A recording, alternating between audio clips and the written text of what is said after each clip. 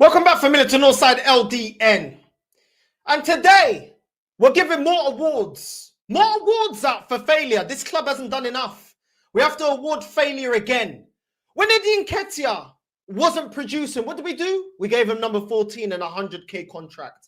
When ESR wasn't doing good enough, we kept him at the club. When Rob Holding wasn't good enough, we kept giving him new contracts. When El Nene wasn't performing, that Philo that Puta got new contracts because his fan base said he can do a job. Now look at this crap. Are we surprised? Are we surprised? We've got Chavo Guerrero and Eddie Guerrero, Arteta and Edu lying, cheating, and stealing. These Philos da Puta not doing their job, not getting over the line, not getting the players that we need to win the league, and yet they stay. And yet they stay, bro. And yet they stay. If you're not cheating, you're not trying, you Philos da Puta. Viva la raza! If you're not cheating, you're not trying. We lie, we cheat, we steal. We lie, we cheat, we steal.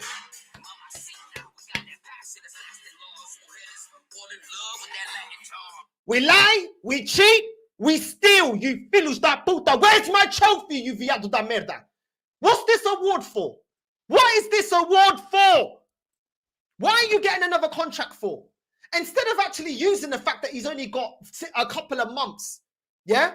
And make him earn his contract, make him get over the line, justify to us why you got Havertz, justify to us why you never went out there and got another number 10. You know what? It doesn't matter. Viva la raza! You know what I'm saying? Viva la raza! If you're not cheating, you're not trying. We lie, we cheat, we steal. We lie, we cheat, we steal. Where's our trophy? Didn't these Philos da Puta tell us that it took Klopp 4 years? Where's my trophy? Yo toquito espera, pa. Where's my trophy, bro?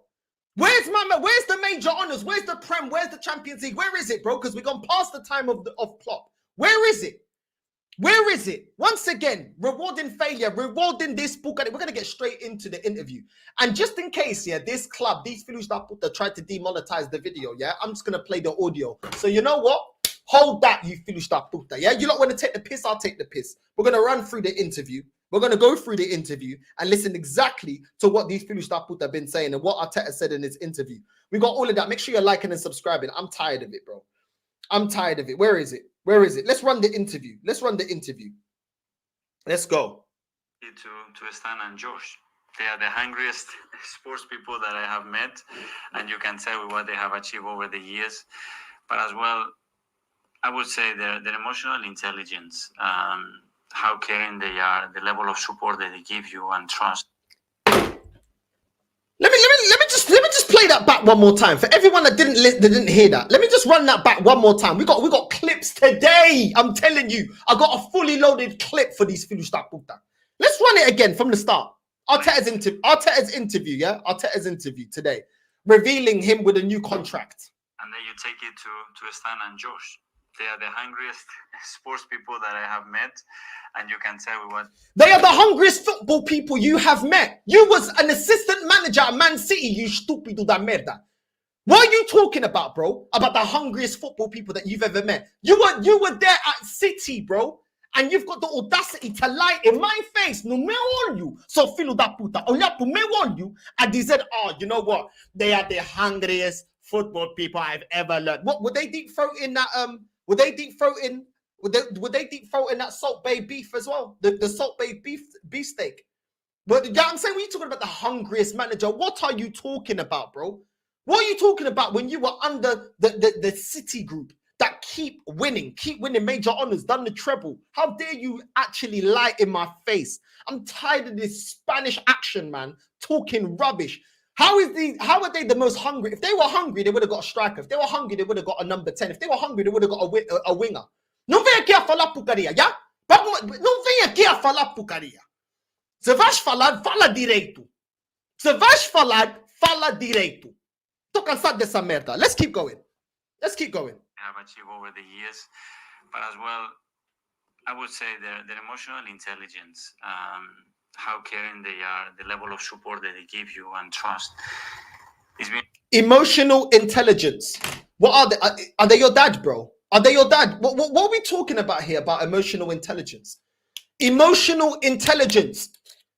I don't hear emotional intelligence from Bayern Munich, from Barcelona, Real Madrid, all the big clubs around the world. I don't hear about emotional intelligence. But these men always need that estrogen shot. They always need that shoot it in my veins, that estrogen shot from this club, bro.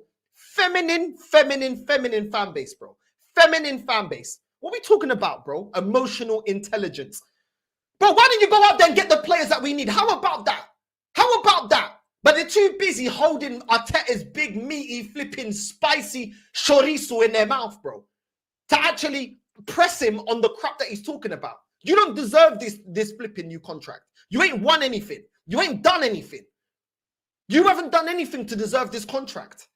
I'm tired of this rubbish, man. I'm tired of this bucaria, bro. Let's keep going. Let's keep going. Emotional intelligence, you know. Emotional intelligence.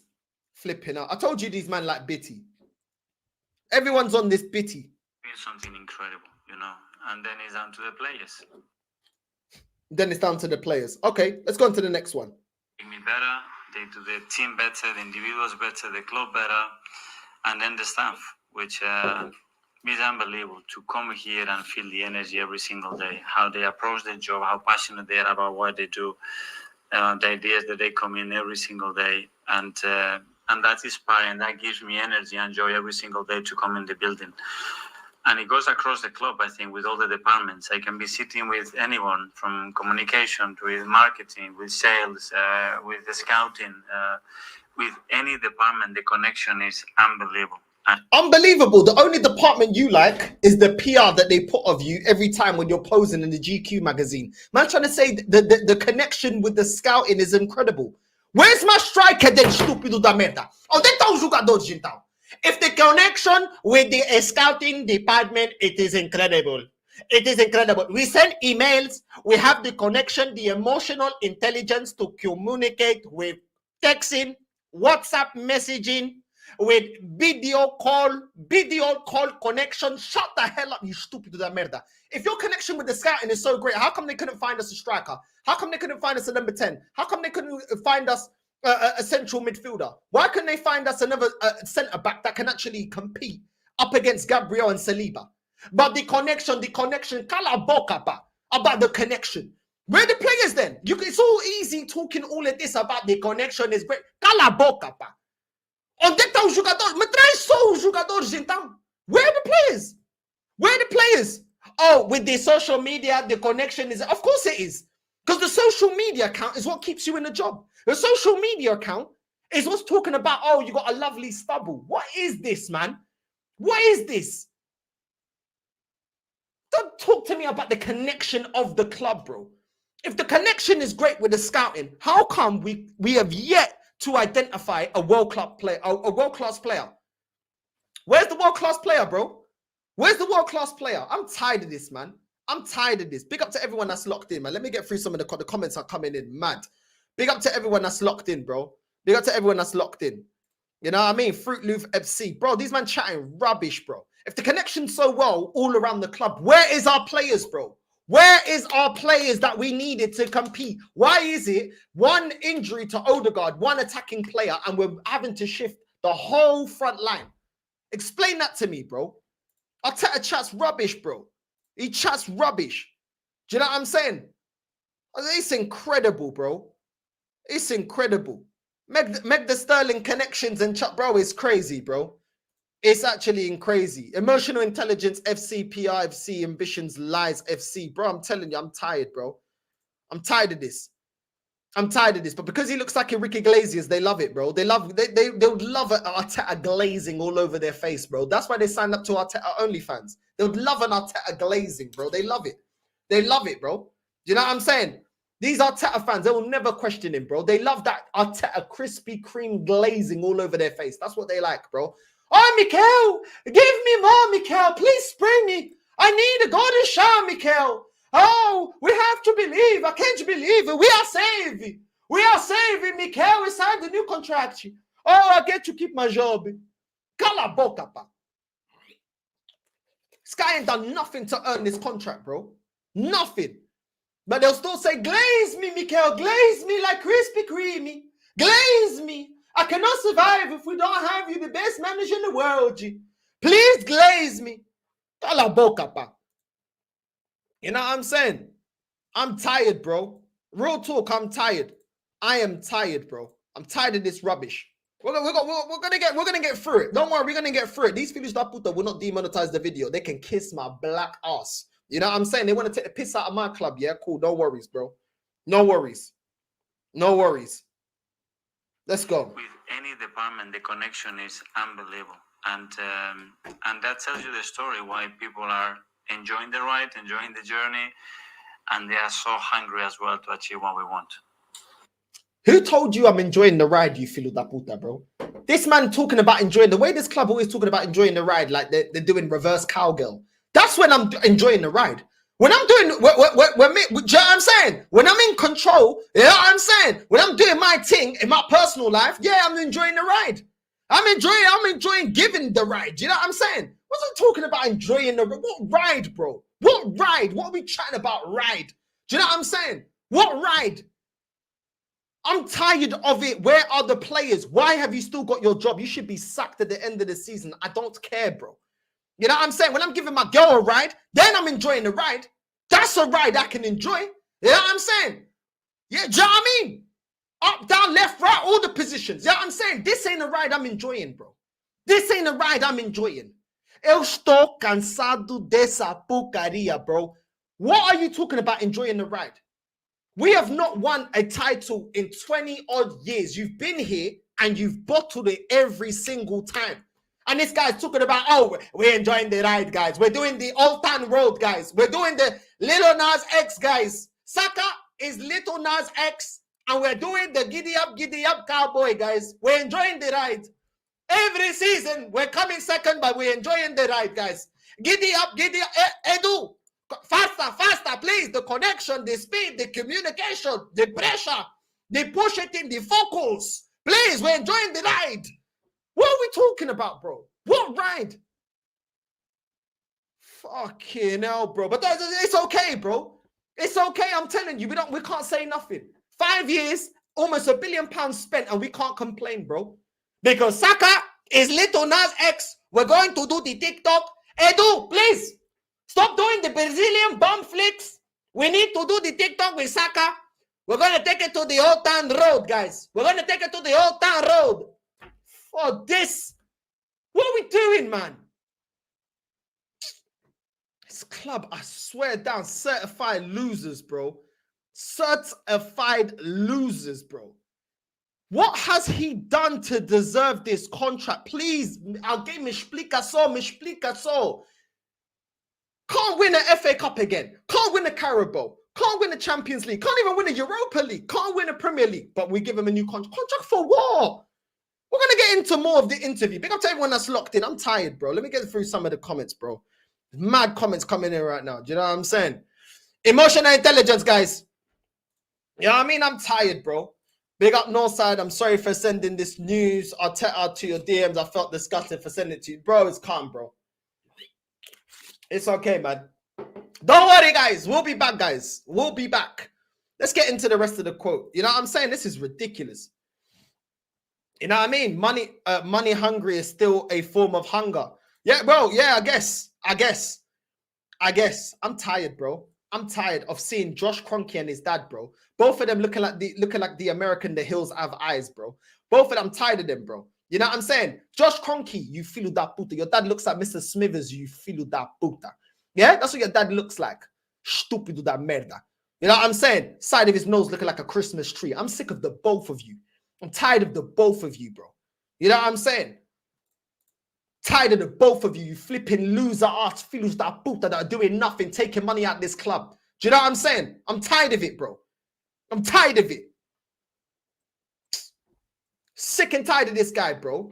Sick and tired, and he's always there with his hair slicked back, thinking he's so chuffed. I say be excited, be excited. You look at the purple guy from flipping Crab Twins. You stupido da merda. Win some flipping titles before you start talking about be excited.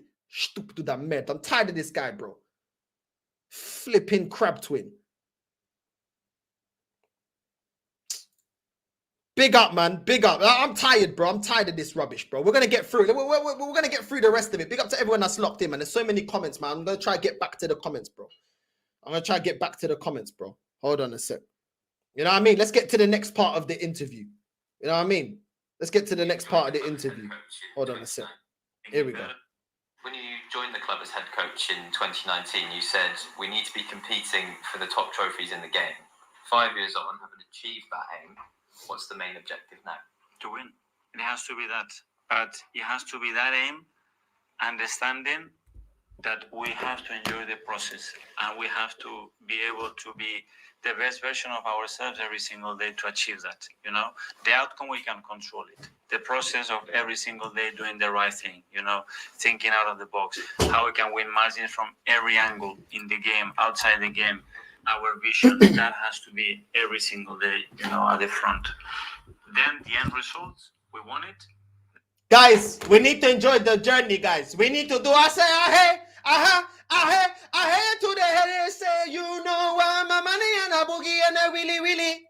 I said, I head it to the head and say, you know what the process is, and then I said, I that's all I'm hearing from this crap, bro. Where are the players, bro? How are you gonna win? That's what I'm saying. That's all I'm hearing, bro. That's all I'm hearing. What rubbish are you talking about? How are we going to get over the line? How are we going to win the league? Every time I said, Edu, please get in the line. We're going to do the dance together, guys. 1, 2, 3, I head it to the head and I say, you know what, the mommy and a willy. Cala boca, so stupid da merda. Where is the number 10 that we needed? Where is the bench that we needed? We got flipping youngsters we got kids on the bench. We got kids on the bench. What are we doing? We've got no clinical goal scorer. We've got no number 10 that's world class. We've got no individuals that can change a game outside of the system. We've got a bench of defenders. What's going on, bro? Just bare man defending. What are they defending? Probably defending from the Arteta's pickpocket. We're going to do the pickpocket. As he's doing the pickpocket, he's probably trying to go in for a cheeky little pegging. Do you know what I'm saying? No, I'm tired of this, bro. I'm tired of this. What have we done? You're chatting rubbish. Let's run this one more time. Margin are so small, I think we're going to be close. Oh, it's going to be close. It's going to be close. Yeah, we hear this every season. In 2019, you said, we need to be competing for the top trophies in the game. 5 years on, having achieved that aim, what's the main objective now? To win. It has to be. The main objective is to win, filho da puta. Você não vai escapar. Eu já tô... No, you know, forget that, bro. Eu não quero saber de uma porcaria. This season, you don't get over the line. Rua! Acabou! Acabou! Festa acabou. The party's over. The party acabou. Out! Get out of my club, you estúpido da merda. I am tired, bro. I'm sick of Arteta, bro. I'm sick of this guy, bro. I'm sick of this Costa del Sol flipping David Moyes, bro. I'm sick of this Costa del Sol David Moyes. You either win or you get out. Eu já não tenho mais paciência. Don't even deserve the new contract, bro. Don't even deserve the new contract. What have you done? Ruining every player. Martinelli declining. Man like the Brazilian Chandler declining. Partey declining under you as well. Man like 50 Ugandan dollars, bro. This BTEC Ugandan flipping 50 cent. Declining, bro. Declining. Tired of this, bro. But it has to be that aim, understanding that we have to enjoy the process and we have to be able to be the best version of ourselves every single day to achieve that. You know, the outcome, we can control it. The process of every single day doing the right thing, you know, thinking out of the box, how we can win margins from every angle in the game, outside the game. Our vision, that has to be every single day, you know, at the front. Then the end result, we want it. The margins are so small, but I think we're going to be close. What excites you most about the future? The margins are so small. That's why you keep talking about the margins, bro. That's what you keep talking about is the margins. The margins are so small. What did you do? Yeah, to bridge the gap, to bridge the margins. That's all. Yeah, that's all this filho da puta knows how to say, bro. The margins are so small. The margins is incredible, guys. The margins, but we have to win this season, but we need to enjoy the moment and we need to look at the process and the context of the way that we do the margins. Olha, vai tu fuder, yeah? E não vem aqui a falar porcaria. We got rid of a bigger legend than you've ever been. You're not even a legend, bro. Do you know what I'm saying? We got rid of a legend because he wasn't able to get over the line. Who do you think you are? Who do you think you are sitting there about it's about winning? But every season, in the same sentence, you could have left it there in the same sentence. Margins, guys. Margins. Yeah? Margins, guys. I've got a small pipino, guys. Small pipino, guys. Margins. Me and Edu, we might have small chorizo, but it's about the fine margins, guys. Cala boca, pa. Your job is to get over the line. No one cares about the margins. No one cares about the context. No one cares about any of it. You've been given money. Money. What have you done with that investment? What have you done, guys? Small chorizo, guys. Margins, guys. Please. Pequeñito, guys. Please. Pequeño margins, guys. Cala boca, pa. This guy's a waffler every time. Man has audacity to say it's about winning, but then he's like, oh, but the context, but it's really hard, but this, but that. Shut up, man. Shut up. Vai tomar no cu, so estúpido da merda. There's always an excuse. There's always a but. It can never be. The expectation this season is to win. It's always but, context, but it's hard because the City, but. Shut up, man. Shut up, man. Tired of this guy, bro. Tired of this guy. I'm not in the mood, man. If we could fast forward 5 years into the future, what would you have wanted to have achieved? I would say a lot of major trophies. Okay, if you could fast forward into the next couple of years, what would you want to achieve? Major trophies. That goes out to all these bun ladles out there, all these Arteta only fans, yeah? Deep throating his Spanish chorizo, yeah? Man just said, it's about, in the next couple of years, what I want is to win major trophies. Don't ever tell me it's not about trophies. It's not about winning trophies. It's not about trophy. Don't ever tell me that ever again. Ever again. Your captain, your leader, your Spanish Mr. Thunderbirds has said it himself. It's about winning trophies. Cool. But at the same time, that is always us, and we are unique, and we do our things in our own way, you know. And we are unique. Of course, this fan base is unique. This is the only fan base that can lose a game and say free hit. This is the only fan base that will always excuse the football club not going out there and do what needs to be done and complain about referees the whole season. This is the only fan base that say what fans say online is the reason why the football club can't be successful. This is the only fan base that's always screaming and crying, bitching and whining todos os santos dias about, oh, the pundits don't believe in us. This is the only fan base that talk about bigger fish. This is the only fan base that don't be winning nothing, but then talk about Carabao Cups underneath us, but we rate the Community Shield and we want to add that to Mikel Arteta to make it seem like he's won 2 trophies. This is the only fan base that think that every player, yeah, the potential is based on their age. So if you're young, then that means you're going to be a baller. You're going to be a baller. Every young player is going to be a baller that plays under Arsenal. This is the only fan base. Yeah? Man's talking about, oh, we're going to do it our way. Our way ain't been working, you stupid la merda. This is the only fan base that tells us, strikers, it doesn't matter about scoring goals. It's about what you do off the ball. It doesn't matter about watching football games. This fan base don't care. As long as you can see the field tilt, as long as you can see what the XG is, good enough. Good enough.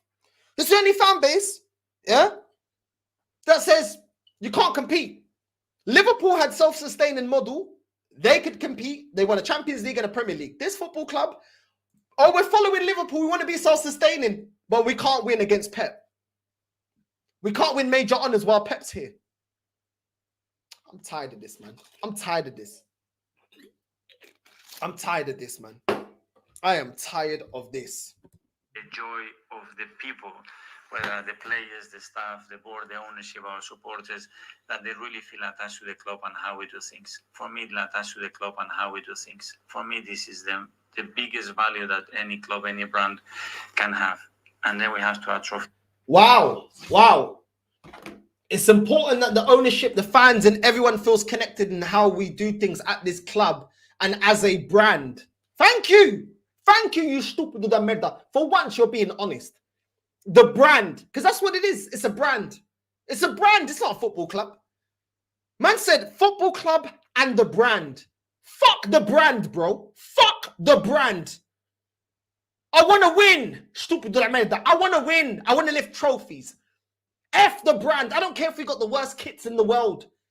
As long as we're lifting trophies. F the brand. And don't tell me about, oh, it's important that the fans feel connected. The fans feel connected. I don't feel connected to this. I'm disconnected, bro.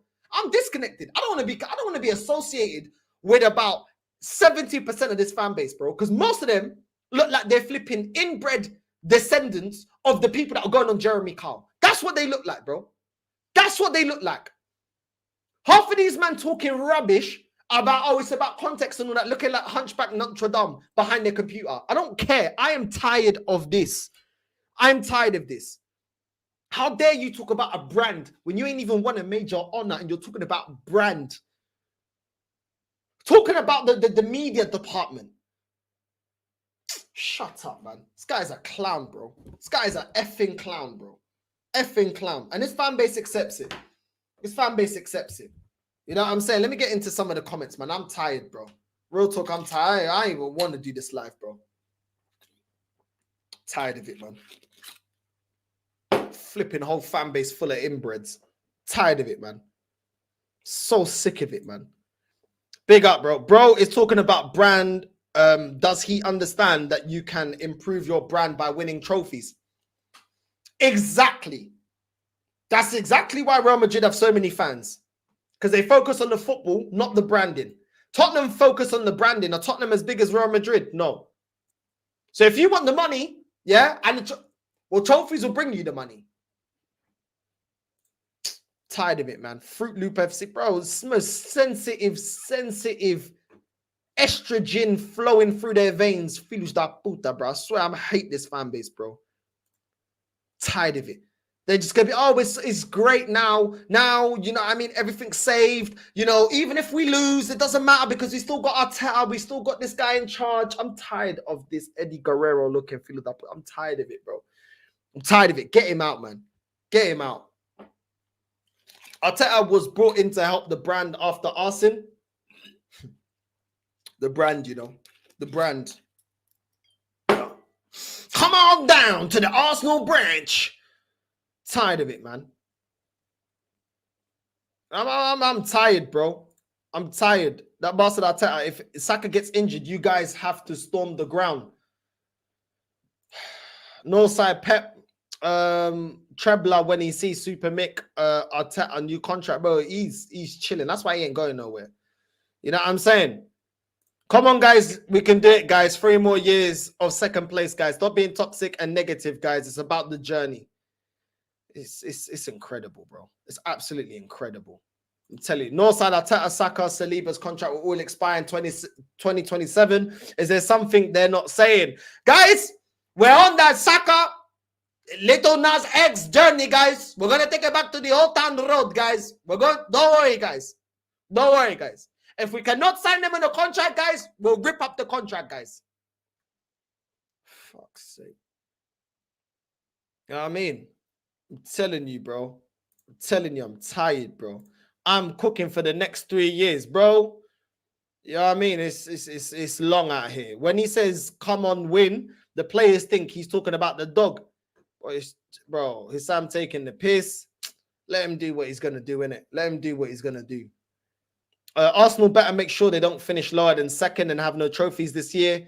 It's a joke thing, bro. AFTV and Robbie are happy. They're celebrating because Barcelona wanted Arteta. Bro. The amount of times that, bro, ain't nobody want Arteta, bro. Ain't nobody want Arteta, bro. You know what I'm saying? Even nobody wanted Arteta, bro.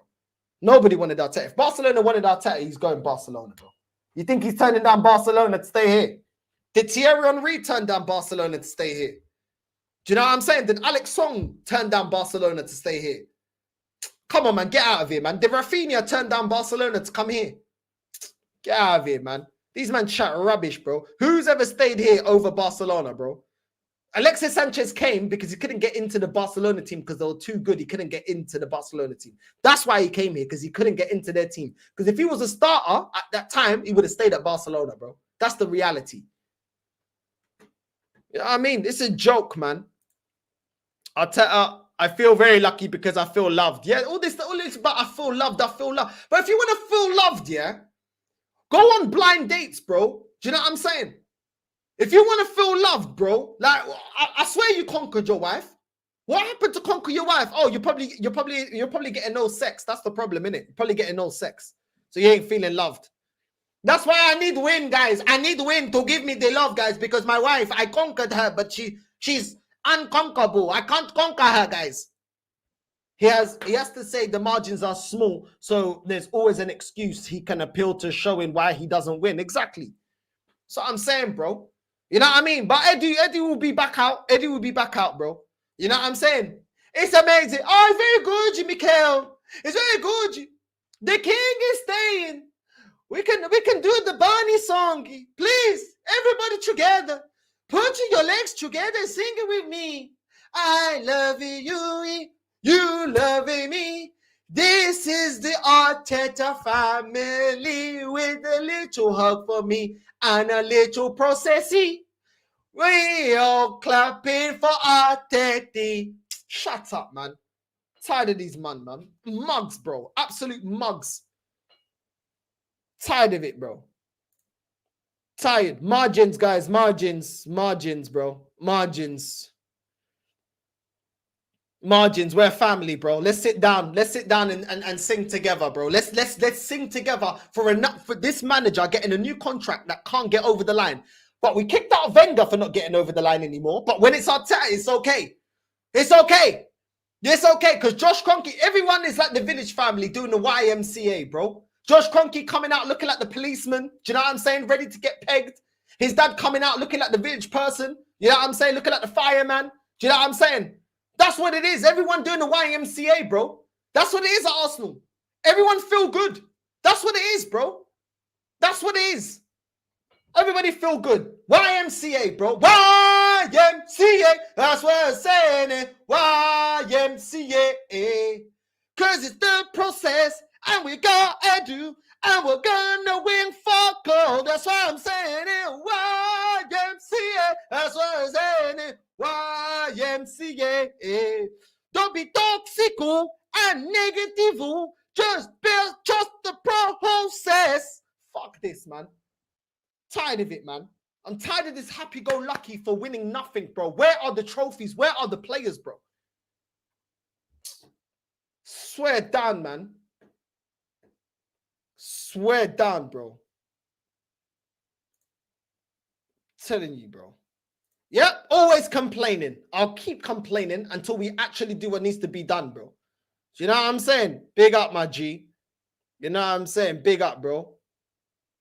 Nah, bro, I'm tired of this, man. I'm tired of this. Every year it's the same old crap, and we're gonna get into it. Do you know what? Nothing's changed at Arsenal. I'm gonna show you exactly why nothing's changed at Arsenal. Let's go back to the special one that warned us about this manager, warned us about the way this club is run, warned us that nothing ain't changing at Arsenal, that this club is a loser club now. It's a losers club.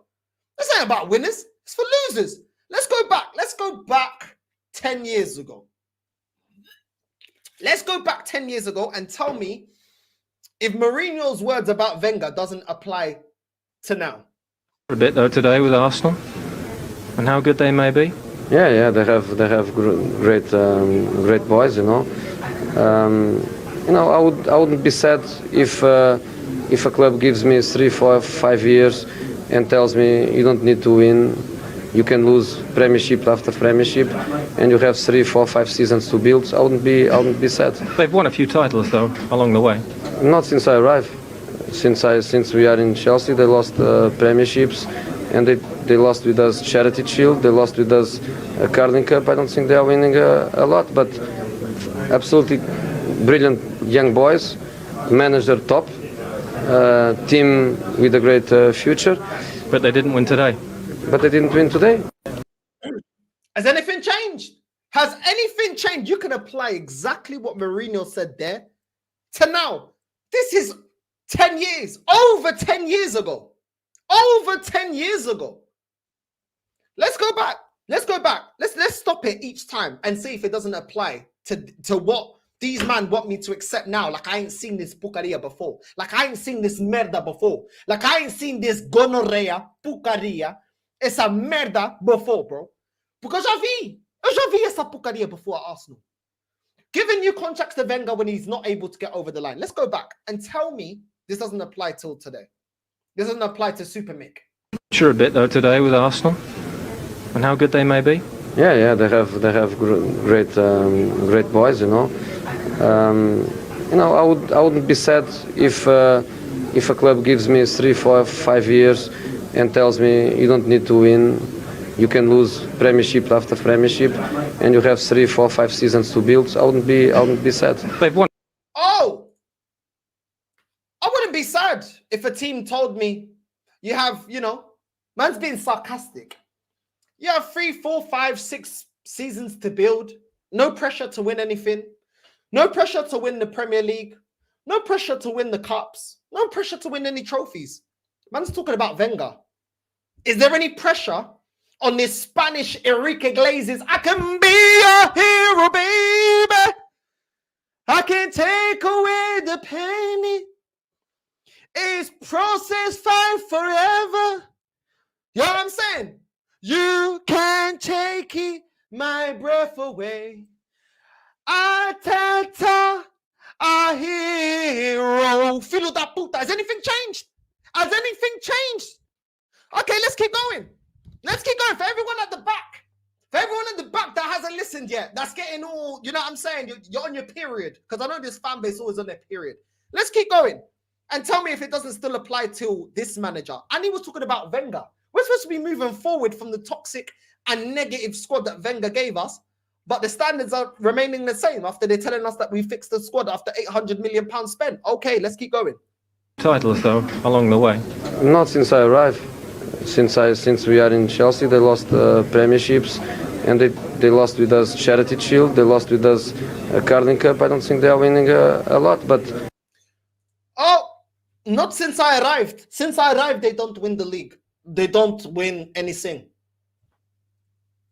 Pep can say the exact same thing about Arteta. Since I arrived, guys, since I arrived, Arsenal hasn't won anything.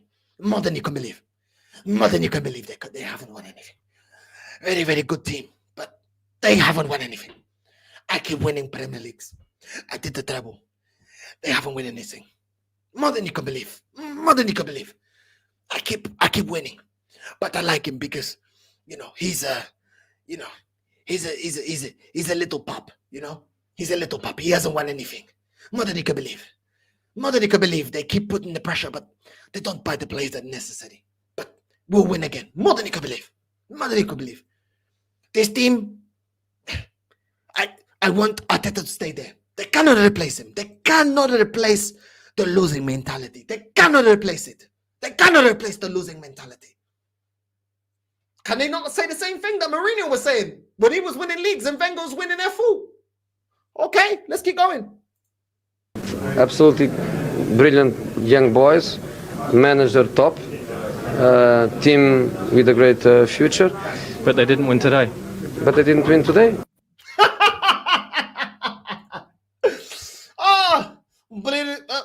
Nice young boys, top manager, building for the future.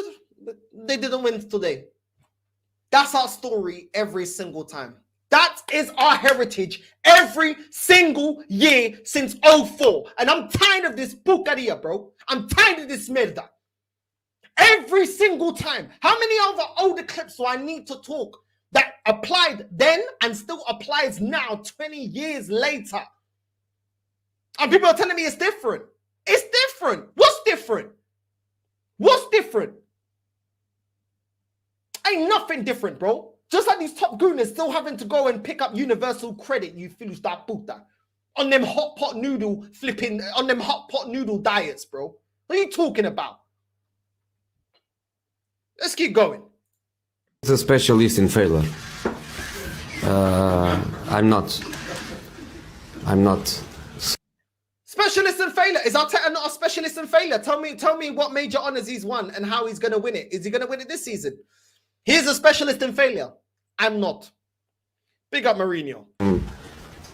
If supposedly he is right and I am afraid of fail, it's because I don't fail many times. Oh, can Joe, bro, can Pep not say that to Arteta? He's a specialist on failure. I could.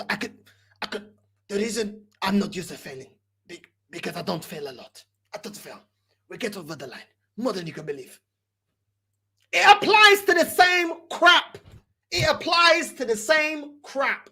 Mourinho was dominating Wenger. Pep is dominating Arteta. There is no pressure at this club to win major honors, which is why this Filo da Puta got a new deal, bro. That's why he got a new deal.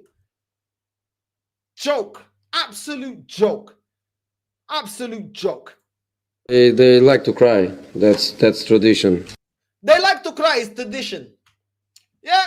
Arsenal fans, they like to cry about VAR. They like to cry about the referees. They like to cry about the pundits. They like to cry about it's raining. They like to cry about social media. They like to cry that they can't beat Pep.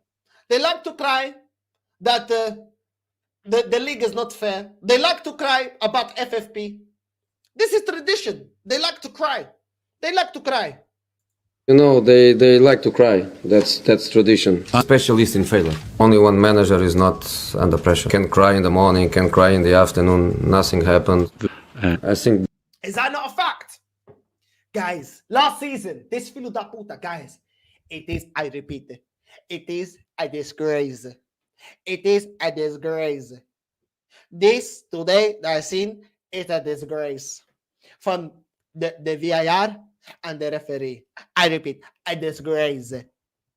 Yeah, one manager, he can cry in the morning, he can cry in the evening, nothing happens. Let's go. These words are still relative till today. Specialist in failure. Only one manager is not under pressure. Can cry in the morning, can cry in the afternoon. Nothing happened. I think boring is 10 years without a title. That's very boring. Man said, I think boring is not winning a title in 10 years. Jose, add another 10, bro. Add another 10. 21 Savage. This club want to be 21 Savage. 21 Savage, bro. Man said, I think it's very boring 10 years without a title. I think it's boring. It's 20 years and people are still telling me to relax. We were getting clowned when it was 10 years. It's now 20 and man are still telling me, oh no, relax. No, sir, don't be negative. Why are you angry? Why are you angry? Bro, I'm tired of this, man. I'm tired of this shit, bro. I'm tired of this bullshit, bro. I swear, one. Let's go back to that. Boring. What I think is boring. Cry in the morning, can not under. One manager is not under pressure. Only one manager is not under pressure. Is Arteta under pressure? If he's under pressure, how come he got a new contract? He ain't even won the league. Basically, we'll give you a new contract to continue, no matter if you win the league or not. Doesn't matter. Doesn't matter. Cry in the morning, can cry in the afternoon. Nothing happened. I think boring is 10 years without a title. That's very boring. Crazy how these words are still active even till today, bro. Do you know what I'm saying? I'm telling you, Jose with Jose's acting like he's Mystic Meg, bro. Do you know what I'm saying? You know what I mean? Come on, guys, disgrace, guys. We won't win the league because of VAR, guys. Crazy. You know what I'm saying? I'm telling you, bro. Facts from Jose. How did he know? He's not even an Arsenal fan. How did he know? Do you know why? Because he's not emotionally attached. He can actually think logically and look at the club. Was he wrong? Because over 10 years later, and we're still in the same position, bro. We're still in the same position. The same way we were giving Wenger new contracts, we're still giving Arteta new contracts for not getting over the line. Crazy. This is worse than a joke. 3 more years. No way he's not going to make it. Big up to Sunshine. Make sure you're subscribing to Sunshine. But we can't compete with Pep. Excuses from the mute. Bro, these man, bro, I'm telling you. You know what I mean? These man, bro, they always talk the side out their mouth, bro. They lean that Spanish chorizo to the other side of their mouth and they talk with the other side of their mouth, bro. These man chat rubbish.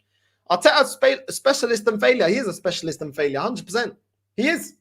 He is. He ain't won nothing, so he's a specialist in failure. Jose was right about Arsenal. Like a decade ago, specialist in failure. North side, come to the blue side. At least we have some standards and no dogs around here, bro. I wanna go to the Real Madrid side, bro. That's where I want to go. You know what I mean? No, rarely a drop off, bro. Rarely a drop off. Just winning. The aim of the game. Big up Northside. I'm seeing certain Arsenal fans saying I wouldn't replace him for anybody. Okay, cool. Anyone that said that, I beg you, man, on IG, NorthsideLDN, send it to me, bro. Send it to me and I'll cook them. Because I don't care. I'll cook anyone on this platform. Anyone talking rubbish, I'll cook them. I don't give a shit. You know what I'm saying? I don't care, bro. Can't be good not to win anything. Something needs to change. Gaffer, bro. It's crazy. Northside, these man at Arsenal blind or something. Arteta won't win anything. It's all, bro. They want that Arteta glazing, bro. They want it all over them, bro. Look at Sunshine. I don't try. Sunshine, I'm watching you. I'm watching you. Yeah, I saw what you put in the group chat. You know what I'm saying? Big up, man. Arsenal are laughing. We are laughing stock, bro. We are laughing stock. Imagine a top manager getting a lot of money in 5 years, but that never happens. Bro, that's what I'm saying. When Fergie and Wenger finished being managers, people said, yo, we're never going to see a long run again. But these men keep talking about, oh, it takes time. It takes time. The years of taking time is gone. That was Wenger years. That was Fergie years. We ain't got time. What time? Time for what? Time as if we're gonna soon enough, we're gonna hit 30 years without winning the league title, and these men will still tell me it takes time.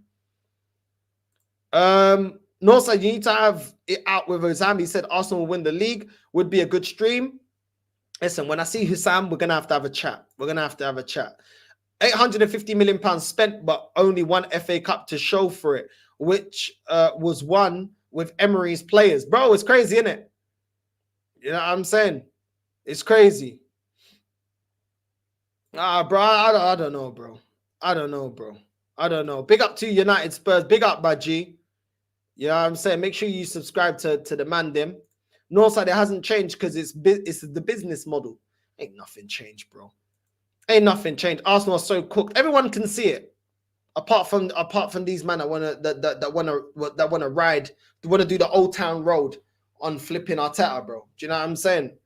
Come on, guys. Who cares about Mourinho, guys? Yes, he won leagues everywhere. He went and won Champions League. He's irrelevant, guys. It's about family, guys. Yeah, it's about family, guys. It's about family. Tired of this, man. Tired of this. This club pissed me off as if I ain't got shit to do, bro. I got things to do, bro. You know what I'm saying? Crazy. Cronky's about the money, bro. This man ain't talking about. These men don't care about the fans, bro. This man don't care about the fans. Arsenal's whole business model since 2004 has been make money and ignore your rivals, then blame them for spending money to win. Facts. Facts. You're going to be clipped, but I don't give a crap. I don't care, bro. To the day I die, I'm going to keep calling out the truth, bro. To the day I die, I'm going to keep calling out the truth. You know what I mean? The people that don't like it, you know what I mean? They can kiss my black ass, bro. They can kiss my black culo. You know what I'm saying? Not saying that's you. I'm just saying anybody that doesn't like it, want to clip it up to, I heard, because I'm not on Twitter. I heard that no context or whatever, some thing on, man will clip me. I don't care, bro. Kiss my black ass, bro. Because once again, I'll be proven right. And I'm telling you right now, yeah, I want all the clips. I want all the apologies, bro. All the apologies. You know what I mean? Until then, kiss my black ass. I don't care, bro. Tired of it. Tired of it, bro. These men will clip me. How about clip all the people that gaslighting the whole fan base about we can score from set pieces to win games. We can spread the goals round. The bench is fixed. We're going to use Havertz. Havertz is going to score 20 goals a season. The bench can do a job. Nathan and Wari's breakout season. Lewis Skelly's is breakout season. We've got the missing piece. There's no quality in the market. Why all those people that are gassing us up to believe, why don't they clip them up? Why? There's a reason why. Because only a certain section of the fan base can be held accountable. And it's always the section of the fan base that are always right. Because there's no agenda here. If Mikel Arteta was a top manager and wins me the league, I will celebrate it. And I will apologize. I'll be like, you know what? I slandered your name. You did it. You know what? Fair enough. I lift my hands up. You did what I didn't believe you could do. You won a league. And I'll apologize. And then when the new season starts, you better win it again. Because at the end of every season, you got to win again. But I'd actually be like, do you know what? I'll put some respect on him. I didn't believe he can win the league. This guy ain't winning the league, bro. And the fans that feel the other way, they never have the humility to ever say that. Every season they're proven wrong. I'm still Mikel Arteta in. Context. It takes time. There was no quality in the market. The referees are against us. They never have the humility on camera to say, do you know what? If he keeps failing, I believed in him, but you know what? This guy ain't good enough. They ain't got the humility. Do you know why? Because they want to play a game. They know as long as they can keep riding it out, like everything Arsenal does is amazing, they'll get maximum views. Let them continue. Let them continue. And while they're doing that, they can kiss my black ass. Tired of them, bro. Tired of it.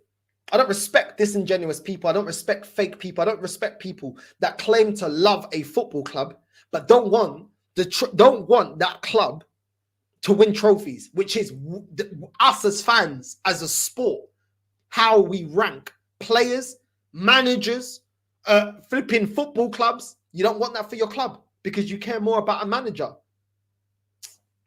Okay, we can't replace Super Mick Arteta, but we was able to replace Arsene Wenger. And Arsene Wenger won 3 Premier Leagues, but we was able to replace him to go for another manager. But this manager that ain't won nothing, he's irreplaceable. But the manager that won us 3 Premier Leagues and multiple FA Cups, was we not able to replace him? Whatever, man. This man chat shit, bro. Tired of this. Tired of this, bro. I swear down. I swear down. I'm tired, bro. You know what I mean? But it's okay, bro. These men want to do the Arteta thing. They want to do sail away with me. You know what I mean? They want to sail away. You know what I mean? They want to do the Dido. That's what it is with these guys, bro. They're so attached to this manager. They want to sing Dido. And I want to thank you for giving me the second place of my life. And all just to win for cool. It's never been the best day of my life. That's what they want to do, bro. That's what they want to do. They want to do the Dido, bro. You know what I mean? I want to thank you for making us, finish second. You know what I mean? The Super Mick Arteta, another 3 years. Let me, that flipping Brazilian Robbie Williams and Edu. Let me entertain you. Come on, guys. Come on, let's sing for Mikel. Let me entertain you. With the Project Youth guys and the Phase 60. Let me entertain you. Finish second, guys. Come on. Connection to margins, guys. Fuck off, man. Tired of this shit, man. Bum-ass club, bro. I swear down. This club is just a karaoke, bro. That's all it is, bro. Karaoke night. These men just they don't want to watch football of lifting trophies, win a major on. For them, it's karaoke night.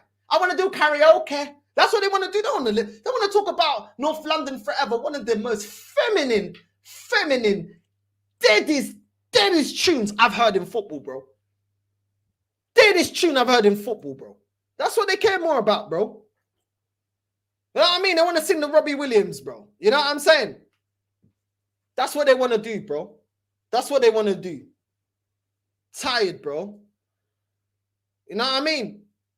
That's what they want to do. Because they can't stand being away from this manager that isn't able to get over the line. You know what I mean? Because then they'll start singing the Drake thing. You know what I mean? Cups of the rose, pictures of a Tedder on my own phone. I should pour one and go home. I've been in my second home too long. You know what I mean? And I want to say, fuck that new manager that you love so bad. I know you still think about Arteta we had. I said, F the new manager that you were so bad. And you still think about Arteta that we had. Oh. I'm just saying Arteta could do better. Tell me, have you hit phase 6 lately? That's what they want to do, bro. That's what they want to do. That's what they want to do, bro. If Arteta was to go, that's how they would cry, bro. What's this here? This just took off all of the season's pressure on him to deliver. This club is telling us that regardless of what happens this season, he'll stay. The standards of the club are in it, bro. Epa, Gerson, eu já tô. Pra ser sincero, eu já tô cansado. Eu não quero saber, eu não quero falar mais desse clube. Eu não quero saber mais nada da Arsenal. Já tô cansado. Sempre, todos os dias, sempre a bater o mesmo tema. Eu tô cansado, mano. Um gajo não merece isso. Para estar aqui a sofrer todos os anos, para estar aqui a sofrer.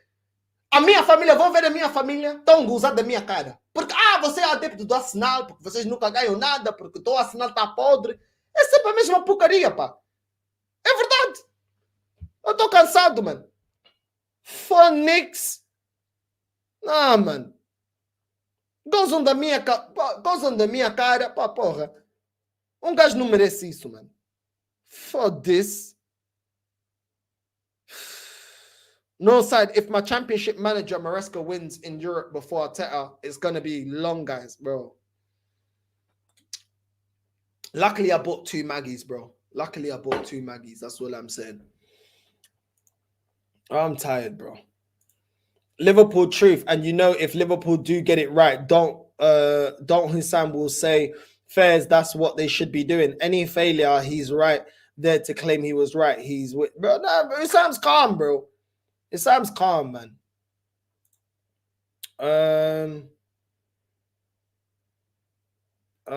Your Northside, you never, Never Foul got you in the intro in one of their latest videos in regards to you mocking Edu. Yeah, bro, they Never Foul. I'm cool with Never Foul. They can use the clip, bro. They can use the clip. It's calm. It's calm. I'm cool with Never Foul. There's no problems there. Yeah, bro, they're gonna continue, bro. You know what I'm saying? They're gonna continue, bro. That's what the fan base want. I wish Sam was here. He is bigging up Arsenal and wants Slot to fail, bro. You know what? We're gonna get into the bench is fixed, bro. The bench is fixed. No panic. Don't panic. Don't panic. You know what I'm saying? Huh? You know what I mean? Don't panic, bro. No need to panic. I got a file already. I got about 5 clips of Igal. We'll revisit it at the end of the season. Trust me, Igal ain't getting out of this one. If he tries to flip-flop, oh my days. I'm telling you right now, the clips I've got of Igal, if he tries to bro, it's long for Igal this season if he tries it. I'm prepared for Igal because he's a constant flip-flopper offender. You know what I'm saying? He's a serial flip-flopper offender. You know what I mean? Multiple flip-flopping from him in multiple seasons. This season, I'm extremely prepared. Last season, I cooked him. This season, we're prepared, bro. No, so this is why I'm cronking Edu board out as well. I'll tell you if he wins, nothing again. They just don't care about winning.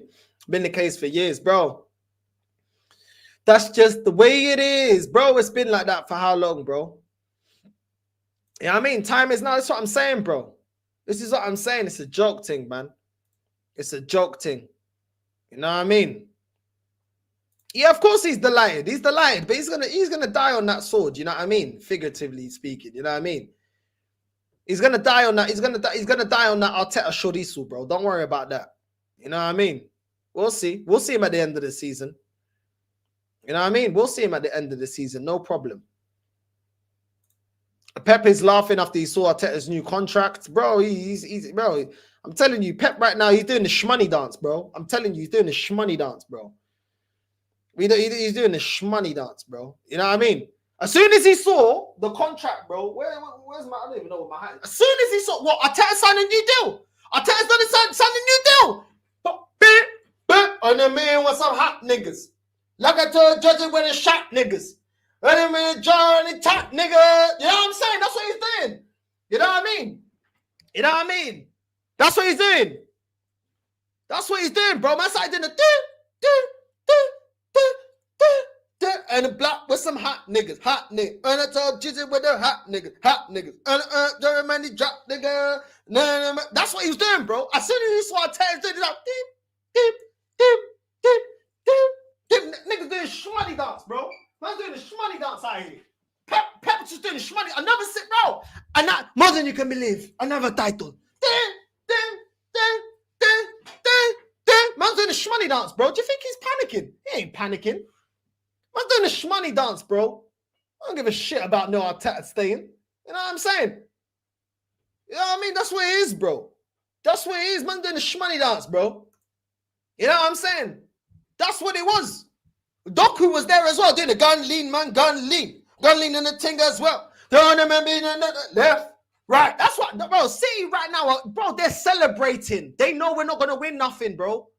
When they see the Arteta contract, bro, left, gun lean, man, gun lean. Gun lean in the thing as well. Gun lean in the left, right, left, right, left, right, left, right. You know what I'm saying? That's what they're doing, bro. They're doing the gun lean. They don't give a shit. You think City care that we re-signed Arteta to a new contract? Bro, these men are eating good. These men don't care, bro. Do you know what I'm saying? You know what I mean? That's what it is, bro. That's what it is. I'm being real. That's what it is. This man ain't panicking. You know what I mean? That's what it is, bro. But these men are gonna try and lie to you and make it seem like, oh yeah, it's calm, like it's calm. You know what I mean? It's okay because Don Robbie, we're gonna party hard. We're gonna go to party hard, man. Bro, the way man was turning for that flipping party hard, man looked like a solar eclipse, bro. Now what's going on? Man looked like a North London solar eclipse, bro. Man was moving so slow to turn, bro. Looked like a flipping solar eclipse. Man like Don Robert, you know. That flipping Mr. Popo Philo that put the chatting rubbish now on his channel talking about this is a great signing. Get out of here, man. Chatting rubbish. Great signing where? This guy can't get us over the line. Tired of it, bro. It's okay though, because Top Gooners, they love a nice story. You know what I mean? They do the Jaffa cake thing. So full moon, half moon, total eclipse. That's what they like. This is what they like. You know what I'm saying? It's what they like, bro. This is what they like. I'm tired, bro. Tired, bro. Ain't no one stressed. But let's get into this one. 9 managers who were sacked the season after winning trophies. For any of these maricas that are crying, man, oh no, son. But why, Bev? Why you always gotta be negative, Bev? Why you always gotta be complaining, Bev? Can't you not see what man's doing, Bev? He deserves a new contract, Bev. Man is out there really changing things, Bev. He's actually getting the youth through, Bev. Look at the team, Bev. Everybody's connected, Bev. It's amazing, Bev. Yeah? For all them feelings that puta, no worries, bro. This is why this manager doesn't deserve a new contract. We've seen managers win titles, not deliver, or not produce, or not done enough that was asked about them, sacked. 9 managers who were sacked the season after winning trophies. Antonio Conte at Chelsea. Laurent Blanc. You know what I mean? What's this here? Man won title, sacked. Fabio Capello at Real Madrid. Won a major honor? You know what I'm saying? Sacked. Di Matteo at Chelsea. Di Matteo won a major honor. Okay. You know what I'm saying? Man won the Champions League. Guess what, filo da puta? Sacked. Sacked. It doesn't matter that you look like... They don't care about Di Matteo. A man looks like flipping Master Splinter, but they don't care. Sacked. Not good enough next season. Sacked. You know what I mean? What are we talking about here? There's some older managers. Letek from Bayern Munich. Sacked. McKay, sacked. These are all managers after winning major honors, you know. You know what I mean? Felix, the manager of Bayern Munich. You know what I'm saying? Between 2005, 2006. You know what I'm saying? Won back-to-back domestic doubles. Sacked. Jose Mourinho at Chelsea. Sacked after winning a major honor. You know what I mean? sacked. Louis Van Gaal at Bayern Munich, won a major honor, sacked. Filho da puta, sacked. Has Bayern Munich, after sacking managers, top elite managers, have they not continued to win after that? That was in 2010. Did they not still win major honors? Have Real Madrid, after sacking loads of managers, have they still not won honors? Did Chelsea still not win major trophies after sacking Mourinho? Did they still not win titles? Did they still not win major honors? Did Chelsea still not win major honors after sacking Di Matteo? Did they not? Did Real Madrid not continue to still win major honors after sacking Fabio Capello? Did PSG not continue to win the league even after sacking Laurent Blanc? Did Chelsea not still continue to win trophies after sacking Conte? So what is this? What is this merda about? Oh, you can't sack Arteta, or what we're gonna do? We're gonna go backwards. Really? Chelsea, Bayern, Real Madrid, PSG, they're all sacked managers and continue to still win major honors. So I'm not hearing it, bro. Better man texting me right now, bro. I swear down, what's going on, man? My phone buzzing off. My phone buzzing off right now. Big up to everyone that's locked in, man. Let's get into the comments. Send the link. All right, cool. Let me. All right, cool. Lee, let me send it to you now. Let me send it to you now. Where is it? Where is it? Here we go. Invite guest. There we go. Where's Lee? Oh, okay, it was Lee. All right, bro. I just sent it to you now, bro. I just sent it to you now. You know what I'm saying? I just sent it to you now, bro. I'll send you the link now, bro. But yeah, it's all good, man. It's all good.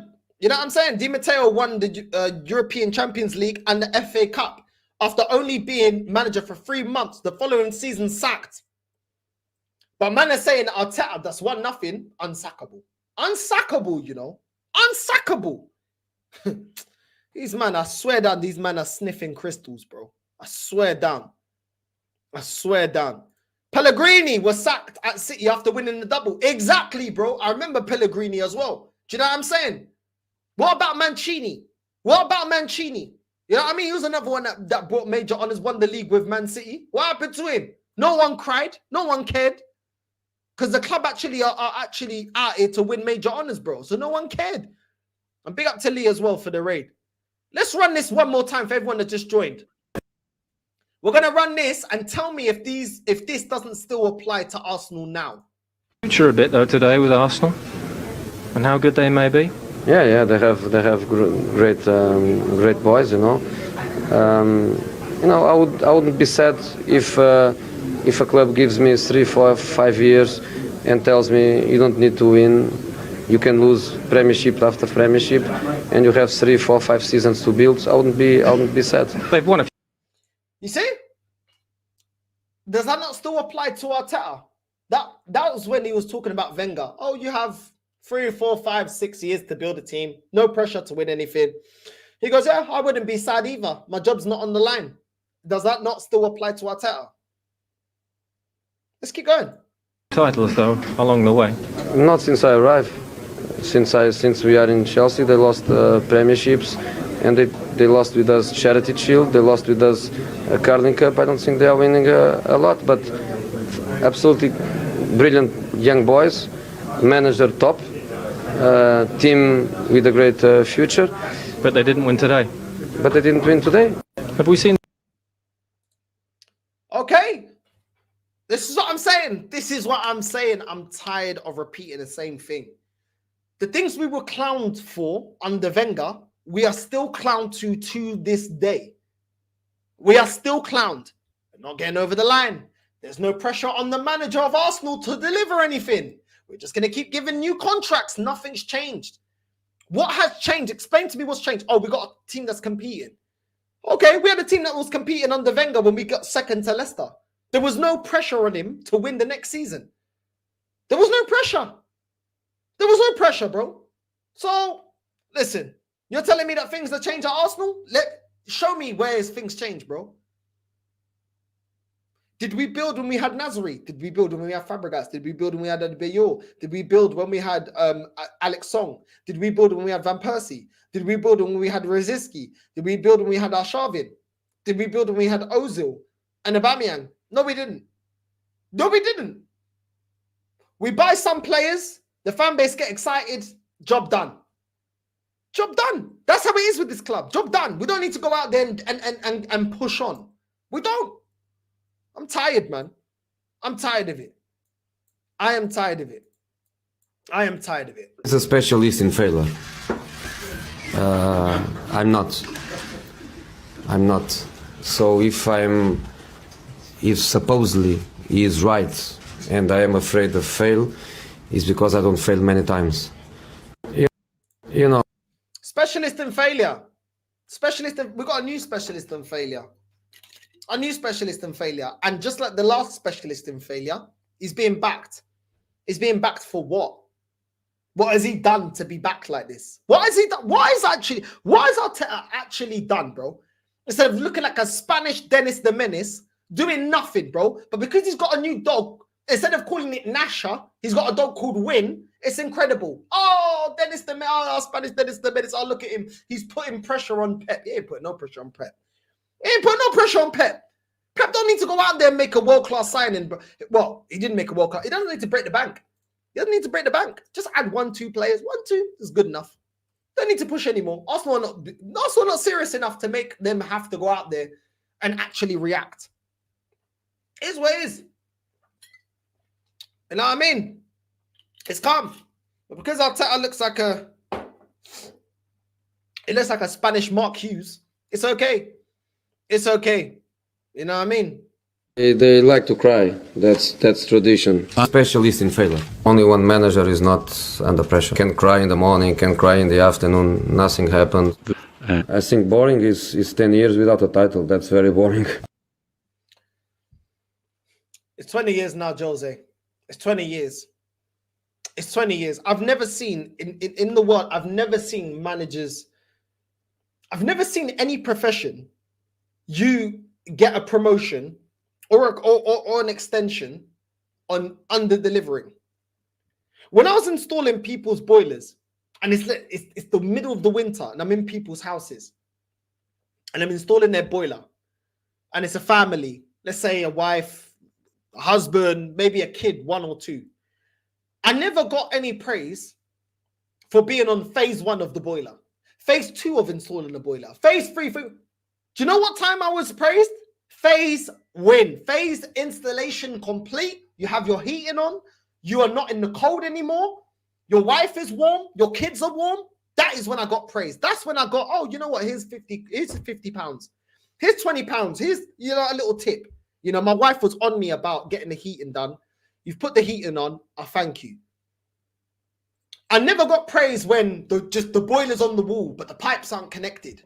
The heating ain't on yet. It's always, when is the heating coming on? That's what I'd get asked. When's the heating coming on? When is the heating coming on? I've never seen anyone. My sister works in architecture. I've never seen her half do the architecture stuff. And then people are like, oh, amazing, amazing. It's half done. We'll make a half done building. Amazing, amazing. You know what? You need a contractor. You, my friend, are going to be a star. Gary Barlow. You, my friend, are going to be a star. We're going to give you a contract renewal. I've never seen it in my life. I've never seen it in my life. My uncle's an IT technician working for the NHS. He's not working there anymore, so I could say it. He was working at Norfolk Park Hospital. I never seen him half fix somebody's computer and get a round of applause and say, oh, you know what, yeah? You need a raise. You see him? He's a great worker. Never seen it in my life. Never seen it. In no form of work have I ever seen somebody half do the job. And this is what I mean when people say, oh, but Arteta's competing. The job ain't done, bro. The job ain't done. The job ain't done. I've never seen anyone go to someone, oh, yo, you know what, yeah? My MOT failed, yeah? And let's say there's 5 things. You fix 3, and then the guy goes, you know what, I can't pass the MOT. We fix 3 things, but we ain't fix 5. Yeah, but bro, like, I need my MOT certificate. Oh, no, but we're on phase 5 of fixing your car so that it can pass the MOT. Don't be toxic and negative, yeah? Don't be toxic and negative that your car hasn't passed the MOT, yeah? We're on phase 5.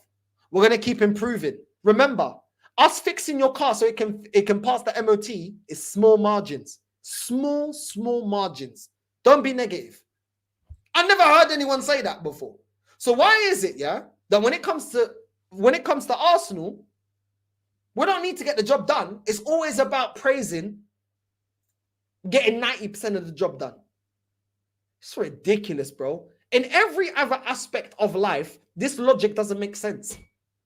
Doesn't make sense. It doesn't make sense, bro.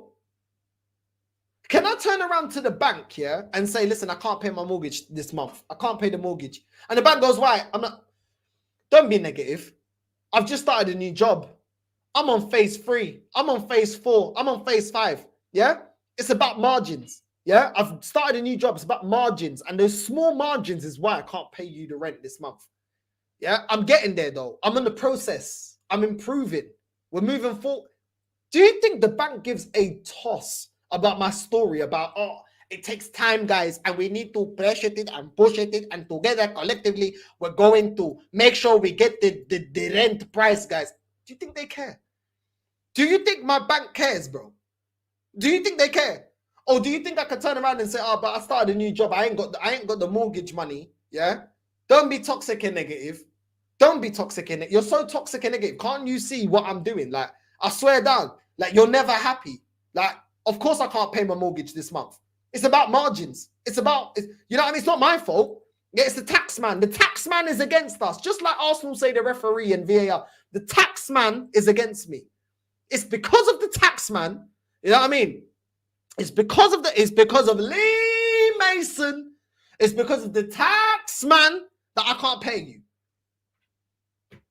What are we talking about here? But when it comes to Arsenal Football Club, these excuses work. Cool. I hope all these Arteta only fans. I hope all of them, yeah. I hope all of them don't get their car fixed. You know what I'm saying? I hope all of them don't. You know what I mean? Bro, this guy, look at Daps texting me, bro. This guy, I swear down. This guy.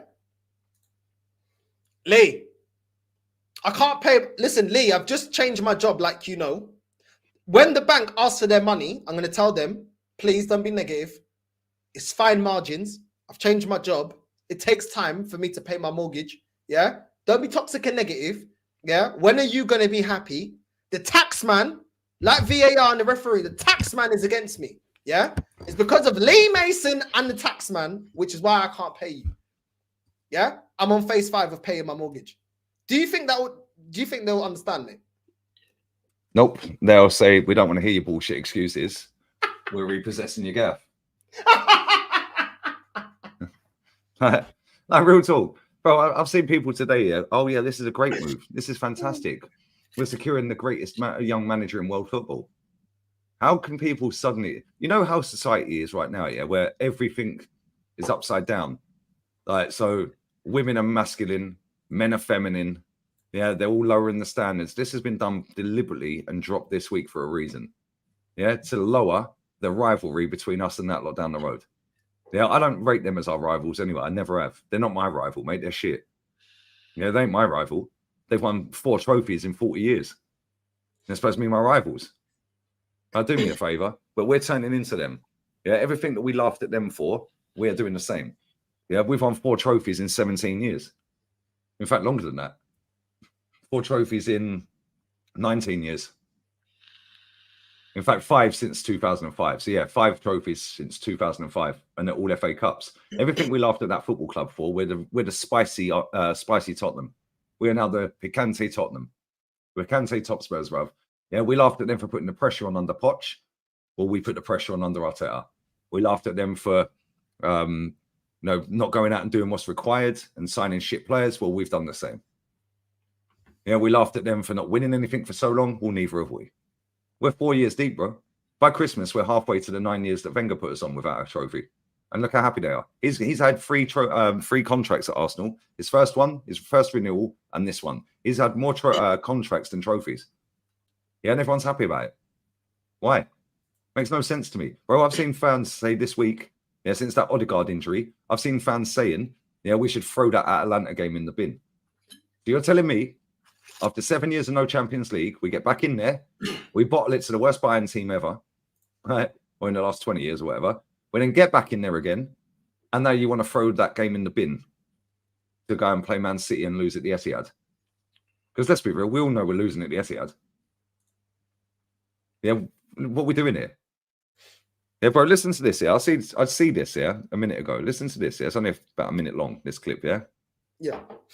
I don't know who this guy is. It's a TikTok video. We are Man City. Oh, it's actually him that's tweeted me it. Okay, cool. Listen to this. The club. Arsenal have given Arteta a contract extension. £500 million spent, near 5 years, nothing won with the team he has built. Chelsea wouldn't accept that. Chelsea in recent years have won Champions Leagues, won Premier Leagues. They would have sacked Arteta 3 years ago. That's the difference between a club that's trying to get back to winning massive trophies like the Champions League and a club that's just like Arsenal, happy just to be there. Same as under Wenger, happy just to make the Champions League, happy to be there or thereabouts, rewarding managers for no success. Don't try to tell me that Arsenal are a serious club. Arsenal are showing just how much of a small club they are. Giving a manager that is clearly struggling to get them over the line a new contract. Absolute frauds. Absolute frauds. I think I know what City fan that is. I saw him on TikTok. He talks facts. What was his name? I've gone off it. Now. I ran it. I was trying to scan. I was doing my scan rate for Top Gooners, and I ran into him. And he spoke about the history of Man City before the takeover and Chelsea before the takeover. And I actually learned some stuff. And I was like, right, they actually were a more successful team in terms of trophies won than Chelsea. Yeah. Where are we? Where is it? I was like, yo, that guy, I like that guy. I don't know if he's got. His name's Ryan. We are Man City. Yeah, I like that guy. Yeah, we are Man City. Yeah, he's speaking facts, bro. Speaking absolute facts. Yeah, that's the guy. Yeah, that's him. That's it. Yeah, that's it. he's speaking facts. Let's be real. He's a City fan. He didn't even mention City. He mentioned Chelsea because we're London clubs. So he said, well, look at Chelsea. Yeah, people can laugh at Chelsea, can laugh their bollocks off at Chelsea. Well done. Where's our Champions Leagues? Where's our Europa Leagues? Yeah, because they were winning Europa Leagues in their decline. So was Man United. In their decline. We're supposed to be on the up and up under Mikel Arteta and his team. And we're getting smashed by we're getting embarrassed by teams in the sport. People laugh at, listen, Baku was embarrassingly, yeah. I've never been so angry. I was at the pub with my friends and one of them was a Chelsea fan. He actually looked a little bit like Peter Cech. I was so angry, bro. He was looking at me all smug. Where was I? In Hendon. It was a pub in Hendon. And he goes, what are you saying now? I said, bro, before we fall out and I punch you, I'm leaving, bro. I'm leaving. I'm removing myself. Because, bro, the smug face. And this is Chelsea on the decline. And they win in Europa. Man United on the decline. Under Mourinho, won a cup and won a Europa League. This is them in their decline, in their banter era. When are we doing that in our banter era? We're too big for Europa League. But we never won it when we was in it under this manager. And he was we don't want that dusty League Cup, the Energy Drink Cup. That's beneath a club like Arsenal. The mutant channel stood there, with his nephew Flex, and it is his nephew, with his nephew Flex doing a video. We don't want that dusty cup. Yeah, that's the League Cup's beneath a club like Arsenal. He stood there after Man U won that cup last year or the year before. Sorry, yeah. What are we doing here? Oh, we don't want the FA Cups. We've won that more than anyone. What do we want them for? What do we want the FA Cup for? We've won it more than anyone. Well, let me tell you, if Man United win it this season, they equal our 14. So City are 3 Prems away from us, you know. City are 3 Premier Leagues away from matching how many Premier Leagues we've won, and people are acting like we've got time. Well, titles we've won, yeah. And anyone denying that if Pep stays here another 3-4 years, he ain't going to win at least 3 Prems. Bro, somebody said in my comment section earlier, right? Maybe Pep's played the game by making out that he's leaving or could be leaving it all up in the air, just so Arsenal sign Arteta up to a new deal, and then he announces his new deal. Oh, bro, I beg he stays for the banner. Man said 2 Monaholics. We'll go and watch something else then. Go and watch the Mutant Channel. Flowers is live. He's sucking Arsenal off. Go and watch that. Stop moaning, no problem. End of the season, when you're moaning, we'll say the same thing back to you. Why are you moaning? Why are you moaning? why are you moaning about referees? I bet you were moaning about the referee the other day. I didn't mention the referee. The referee didn't stop a 50-yard ball going straight through the whole team, did it? The referee didn't stop 29 missing a one-on-one. The referee didn't stop Saka missing an open goal. What are we doing here? This football club is buried, mate. It's buried. Yeah, bro, this is exactly what the Cronkies wanted. Yeah, big up SG. It was you that sent that super chat. Bless up to you, bro. Big up to you, bro. But this is what it is. Excuse after excuse after excuse after excuse, yeah? And I'm sick to death of it, right? Because at the end of the day, we've known that the Cronkies don't care, bro. And they've duped everyone into believing they do care by spending 800 million. You've got to rewind and go back to the timeline, yeah? Right? Why did they get their wallet out? Do you know why they got their wallet out? Because there was 5,000 people outside the Emirates protesting against the Super League. All of a sudden, they started splashing money. Yeah, so if 5,000 people rocked up on deadline day outside the stadium in the morning, protesting at our transfer window, did you think they wouldn't have got their wallet out again? They've done enough, yeah, to keep us in the top 4 for the next 3 or 4 years. That's all they give a shit about. That's all they care about. And I'll wet my pants, yeah, if they finish 5th this season. Yeah, because that throws all of this BS into the bin. Yeah, obviously I don't want us to. I want us to win the league. Yeah, but let's be real, Northside, yeah, and everyone in this chat. Does anyone genuinely deep down in their heart of hearts believe we're winning the league? We've got a smaller squad now than we had last year.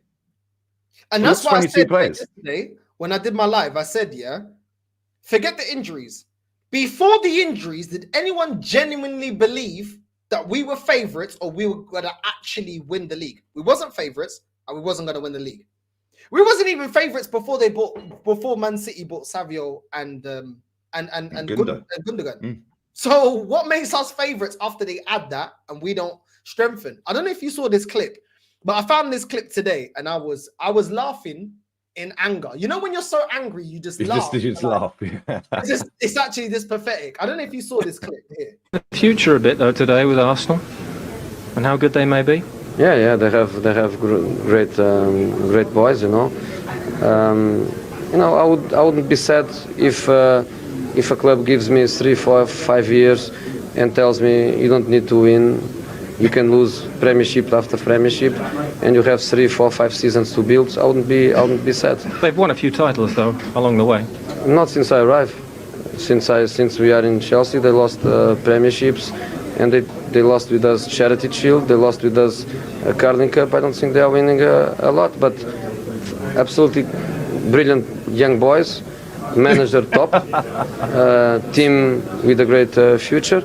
But they didn't win today. But they didn't win today. Jose's a bad boy, man. I love Jose. Everything you just said. Now. I wouldn't be angry if I could build a team 3, 4, 5, 6 years. No pressure to win anything. Got a top manager, young boys. Good lads. But they didn't win anything. I see why they're not angry. Everything he said, that was in 2007. Fast forward 17 years later, that's relevant now. And what's the common denominator? The Cronkies. The Cronkies, bro. The Cronkies. That's the common denominator. The Cronkies. They're still here. They don't care about winning. Them Cronky bastards need to leave. They need to leave, bro. Yeah, 5,000 people went outside that stadium protesting at a Super League. All of a sudden, they've spent 750 million quid. Yeah, then when we really need them to spend some money, they get rid of players. And now we've got less players than we had last season. And 5 of them players are injured. Bro, we got 9 defenders, you know, out of a 22-man squad. 9. 9 defenders, bro. Combinations. That video, you had me in stitches. I was watching that the other day, yeah, before we went live. The Edu accent kills me every time. Literally. Right? Combinations, versatility. Bro, there was a Brazilian guy in the comment. He goes, I'm Brazilian. That's exactly how we sound when we speak Portuguese, when we speak English. I said, I know.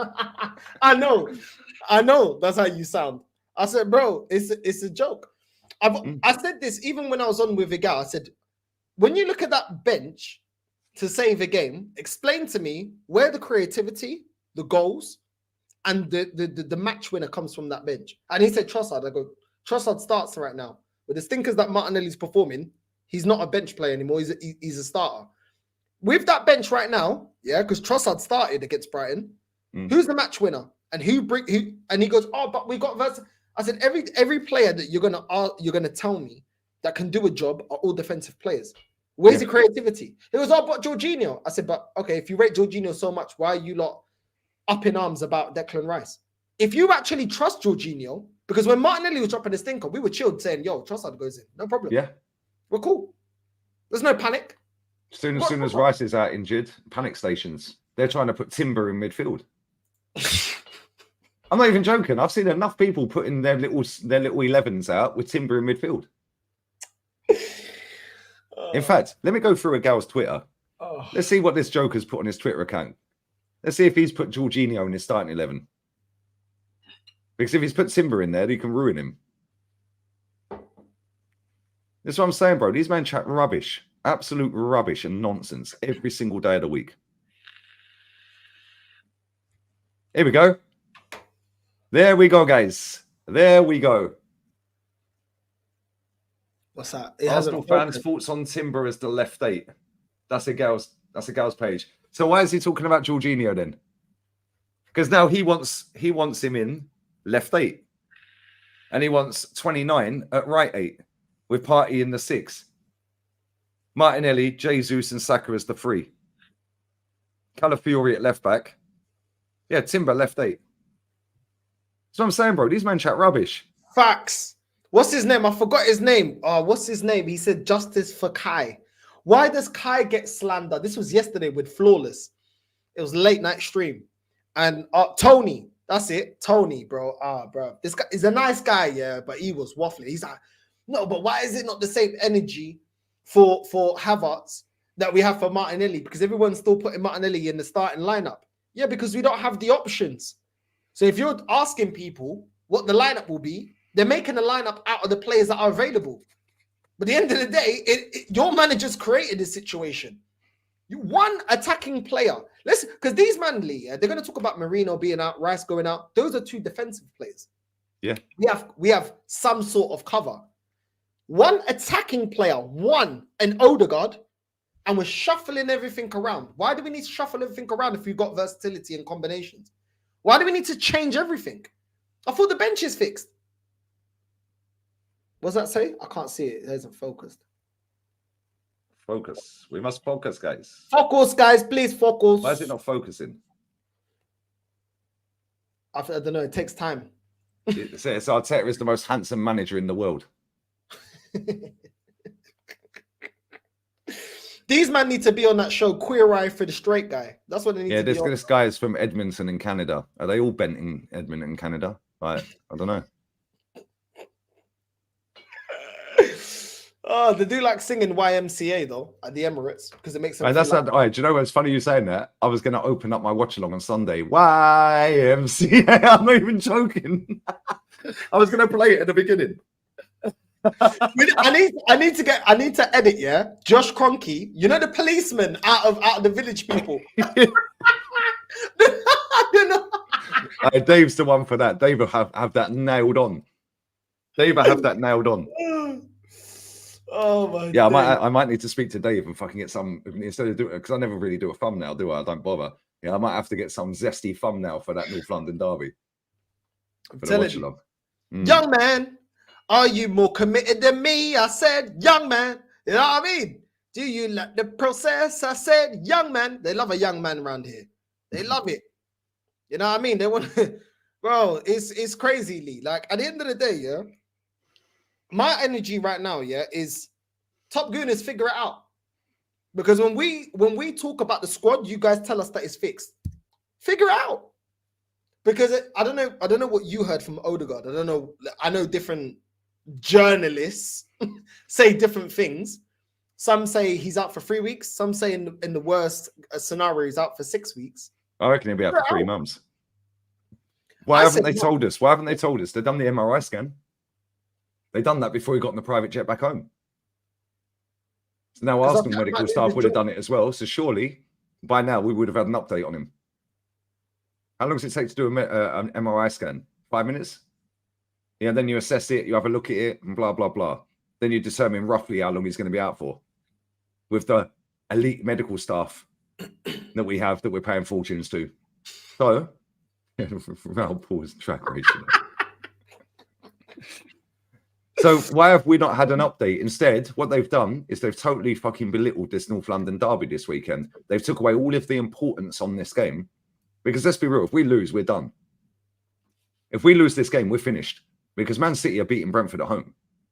Now, I know Brentford are a bit of a bogey team for them, but they ain't got Ivan Toney there anymore. Yeah, so I don't really see where they're going to score any goals. Yeah, they got Wissa, yeah, they got Mbeumo, cool. I don't really see them being any problem for Man City at the Etihad. So let's assume they win. You just have to assume City win every week, if we're being honest, isn't it? Let's assume they win, yeah? And we lose. We'll be 5 points behind them straight away. Then we've got to play them. They will then know they beat us, we're finished. So they've taken away all of the importance on this North London derby this weekend by dropping this. And that, not only that, it brushes under the carpet the shit transfer window we've had. Yeah, and it's all the panic, yeah, about Odegaard. Nobody's talking about it anymore because now everyone's talking about Arteta. We're just taken away from the North London derby again. Yeah, this is North London derby. Whether I think they're rivals or not is irrelevant. 90% of our fan base or more, yeah, think that they're our rivals. And they've just totally lowered the rivalry again by dropping this. The narcissistic bastards, this football club, mate. Yeah, they've made the whole thing about Super Duper Mick. It's North London derby week. Yeah, and they've made the whole thing about that manager. Again, he's a scumbag. He ain't good enough, mate. How can Xavi Hernandez go into Barcelona with no money, literally no money? They couldn't register any players. They were trying to get players in and out and register and tinker around and rip up contracts and send them to take pay cuts. How can he go in against Ancelotti, Real Madrid with more money, yeah, and a better manager? How did he win a title in his first season? How is that possible? I thought it took time. And then the following season, he didn't win nothing. They sacked him. Sacked. I got a list right here of managers, yeah, and I did a video actually. I did a streamly. Big up Warren in the chat. I see your video. Bro. Come on. You're spitting facts everywhere, Warren. Come on, man. Big up to Warren, man. Hey, big up to Warren in the chat. Big up, my G. Make sure you subscribe to Warren, man. Come on, fam. He needs more subs. Yeah, way subscribe more to subs. Warren, man. Who's got the link? Someone put the link in the chat, please. Yeah, one of the mods. Come on, man. Come on. You know what I mean? You can do this, guys. You can do this. 9 managers who were sacked after the season, after winning the trophy. Conte from Chelsea, Laurent Blanc from PSG, Fabio Capello at Real Madrid, Di Matteo at Chelsea. Who's this here? Dave McKay from Derby. This is in 1972 from Derby, you know. Derby. Bro, I can name more. Louis van Gaal at Man United after winning the FA Cup. Yeah. Yeah. He got sacked. Jose, obviously. Jose, yeah. Multiple times. Bert Schuster at Real Madrid. Bert Schuster, yeah, Real Madrid. He won the Champions League, bro. He won the Champions League, their first Champions League in 32 years, and they sacked him. They said, yeah, we'll have that. Van was sacked twice then from winning trophies, bro. He was sacked at Bayern. He was sacked at Bayern as well. Bayern Munich, yeah. Yeah, and then Man United sacked him after he won the FA Cup. They literally said, we'll have the trophy, piss off. Yeah, that Bernd Schuster, bro. That was the first Champions League Real Madrid had won in 32 years. They said, yep, that's ours. We'll put that in the cabinet. There's the door, mate. See ya. Bye-bye. He didn't win the league. Didn't win the league. He won the Champions League. See ya. Yeah, I'll tell you another one at Real Madrid. Yeah, Capello twice. 96, 97. He won the league. They sacked him because the football was shit. Yeah, they then hired him again, 2006, 7. Yeah. He won the league. Yeah, he won the league again. Yeah, and they sacked him for the exact same reason. I'll tell you another one at Madrid. Madrid are gangsters, bro. I'll tell you another one at Madrid, yeah? Pellegrini didn't win anything, right? But he got 96 points, right? 96 points. Yeah, he got sacked because Barca got 99. Yeah, look at the Galatasaray, the Fenerbahce manager last season. He got 99 points. They sacked him because Galatasaray got 102. Benfica in the mud, yeah? Schmitty, I call him Schmitty. He's been sacked, isn't he? Sacked. And guess what? He won us the league. He won us the league 2 seasons ago. And he got sacked. 2 seasons ago, he won us the league. He got sacked. You know what I'm saying? They didn't say, oh, well, you know, look what he's done for the club, yeah? And I'm not going to lie, for Benfica standards, it's in the mud. We saw our old manager now being appointed, yeah? And everyone, the one that went to, I think he went to Wolves. What's his name again? I forget his name. He looks like Chicken Run. He looks like the chicken. Oh, I know who you mean. Yeah, I know who you mean. Yeah, I can't remember he's his name. I know come who you back. mean. Yeah, Lee. I was on the Benfica channel because they were doing the live for his, like, you know what I mean? Unveiling. Yeah, he's unveiling. Every single Portuguese comment: this guy's crap. This guy can suck his. You know what I'm saying? This guy's rubbish. I give him 6 months. He's Bruno sacked. Lage, that's it. Bruno Lage. Bruno Lage, that's it. Yeah. All the Benfiquistas. This is Benfica, where let me just say, because obviously it's more towards the UK. I know you man don't rate Bruno Lage. Bruno Lage still won a league title for Benfica. Yeah. So he's done more than what Arteta's done for Arsenal. Yeah. In less time as well. In 2 years, he won one league. How did he manage to compete? And he won a cup. So he actually won. Yeah, he won a cup and he Won the league Portuguese Cup as well. Yeah, he done a double. But No, he did. Well, no, he didn't do a double. He done it in 2 seasons, wasn't it? yeah, he done it in 2 seasons. Still, he comes back. Yeah, no one's saying, yeah, you know, it was wrong when we sacked him. All the I wanted to send it to you, but it's in Portuguese. Unfinished business. Yeah, unfinished business. I'll give him 6 months. This guy's a bum. You see the president of Benfica saying, this is a great appointment. I'm telling you right now, Rui Costa, F you, bro. F you, bro. You're coming across like a lot of these ex-Arsenal players, yeah, talking rubbish like Ray Parlour and all them man there. You're selling out. Yeah, and it's all to save your job. The reason why Schmitty stayed in is because you appointed him. And all the Benfica fans say the same thing, bro. It's like, you don't need to say it because everyone's saying it. Under the live comment, give Bruno Lage 6 months, 8 months, he's out. This bum ain't doing nothing. And then Bruno Lage is like, I love the club. I love this club. We're going to do great things. All the comments are like, suck your mum. Let me get this comment in here, from Empire Media. You comparing Portuguese League to EPL. Right, the fact that you said EPL tells me you live abroad, probably America. Yeah. Straight away, you can tell anyone who puts EPL don't live in England. It's the Premier League, mate. You would have said Prem. Yeah, it was a Prem. Yeah, so you definitely don't live in England. Neither do I. Yeah. However, yeah, football's a simple game, mate. A simple game. Benfica have won more trophies than Arsenal ever fucking win. How many league titles Benfica got? 30 odd? 36. Yeah, 36, they've got nearly as many trophies, titles as we have trophies. Do you realise how big Benfica are? I don't think you understand how big Benfica are, mate. 2 Champions Leagues. Respect. Yeah. Who stopped Real Madrid? Who stopped the dominance of Real Madrid? Oh, yeah, Benfica. Shush your mouth. Yeah, do your history. Do your history, bro. Do your Googles, mate. And let me say as well, yeah.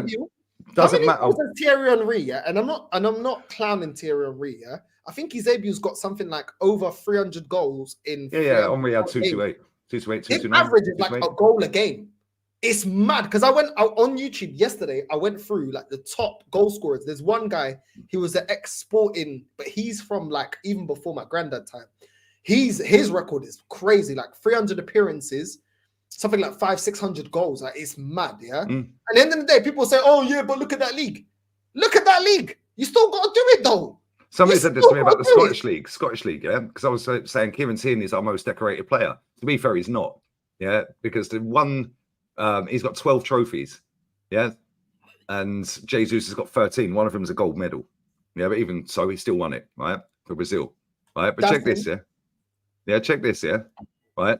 Kieran Tierney, this guy was saying in my chat, "Oh, you're counting league titles at Celtic."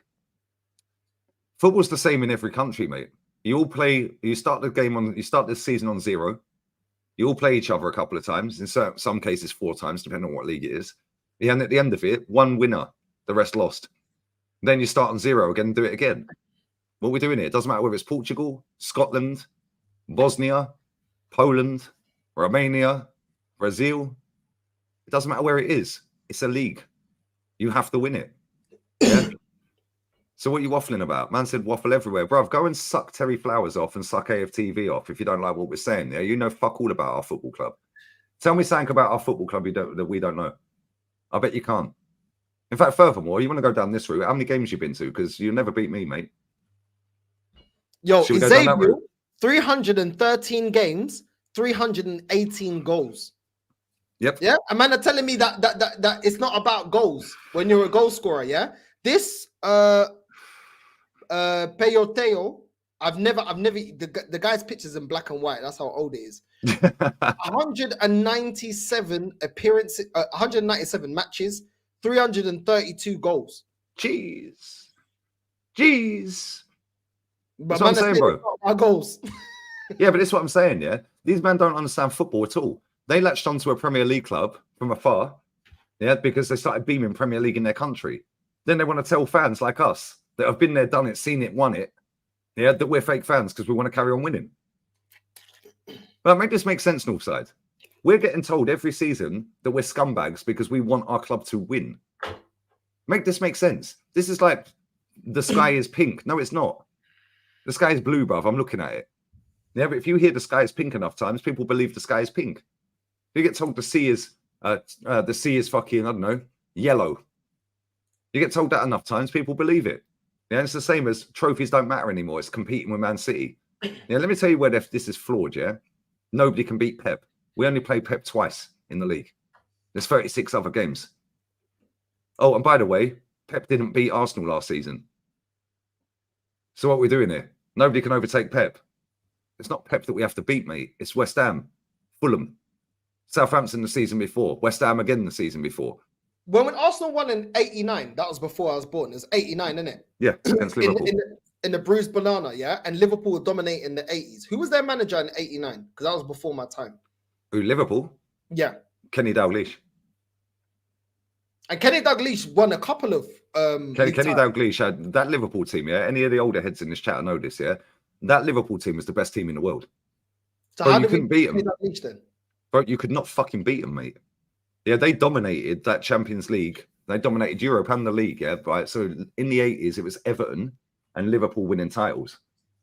Yeah, they would compete. Can you imagine? That's like Arsenal and Tottenham competing for a title every season. Could you imagine the buzz in Liverpool at that time? Blue half, red half.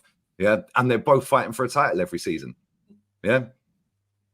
It's mad. Everton ain't even that far away from Arsenal. Everton have got 9 league trophies. They're only 4 away.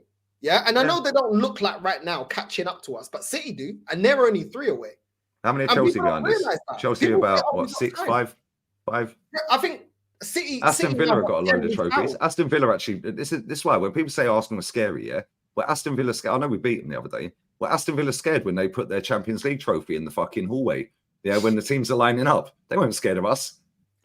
They weren't scared of us, bro. Let's be real with it. Yeah, what are we doing here? Yeah, they're getting a new stadium, Everton. If they get a new ownership, they could go right back up there. If they get Saudi investment or Qatari investment or something, they could easily switch it around. Yeah, that's the thing. Aston Villa, I think, have won 8 league titles. Let me have a look. Most league titles in England. I think Everton have got 7. No, Aston Villa got 7. Everton have got 9. And City have got 10. Yeah, bro. Like even Sunderland, Everton have got 9. Villa, Sunderland have got 6. Chelsea have got 6. Yeah, Sunderland got 6. People don't realize like Sunderland have got 6. You know, like and I think they're top of the championship right now. That's what I'm saying, bro. Like, people don't get it. Yeah, Liverpool back in that day, when that era. Yeah, Liverpool and Everton. Yeah, they shared the Charity Shield. So did Arsenal and Spurs. In '91, we shared the Charity Shield because they used to share it. Yeah, it didn't go to penalties and all that bullshit now. Yeah, but the standards are not the same. No, they're not, mate. You're a loser and born in deficit and latched onto my football club. And between you and millions of other losers that were born in buffering and born in deficit, you've buried it. Because now my football club plays up to cunts like you. Sorry, I shouldn't have said that word. You're probably demonetized. Sorry, mate. Spurs have got what? 2 league titles? 2. Yeah, 2. Bro, Sunderland have got more league titles. Everton, bro, Huddersfield, Portsmouth, Burnley. Look at Burnley. Ipswich have only got 1, innit? Ipswich have got 1, I think. Yeah, Burnley, Portsmouth, Derby, and Preston all have 2 league titles. So does Tottenham. Yeah. Yeah, because Wolverhampton Wanderers, Blackburn, Leeds. Yeah, Wolves have got 3. Huddersfield Town all have 3. Sheffield Wednesday and Newcastle have 4, bruv. And we're talking about their rivals. Yeah, get out of here. Yeah. What are we doing here? I actually looked it up. Like, yeah, Huddersfield's in there. I saw that Preston, I think they won the first ever league title, I think. And then they did the Invincible. When they did the Invincible, they did the Cup double, I think. I think they done the Cup double, Preston. Probably. I don't know. I think they did the Cup double. But yeah, it's crazy. But this is the thing. People don't know their history, right? And people talk about, oh, yeah, but you lot of nostalgia merchants. Yeah, you latched onto our club because we were winning. Why didn't you pick somebody else? Like, real talk. Number one, why don't you support your local team? Yeah, and anyone wants to chat shit to me, Arsenal was South London. My family was South East. My local team is Willstone Raiders. I can't lie. You want some? If you want some, I'll give it you. I give it you. I met him at the pub, you know. He's a really No nice way. guy. When he starts drinking, he starts getting leery. And he's like this small, bro. I was up to him, like, what are you saying? Oh, that's hilarious. You want some? If you want some, I'll give it you. He's so humble though, man. Even when he's like, no photos. And as soon as he gets a couple of drinks, yeah, that guy thinks he's Popeye. I swear that he thinks he's Popeye. But this is the thing, yeah, Northside. Yeah, these people want to chat to me. Yeah, go to a game, mate. No, come on, I've done over 500 games. They want to chat shit to me. Get out of here. I don't normally go down this route, but when people want to chat crap to me, yeah, right, they've never been to a game, jog on. Go to a game and then chat to me. Yeah, and they'll never, ever, ever understand, yeah, what it was like to go to Highbury. Never. They'll never get it, bro. Yeah, and they want to chat to me. Cool. Shut up. Shut up. You actually know nothing about our football club. There are millions of people like that have latched onto every football club, right? Which is cool. I'm not having to go at overseas fans. I'm an overseas fan now. Yeah, my point is when people want to chat shit from overseas about me or about you, jog on. Yeah, jog on. Yeah, people have a go at Kenny and Jez. Do you know how many games Jez has been to? Nearly 2,600 games. He'd open his front door. He could literally, yeah, throw a tennis ball off the Highbury East stand and it bounced back at him to his front door. His granddad was going in Herbert Chapman Day in the 20s and 30s. Do you know what I'm saying? How long was Paisley at Liverpool? Because I heard about him. I'm still yet to see the documentary. Because that is. I think Paisley was there. Correct me if I'm wrong, Connor. I think Paisley was there for 9 years. So did you see the Paisley era? Were you too young? No, I was too young. I wasn't even born. Oh, you was. So when did Paisley leave Liverpool? Because wasn't he not part of the 80s? Or was he before? Maybe he was then. I don't know.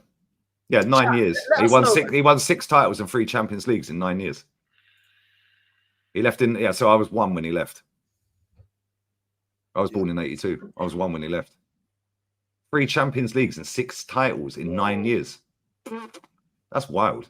Yo, so I'm saying Liverpool were the best team in the world, bro. Yeah, and George Graham went there and we had to win by 2 goals in 89. 18 trophies in 8 years. Turn it in, bro. That's mad. Yo, big up Paisley, man. That's a proper manager, right? That's what I'm saying. These men are sitting here hyping up Super Duper Mick, bro. He ain't ever going to win 18 trophies in his entire career. This guy done it in 8 years. Arteta's got 3 years to win 17 trophies to equal him. I can't lie. One of the most impressive things, bro, was Nottingham Forest, bro. Back to back. Bro, for him to be able to win the league, then win back-to-back Champions League from where they win the championship. It's like Sunderland coming up right now. And I know Sunderland's a big club, but back then, like, Forest wasn't a huge club. And the way that I can't remember the guy that was scouting the players. And the way, bro, and as soon as Cloughy, he kind of fell off. As soon as, kind of like David Dean with Wenger. The same thing. Like, as soon as his guy that was scouting the players left, it just went down. Well, he got Derby County. He got Derby County to a Champions League final. Yeah, they got a champion. I know they got Champions League. Yeah, and this is the thing, yeah. Brian Clough, I think he's got 4 statues in England. Yeah, I think he's the only manager. Correct me in the chat if I'm wrong, lads. Yeah, right. He managed Forest and Derby. That's like Arsenal, Tottenham. Yeah, he got both of them to Champions League final.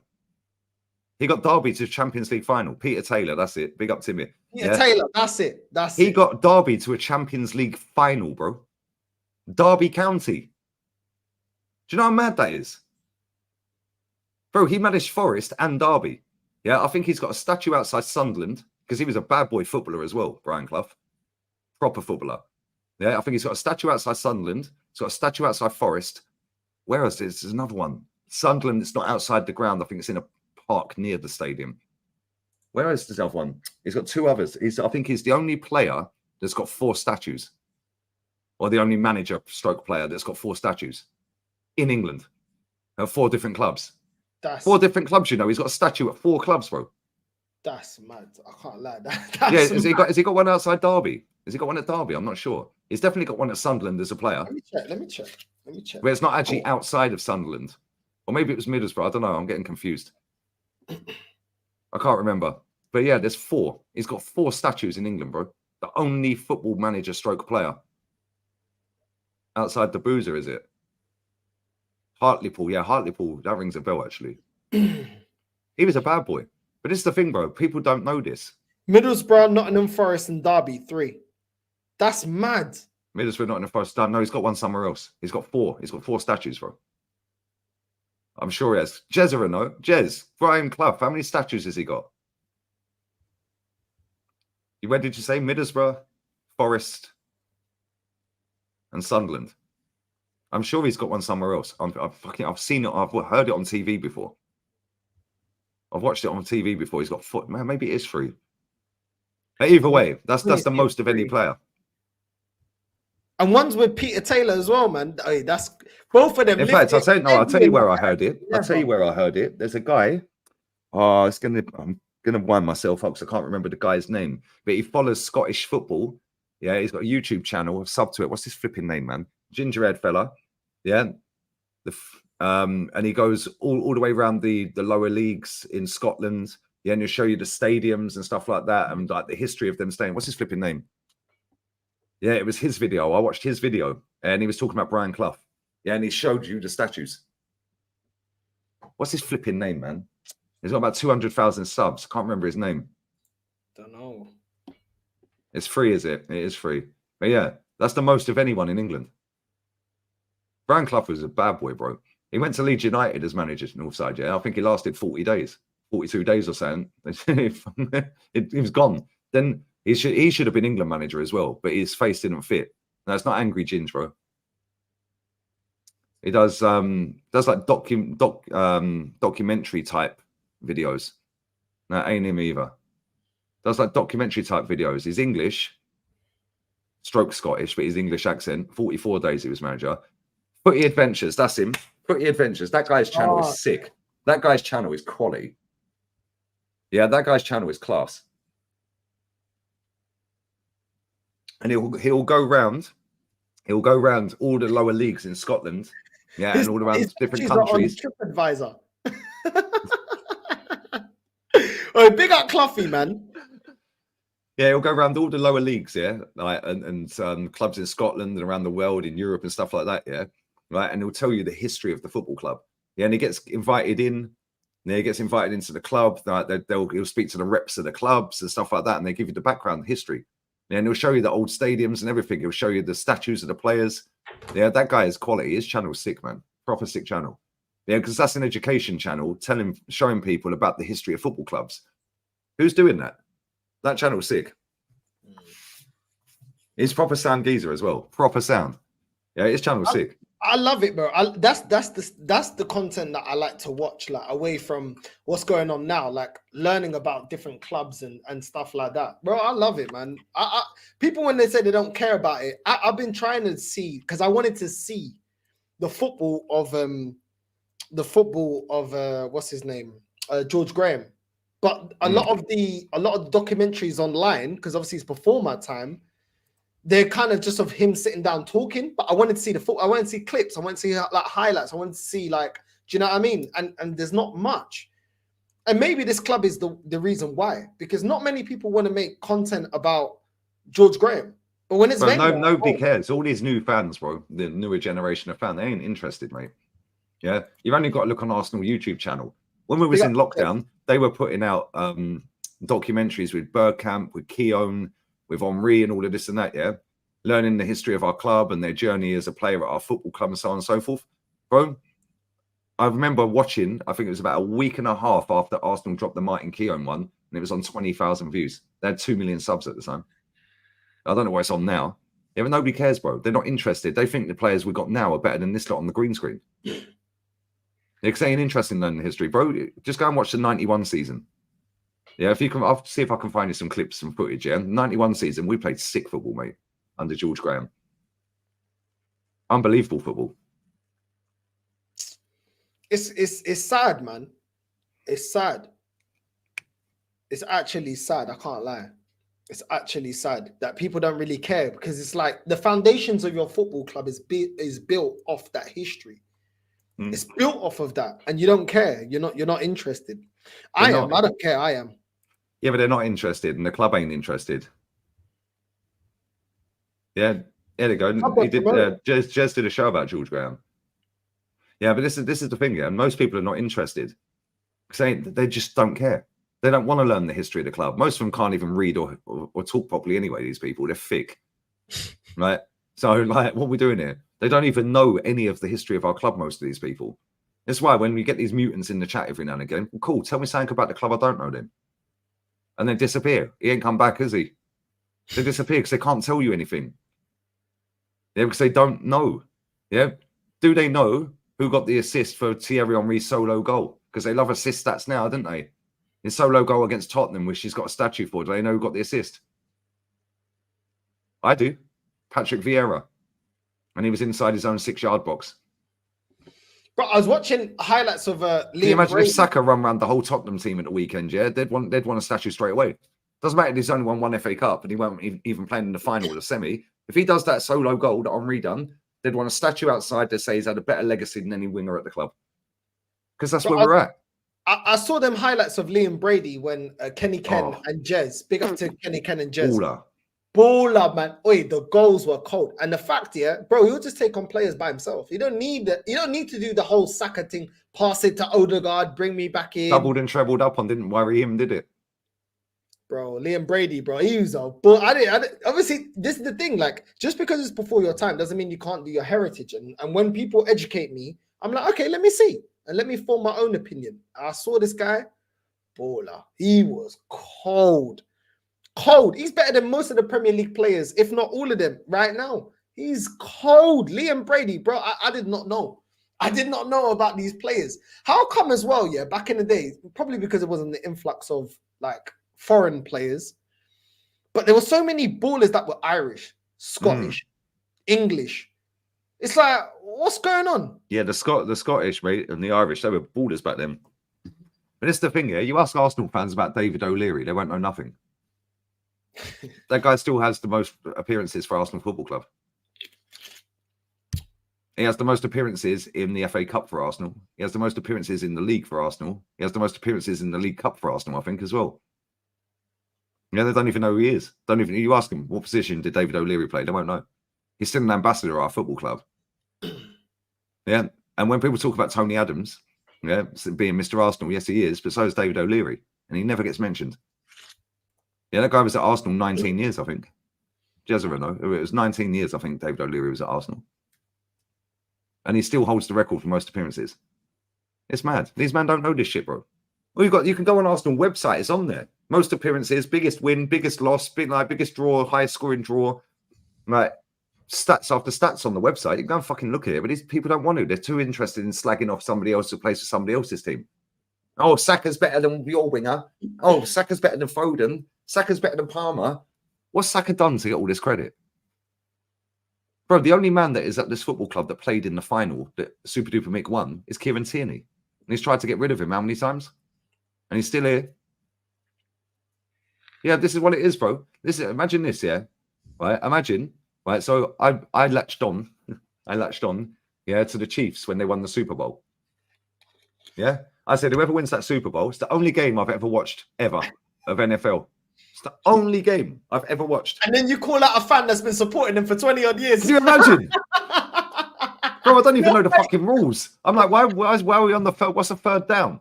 All right, what's this? Yeah, bro, that stream is hilarious. Big up to all the Americans in my chat that were helping me along the way. Matty, I see you, bro. Van Dow as well. Yeah, because I genuinely didn't have a clue what I'm talking about. But now imagine I sit there and I go and watch somebody who supports them saying, no, we need to get rid of the coach. No, you're toxic. Look at what he's done for the club. That's basically what they're doing, bro. I find some shame in it. Find a bit of shame. Learn your football club. Yeah, let's stop chatting shit. You know what I'm saying? Like, cool. Football's for everyone. Of course it is, yeah? But don't be sitting there telling me I'm negative because I want to win trophies and you're a loser and you don't know nothing about the club. I've seen us win trophies. I've been at finals.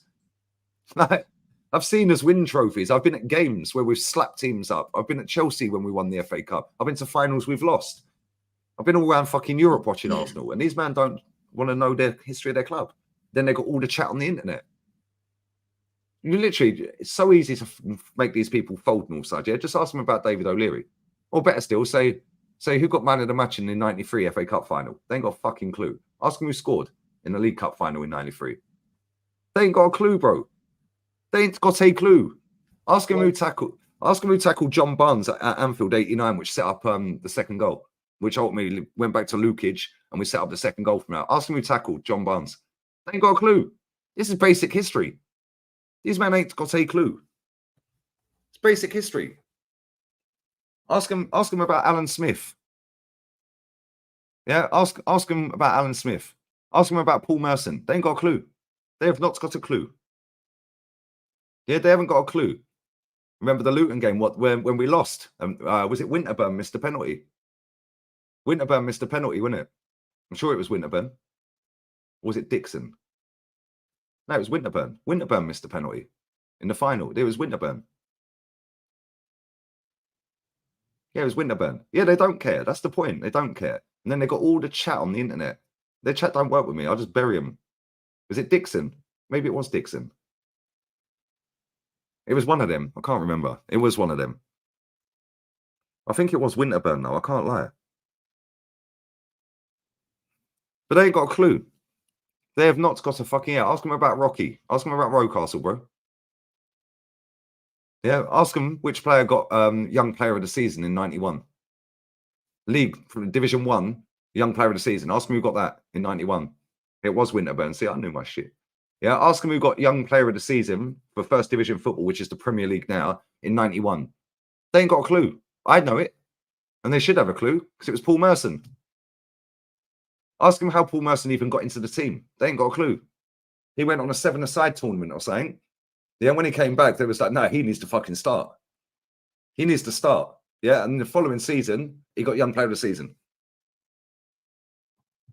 Yeah, unbelievable. Yeah, bro, these men don't have a clue, bro. Ask them where we got Lee Dixon from.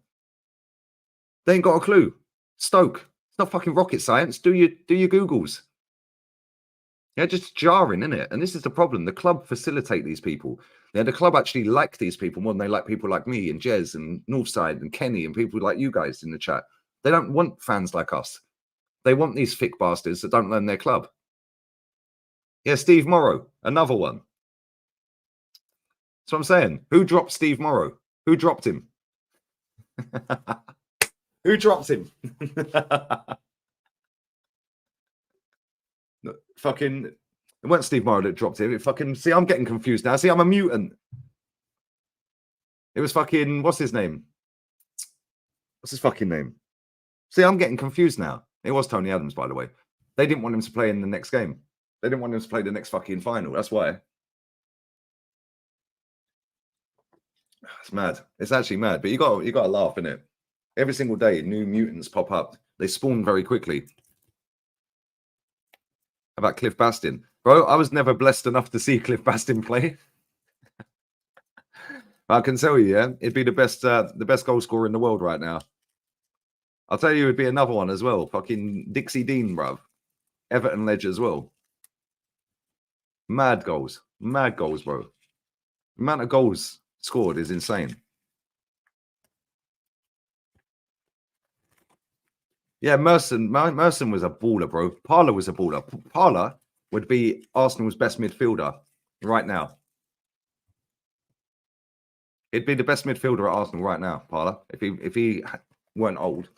That era of Parler, yeah, put him in Arsenal's team right now, he'd be the best midfielder. Quite comfortably. Alan Smith in off the post. I can't add anyone in or pin comments, by the way. It's not my channel. But these men don't care, bro. These men don't care. They're not interested. The football club are not interested in telling them this. You've only got to have a look here when you see Arsenal post out happy birthday to a player from back before Wenger days.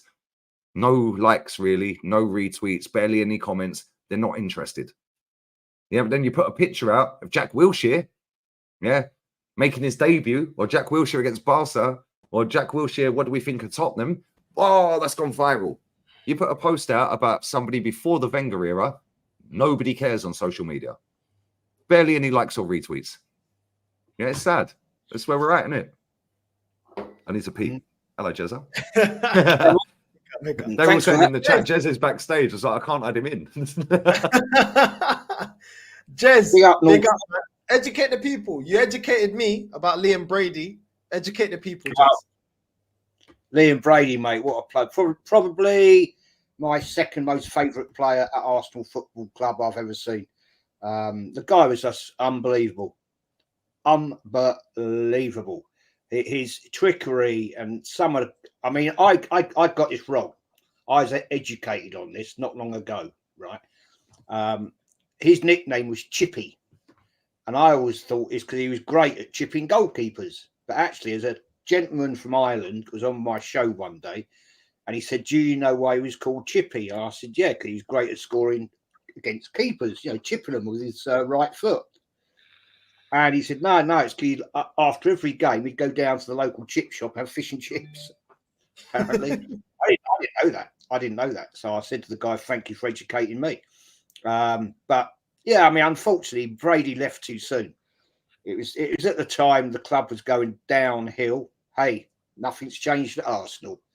And we sold him to Juve, which was a great shame because that guy was just about really coming into being the best of the best. And yeah, great shame. I sit here, I was privileged to watch him play many times. I met him once, a really nice man. And you'll still see him at Arsenal now. You know, what's his Del Boy bumped into him. He was at a game, and he was Del Boy and Kenny were having a chat, and Kenny turned around to him and said, "Oh look, it's Liam Brady." And Del Boy went, "See ya." To actually interview him, which is big up to him for doing it, man. Yeah, he's a top player, man. Top player. You know that the game we beat Tottenham 5-0. That was right near Christmas as well, wasn't it? 23rd, 23rd of December, 78, that was. Oh, it's almost like I know my club, Jez. Well, mate. I mean, how did I remember the date? Who would ever doubt it? I mean, that ended up as a bad day out for me personally. But the goal he scored, right, just floated the ball. Oh, bad boy. And we were like right behind that goal, right behind it. And everybody's going, did he just do that? That goal was insane. I can't lie. Anyone who's not seen that goal from Liam Brady against Spurs, yeah, that goal was a joke. And then we have people waffling about Ozil. Like, do me a favour. And Odegaard, like, jog on, mate. Yeah, and look at the state of the pitches. Look, Can you imagine them lot playing now, Jez? No chance. They've been turning their ankle every 5 minutes. No, that's what, bro. They were proper. That lot back in the day playing on the carpets we're playing on now, they'd be even better. This lot, going back to that era, they'd be finished. They wouldn't be able to hack it on them bobbly pitches. No you have to have good ball control on them pitches. Yeah, half of these men can't trap a ball now. They're playing on carpet. You remember back in the day, right, back then, when the pitches were, to start the game, pretty decent. By the time it got to about 70 minutes, it's like a ploughed field.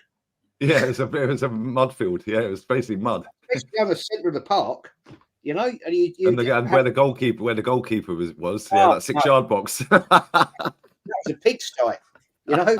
Because in the winter, they just put loads of building sand on it to try and make it flat.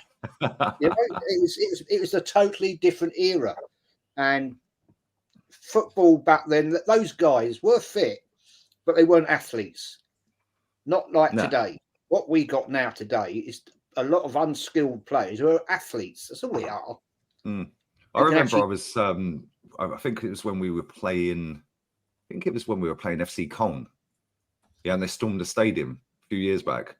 Yeah, and they got the game held up for an hour, and then they were everywhere. The Germans were everywhere. Oh, yeah. At the Emirates. Yeah, and I remember it was in the underground car park. Yeah, it was that game. And as we pressed the lift and it opened, Charlie George walked straight out. I was like, I couldn't get my words out. I was like, by the time I said something, he was gone. I was like, it's Charlie George, bruv. Ledge. Proper ledge. I saw highlights of him. He looked. Charlie George was a proper player as well. Proper.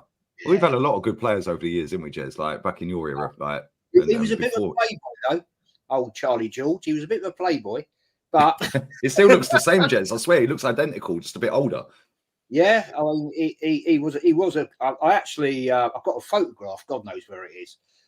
Just after the '71 Cup final, with standing on the East Stand steps with Charlie George, and I've got my yellow and blue shirt on, and he had that long blonde hair, didn't he? Yeah. That sort of thing. And He's still got that hairdo now. I swear, yeah. it's the same hairdo.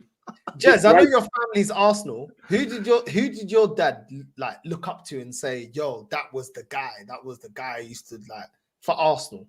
Who would your dad talk about? My dad was not interested in football at all. Yeah, it was your granddad mainly, wasn't it? Yeah, Oh, it was your granddad.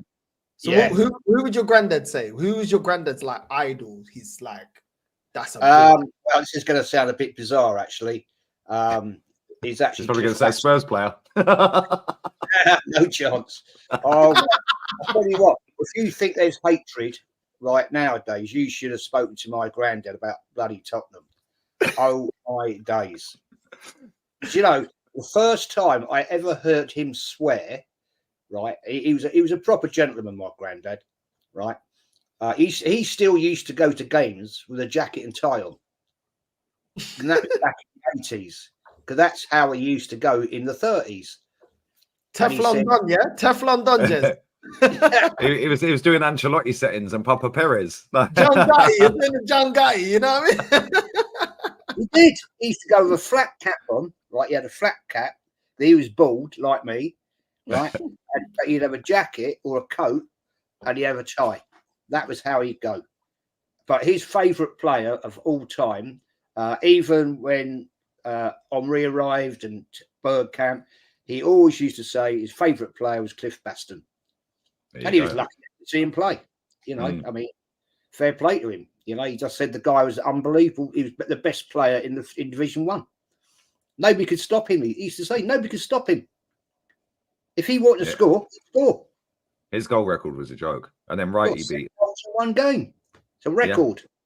Yeah, then Righty beat it. And then obviously Henry came in and beat Righty.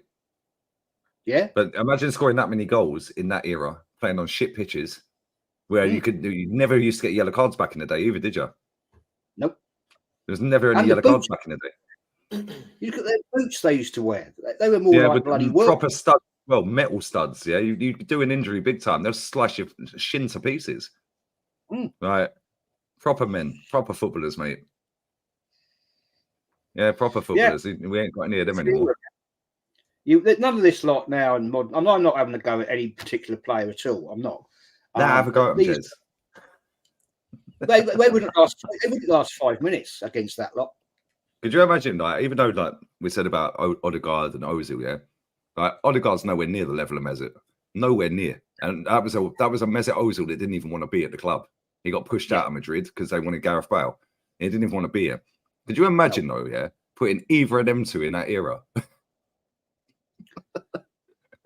They'd last 5 minutes, mate. Could you imagine Vinnie Jones, like even not even that era, Jez, yeah, just like the Vinnie Jones, like 80s, 90s, yeah. Imagine Vinnie Jones, he'd have a field day against Odegaard and Ozil, wouldn't he? It'd snap him in half. Graham Souness. Dislocated kneecaps.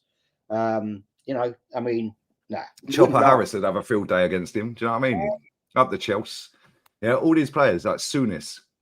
Yeah, Souness must be sitting there watching this football in this era thinking, look at the state of these footballers, mate. They're shit.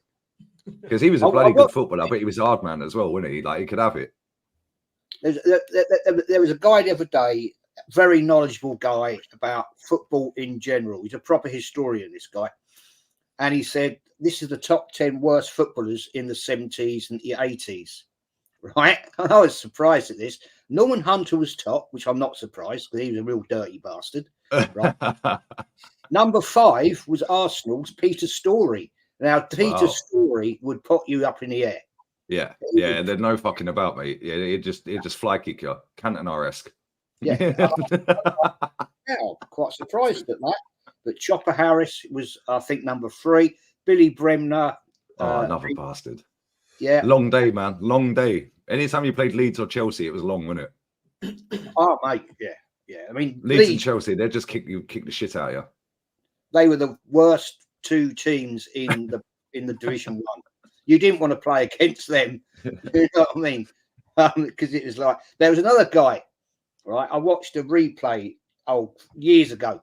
It was it was a big match game, and it was Wolverhampton Wanderers against Manchester United, but late 60s, right? And Wolverhampton Wanderers had a guy called Derek Dugan, notoriously dirty player. Derek Dugan. He sounds like a Bond villain. He was a lump. He was a proper lump.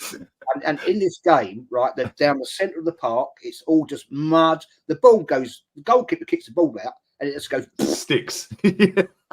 And there's Bobby Charlton and Derek Dugan going in on a like 50 mile an hour to get this ball, and you could hear it, the bang, and the ball just went pop like that.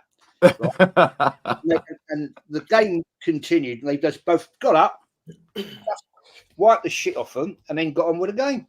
That's what it was. You didn't see all this rolling around crap, did you? Yeah, Jez, just proper geezers. Did your granddad used to see like the players in the pub? Yeah, because back in them days, I always hear about the players, not just for Arsenal, but for other clubs as well. Them going down to the pubs and actually talk with the community and talk with the fans. Yeah, they did. There's a pub that used to be up on Gillespie Road down the far end called the Gunnersbury. Right, that was my granddad's local, and he used to say after the game, I mean, if I was going to a home game, I'd go home because I wasn't allowed, obviously, to go. Yeah, you go home, son. You go home. Nothing to see here, guys. You go down there. You used to get people like Frank McClintock in there. Hello, Brandon. You used to get people like Frank McClintock, George. Frank McClintock, mate, what a player he was as well. He was, yeah. Sorry to cut in there very quickly, yeah. R.I.P. Claude, yeah. Claude used to go for his little walks, yeah. Right, in the daytime, like just randomly every day, he'd go for a little walk, a couple of kilometers and that, yeah. He'd see Frank McClintock. I can't remember where it was. It was in the where was it? It was in North London somewhere. It was in a park. And Frank McClintock was walking past it, coming towards him as he was walking. Yeah, and that was about 5 months before he passed away. Yeah, and I remember he was so buzzing. He was in the group chat. He was going, "I've just met Frank McClintock. I can't believe it." Yeah, but he said like proper player. Take the time out. I mean, when I was a kid, right, when the team used to train on the pitch behind Highbury, behind the clock end, there used to be a training ground there, right? And that's where they used to train. And you see the players walking down the road with a newspaper under their arm, smoking a fag, yeah, knocking on, getting in. The commissioner would be standing there with his uniform on, hat, at the entrance of the East Stand. They'd walk in and we'd all hang around out there, you know, trying to get, say hello to them. Or I wasn't an autograph collector, but you'd always want to try and talk to the players. And they'd all stop and say, "How you doing? Looking forward to the game at the weekend." We go, yeah. Thanks, Mr. McClintock, and chat like that. And they'd always give you time. Always give you time. And it was. I mean, Jimmy Rimmer, Arsenal's reserve keeper, went to Man United. What a top man he was! Right, if one of my mates at a football, right, if he was walking down Avenel Road, yeah, to get to the East Stand, he'd have a kickabout with you.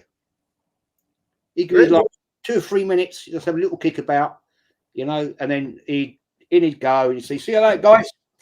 Walk in and off they go, and then they'd go and do their training. You know, it was brilliant, man. It was brilliant.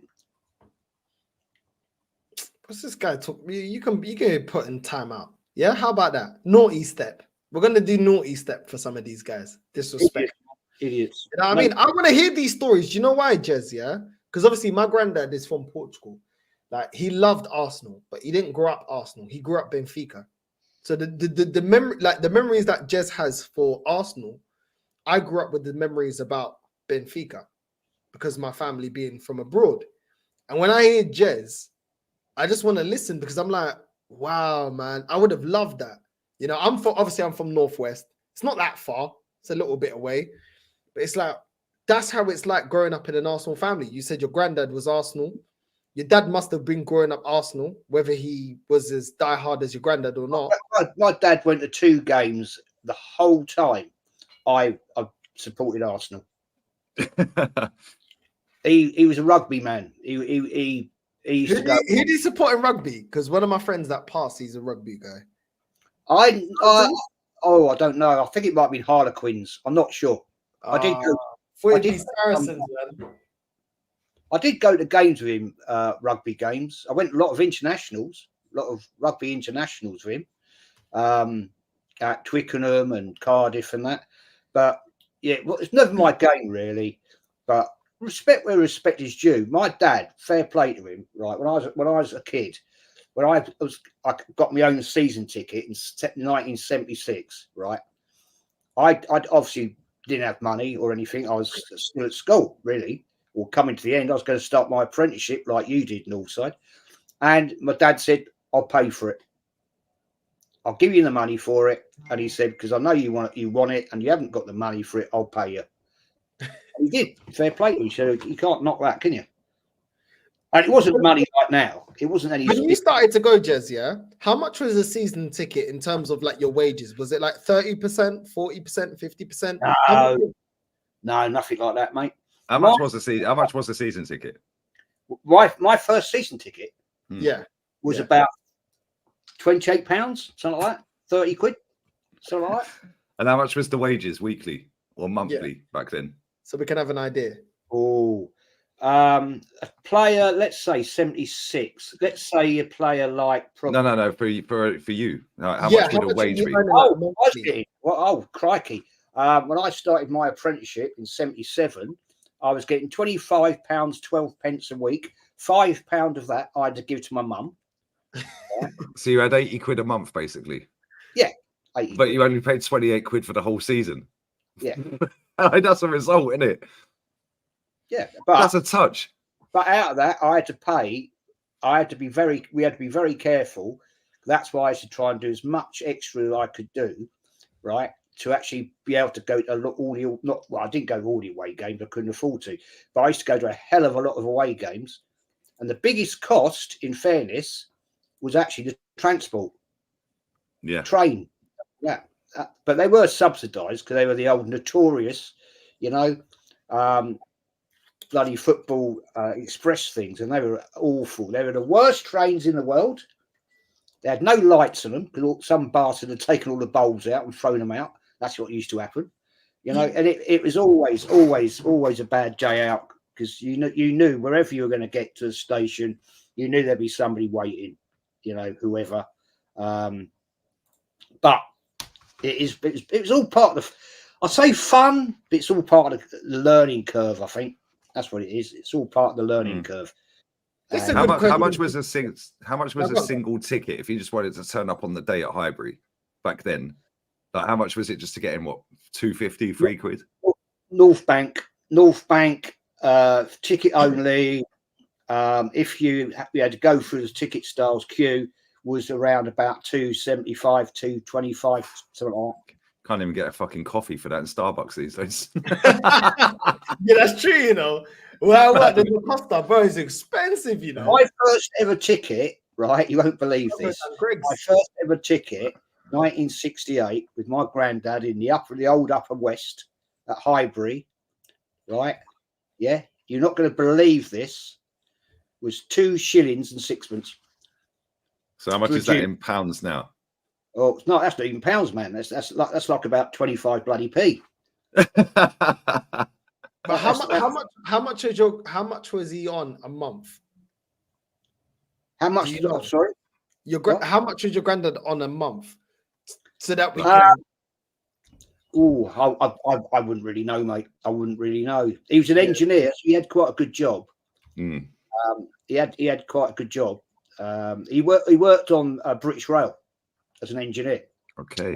Big up Gramps, man. Big up Gramps. Yeah, big up Grandpops, man. Big up Come Gramps, on. man. Mate, he was repping from the 20s and 30s, bro. Do you know what I'm saying? Herbert Chapman era. Do you know what's mad as well? Do you know what's crazy as well? Yeah, the amount of Arsenal fans that don't know Herbert Chapman played for Tottenham. He played for Tottenham. He's got a statue outside our ground. He played for Tottenham. I didn't. And you see when you see this, 3-4-3 and like Gengham pressing all this crap. We were doing this shit under Herbert Chapman. This ain't nothing new. Yeah, it was the WM formation. The WM. I was just about to say that. Yeah. So when people are going about Klopp this and this manager this and contact, no. Relax. Yeah, we were doing this back in the 30s, mate. he brought that in at Huddersfield. Mm. And they won, 3 leagues on the bounce. Yeah. Then he came to us. Didn't he die on the job? Was it him? No, it wasn't him that died on the job, was it? Yeah. Was it him? No, yeah, he won the league, and he decided he went off to watch the Arsenal reserves play. It was in January. He went off to Arsenal to watch the Arsenal reserves, and he got pneumonia. That's it. And he died. And then George Allison, who was his second in command, took over. And, we know the history from there, don't we? So he'd won an FA Cup and he'd won a League Division 1. Mm. Arsenal were top at Christmas going into their second season. Christmas champions. Yeah, Christmas champions. And sadly, he got pneumonia and died, or he got the flu and then got pneumonia, something like that. Yeah. He passed away. Quickly before we get Brandon in, there's a question from you. Big up to Matty as well. Big up Matty, man. Yes. Make sure you're subscribing to Southern Gooner as well. Make sure come on, listen, support the real ones, man, please. The Arsenal history and more, Jez's channel. Make sure you're supporting also the Southern Gooner. Lee on Lee Reacts. I know that channel's booming. Make sure you're subscribing to that. You know what I mean? Lee wants to be talking about other clubs except for Arsenal. Yeah, man. Hey, Ivan Toney's first game tomorrow, mate. Yeah, I will be there. They got a better front three than us, by the way. Mahrez, Tony, and Firmino. Of course, yeah. And it costs 70 million for the lot of them. It takes time. It takes time, guys. It takes time. You know what I mean? Question for Jez.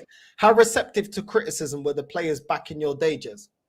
Well, I can tell you one particular game, right? This is 1974. We ended up fourth from bottom, nearly relegated. It's the year Man United went down, right? And we scraped.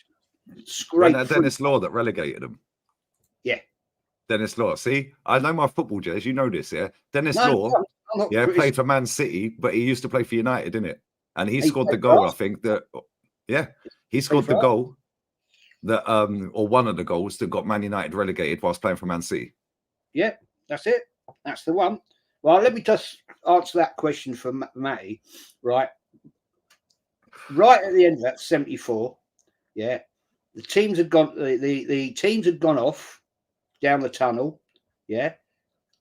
and Bertie Mee sent them back out, right, to face the fans. He made them go and stand in front of the North Bank and take the abuse, and he made them go down to the clock end and take the abuse, because he said he's basically his newspaper. I always remember it. I had a cut out of it.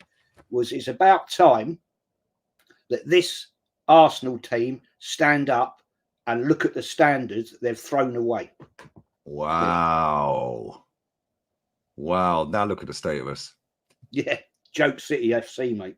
And that was what, 74? 1974, that was, yeah. Justin Bieber's back. Justin Bieber's back, Jez. Bieber's back again. Man like Brandon is back. Justin Bieber. Yeah. How you doing, Brandon? Good as you can be, boys, isn't it? As good as you can be. We signed up for another 3 years of failure. Fucking hell. Honestly. You buying any of the new merch, the new training merch, the EU merch that's just dropped today? Have you seen that? I haven't seen it. There's more. It's EU merch. It's called EU merch. Yeah, maybe give us a trophy, mate, and we might buy some merch. Yeah, exactly. Yeah. I mean, as soon as I see Arteta has signed another 3-year deal, I was like, do you know what? Everything to do with Arsenal, you know. I remember when we first started calling out Mikel Arteta, especially you, Lee, the amount of people that you come in your comment section and say, why don't you F off down the lane and go and support Spurs? There's no need, is there? Because we've basically become Spurs. We are Spurs under Pochettino. We don't win anything. That's what we are. That's what we've become, and everybody's accepting it. I was on the football terrace last night, and there was... Your audio's crackly, Brandon. Your audio's mad crackly. Sorry, bro. My internet's not great, but Yeah, I was on the football terrace last night, and the amount of top gooners spouting their absolute shit was unreal. I was told again that if he doesn't win, then we don't back him, as long as he makes progress. And then when I asked the question, well, when is it that he has to start winning trophies? When is it that progress is no longer enough? And they just keep saying, oh, you know, progress, progress, progress. Shove your progress, trophies. That's what So we want. what is progress? They're easy to close, Brandon. These people are stupid. Yeah, they're so easy. I've not watched it yet, but they're so easy to close because they all sound the same. It's like Mesut Ozil stands back in the day. Yeah, they're so easy to close. Yeah, as soon as we took him off of set pieces, he couldn't create anything. Yeah, they all still blame Giroud for him not breaking the assist record. He created 3 big chances for Giroud in that 4-month goal drought. So even if Giroud had bagged all 3 of them, he still wouldn't have broke the record. Like, what we're doing here? Yeah, what we're doing here? Right, and the mad thing is, they're so easy to close because all you got to do is say to him, "What's the aim of elite sport?" They go, "Well, trophies," but context. They love that word, context. I'll give you context, mate. 20 years without a title. Yeah, 4 years without a trophy. Terry, right? Terry really pissed me off yesterday. I ain't gonna lie, right? Because he come with the, oh, well, you guys expect Arsenal to behave like Real Madrid. I said, yeah, okay, that's something that, you know, Lee said we should aim for the standards that Real Madrid set because that is what we was promised back when when the plans were in place for Arsenal to go and build the Emirates. But I accept that Arsenal are never going to be Real Madrid because we haven't got the history, we haven't got the players, we haven't got the facilities, we haven't got the ownership that we ain't got the mentality, mate, and the mentality. We haven't got any of that cares so desperately about winning. We haven't got any of that. But that's where these. Sorry to cut in there. This is where these people fall down every time. Oh, you expect us to be like Madrid? We'll never be Madrid. It's easy to win at Madrid. Rah, rah, rah. Mate, there's so many managers that are not won at Madrid. There's loads of them. They've all been sacked. Yeah, and even if you do win, you're sacked. Yeah, if it ain't up to a certain standard, yeah. But this is the point. It's the mentality. We're never going to be bigger than Madrid. We all know that. I know that. You know that. Jez knows that. The chat know that. Northside knows that. Everyone knows we're not going to be Real Madrid. Yeah, but at the same time, is there a better striker in world football than the 2 bums that we have up front? If the answer is yes, then why haven't we got him? Right? Is there a better midfielder in world football, creativity-wise, than Martin Odegaard? If the answer is yes, why haven't we got him? Is there a better left winger in world football than Martinelli, Trossard and Sterling? If the answer is yes, go and get him. Why haven't we got him? Is there a better right winger than Bukayo Saka in world football? If the answer is yes, why ain't he here? And you could do that all the way around the pitch. Is there a better manager in world football than the current manager we have? If the answer is yes, why ain't he here? Is there a better sporting director? Is there a better CEO? You can go all the way up the chart, yeah? If the answer is yes to all of, or a lot of these things, or the majority of these things, they ain't doing what's required then, are they? Again, and this is what Real Madrid do. And this is what we got promised when they smashed that stadium down. We're going to compete with them. We ain't competing with them. We couldn't even compete with fucking Leicester. We haven't done it ever.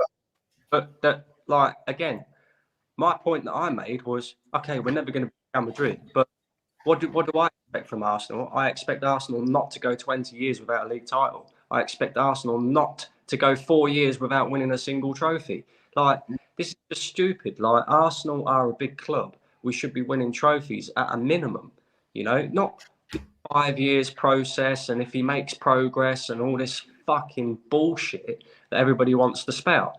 And the funniest thing was, I started talking about the transfer window in that stream as well.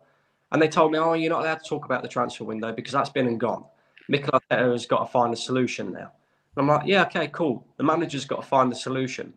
I don't believe he's good enough to find a solution to our current problem anyway. We've left ourselves so short and so thin in certain areas.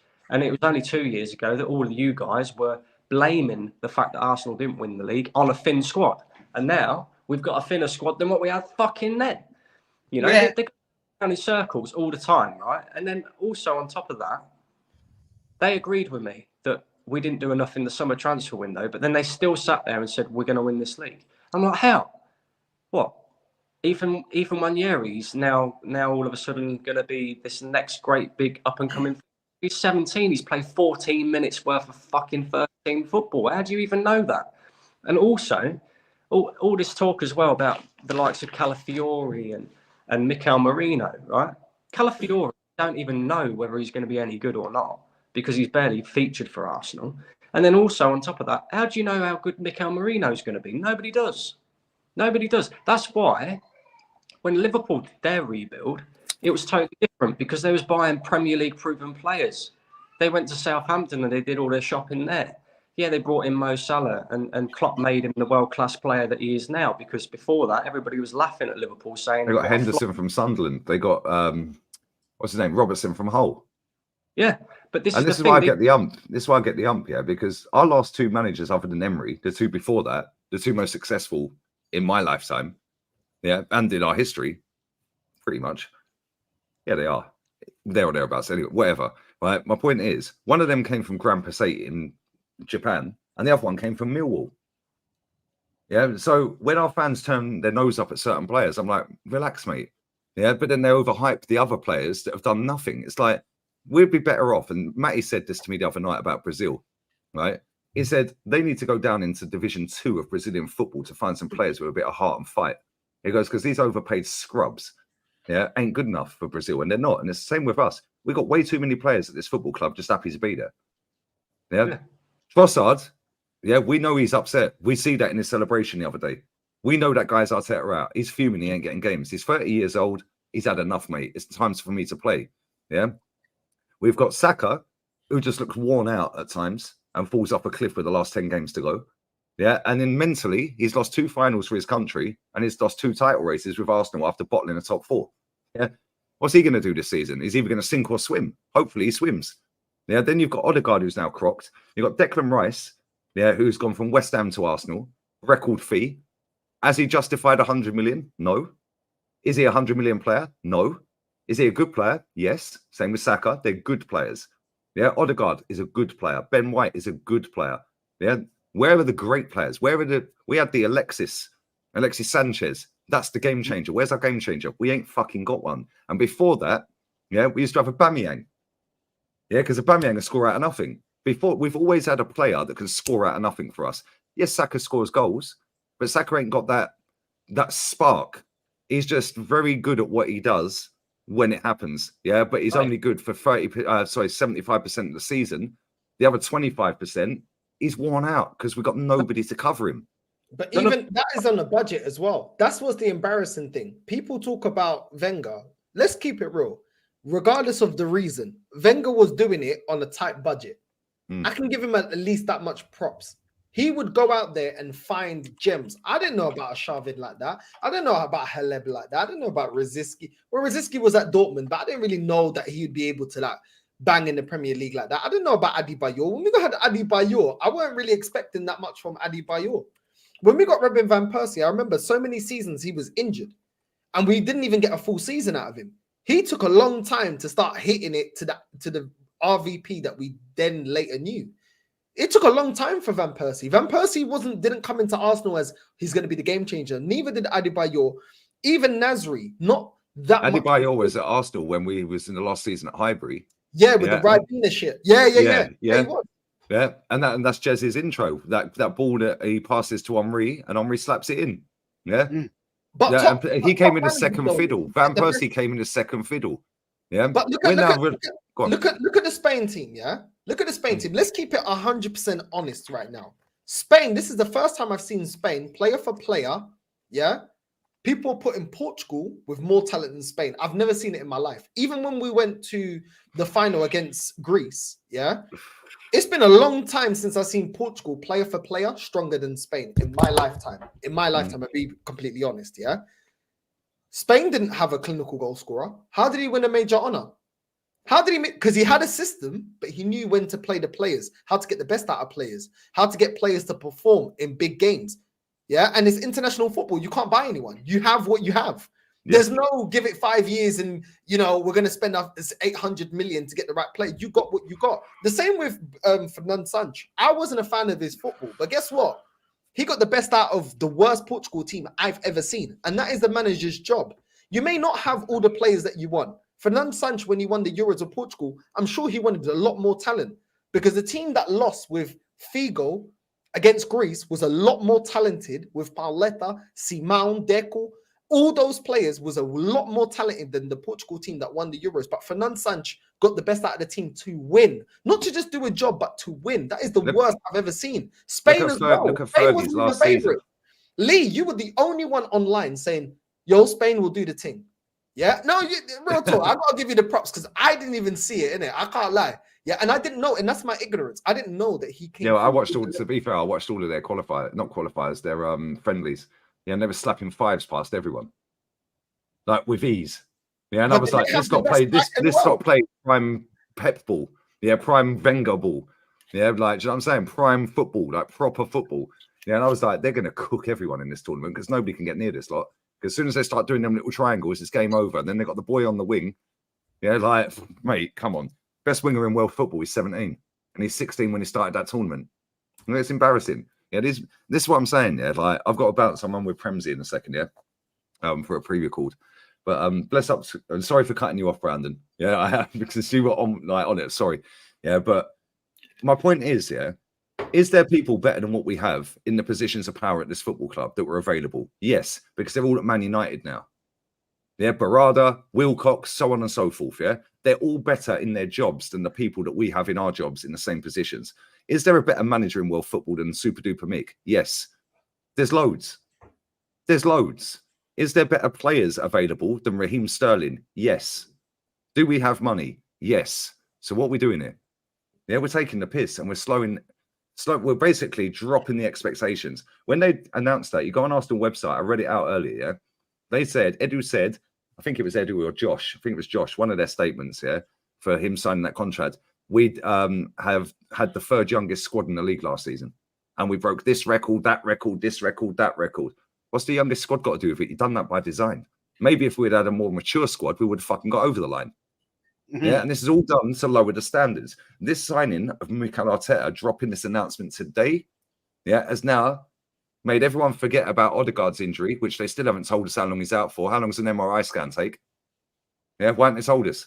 We've got the best doctors in world football, apparently. Cool. Why haven't we found out how long he's out for? It's also took everyone's eye off the fact, yeah, that we had a shit transfer window. That's the worst transfer window we've had since Petr Cech.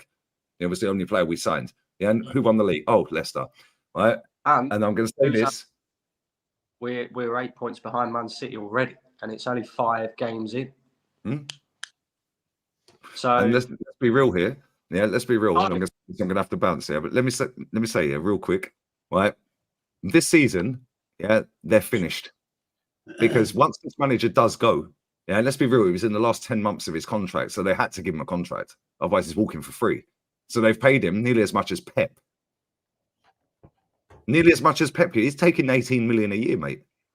What are we doing here? And he's won 1 trophy out of 18. Right. So then I'm looking at it thinking, cool, they've covered their backside because now if he wants to leave, yeah, they won't sack him. But if he wants to leave, yeah, then they don't have to pay him because he's leaving on his own accord. If somebody comes in for him, we get compensation. I get it. It's a business. I get it.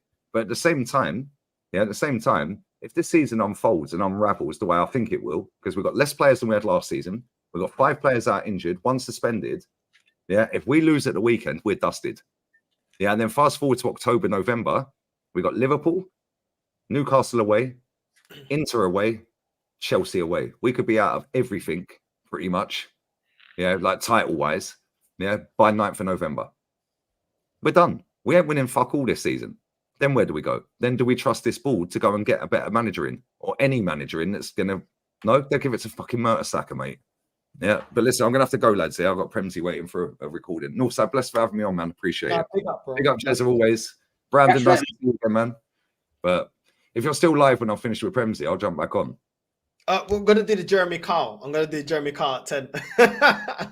So, okay, yeah, cool. Well, I might be on with Faz later for a little bit. But either way, you're doing the Jeremy Carl thing. Yeah, in fact, I'll come between the two. Pause. Yeah, I'm out of here. Bless, lads. Love. Big up the chat. Big up. Take care. Yeah. Take care. Big up, man. Yeah, make sure you like and subscribe to Lee Reacts. Before we get into Jez and Brandon, I'm just going to go through the super chats because they've been sitting there for a while, and I will put the link to the channels as well for everyone that wants to subscribe. Make sure you're subscribing to the Arsenal History and More, and make sure you're subscribing to Brandon's channel as well. Let me get through some of these super chats. Anthony Lafleur says our current manager at Milan is at risk of getting sacked after how we can start our first 3 games, but top gooners will defend Arteta. Bro, staying. It's crazy. It's crazy, man. It's crazy. But if your manager doesn't win the league, yeah, trust me, yeah, they understand what standards are. It's always different when it's Arsenal. Madrid, JDJ Madrid says that 15 Champions League badge makes the £200 shirt worth it. I can understand that. You know what I mean? I can understand that. Big up to you, bro, for the super chat. Big up to Sam as well. Big up, bro. Northside Lee, big up. Lee, saw your stream. If you want me on a show with you, just let me know, bro, and I'll give you my email. Listen, I'll let listen, we'll contact. Get on the next one when Lee's on, and yeah, man, Lee can get your email. Sorry, bro. Sorry, I'm letting the chat have their say, but big up to you, Sam. Big up every single time. Love for the super chat. Anime Fanatic says 4 Champions League, 7 league titles in 7 years. 77 to 84. Liverpool FC. Bro, big up to you lot, man. Listen, you lot did what you needed to do, man. This is what the sport is about. Big up to you, Anime Fanatic. And yeah, guys, who wants to go? Now, go on, Brandon. You go on, man. It's all right, bro. It's all right. I've got to bounce anyway because kids are doing my head in, mate. It's bed running wild there, so I've got to go. So offside and Jez and Lee as well for just keeping it real, really. You know, with and just keep doing your thing, all of you. You know, because obviously I don't really go on my YouTube channel anymore. I just don't have the time. Boys, I'm trying to run my own business. I've got 3 kids, wife, etc., and all the rest. But obviously, I'll always jump on and give my thoughts on that. But yeah, just keep doing what you're doing, because fighting this battle against these fucking top gooners it's tiring. It really is tiring. Like, just listening to them, it's tiring. So yeah, guys, in the chat, make sure you're subscribing to Northside, Jez, Lee, you know, anybody who keeps it real, really, and just says what they think, because all of these lot, like Lee said, when it all comes crashing down this season, which it will, all of a sudden you'll start to realise who's actually telling the truth and who's been lying to themselves the entire time. Because I don't believe half of these people actually genuinely believe in this manager and the football club anyway. So, but yeah, keep it real, boys. Cheers, Northside, for getting us on once again. We'll have to catch up properly again soon, and maybe Cook Deji or a few others or whoever, whatever. And big up Jez as well. Yeah, Randy. See you, man. I always love listening to your stories, bro. You know, about back in the day, and that it's nice to hear somebody who actually knows their history. Do you know what I mean? And has been there, witnessed Arsenal in the good days and the bad days, and you know, once again, won't just put up with the bullshit that they're peddling out right now. So big up, guys. Painful, mate. Big up to the family as well, man. Look after yourself, bro. Take care, man. Jez, I wanna actually ask you something. And the link to Jez's channel, yeah, is in the title now. Make sure you're liking and subscribing. 545 of you locked in right now. I'm telling you right now, you guys better be subscribing to Jez right now. That's my guy. That's Teflon Don. You know what I mean? Teflon Dej. Teflon Jez. Yeah. Big up, Jez. Jez, I want to ask you something, yeah? What was the fan base like in the George Graham era? Before Wenger, to anyone that doesn't know, that is young, that doesn't know. Before Wenger, George Graham, what was the fan base like? Nothing like it is now. Nothing like it is now. It was a family, right? And it was a totally different atmosphere. Mainly because back in the 70s, 80s, 90s, it was all communities, right? You didn't have around Highbury, Liverpool fans, West Ham, Chelsea. You didn't have Liverpool, anything, Man United. It's all community stuff. The majority, I would say 70, let's say 60% of the fans that used to go to Highbury lived within a mile of Highbury. Yes, you had people that come from outside. Of course you did. You maybe have been an Arsenal fan for years, moved away, and they come every game, you know, every home game. But it was not a toxic fan base. If the club was shit and the team played shit, they got it. I can remember many times when we used to get battered all the time by Liverpool, right? And then that's when I was in the North Bank days. We'd stand and boo the crap out of them. We'd boo the hell out of them and tell them. And when they were walking down that tunnel, right, on the East Stand lower, right, the amount of abuse they'd get, you know, because at the end of the day, it was a whole thing. It was they basically had insulted. I remember talking to this really old fella once, right, in the North Bank, lovely old guy, and he'd been going as long as my granddad. He was a proper bloke, and I used to say to him, "You must get really annoyed like my granddad," and he went, "Yeah," and I'll give it to him. And now this guy was about 88 back then. And he said, "I'll proper give it to him." He said, "I'll go and stand in front of every one of them and I'll tell them what crap they are." Now, when George Graham first came in, Arsenal weren't a great team. But what he did was he instilled back tradition and the fact that this was a great football club that he once played for. And he brought it back. Now, that was a proper manager. A proper manager. Now, we all know, we've seen the replays of the games against Man United and all that, yeah? But that man got respect. But he got abuse. Don't get me wrong. He got abuse when the team were playing crap. It wasn't like Arteta out, George Graham out or whatever like that.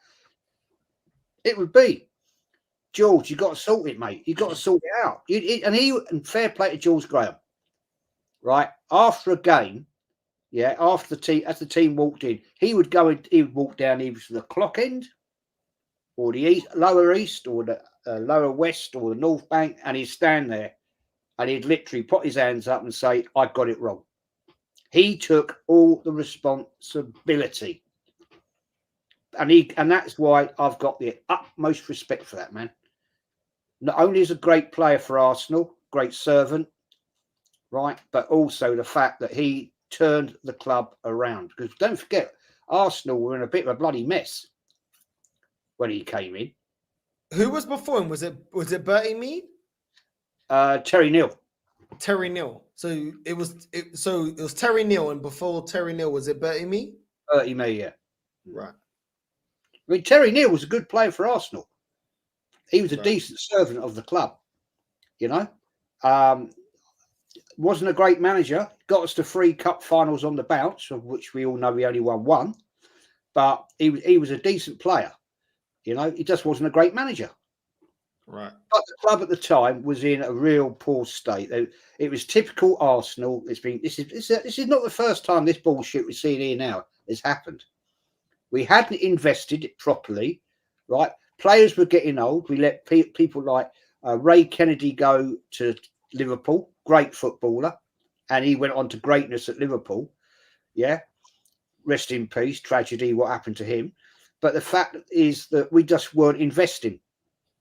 Right. But back then, Arsenal didn't have the money they've got now, but they did have money, right? But the fact remains, Terry Neal was not a good manager. Okay, his football at times, I personally, if you want my honest opinion, was bloody worse than George Graham's. George Graham's, the boring 1-0 to the Arsenal, right, was how he set the defence up.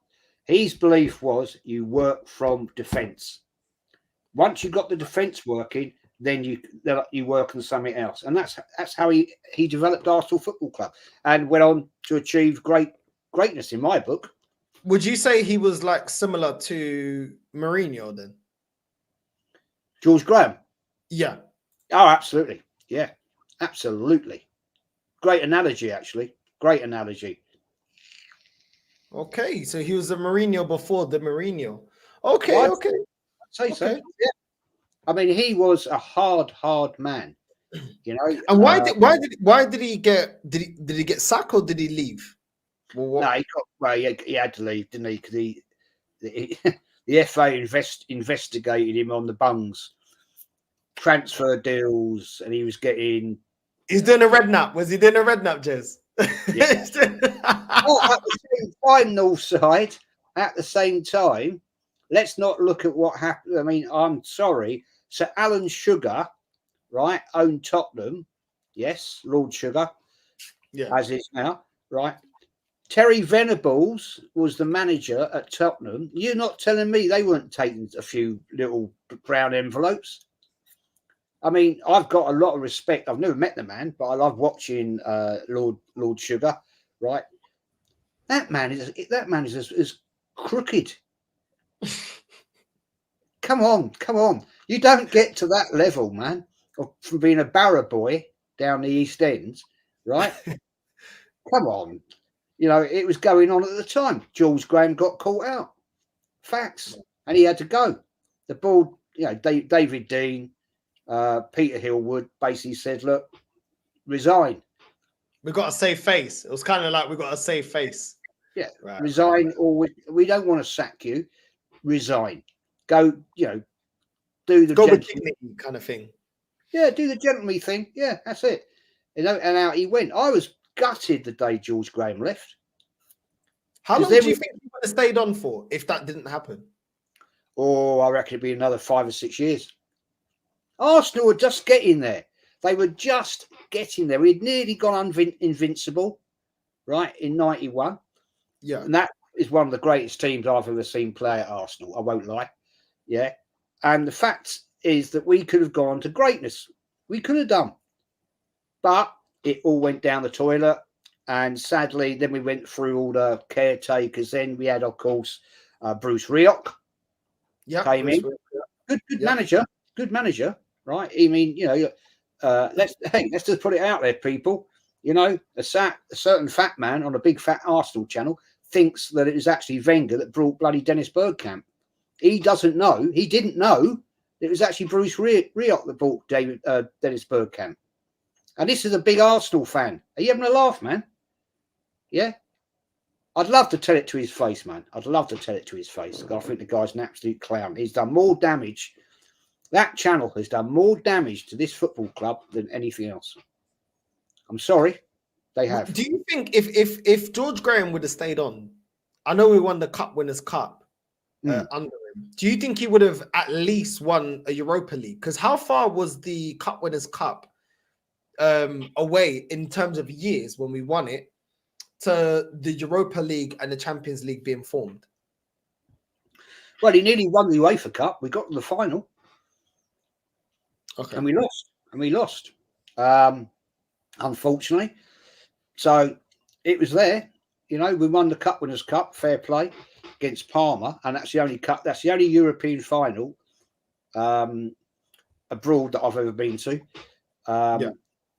But the UEFA Cup final got to that, but we lost it, unfortunately. So it was building. There was stepping stones. He was rebuilding, and he had the absolute respect of all the players. And he was a tough man. He was a tough man. If he stepped out of line, he'd punish you for it. He used to fine players.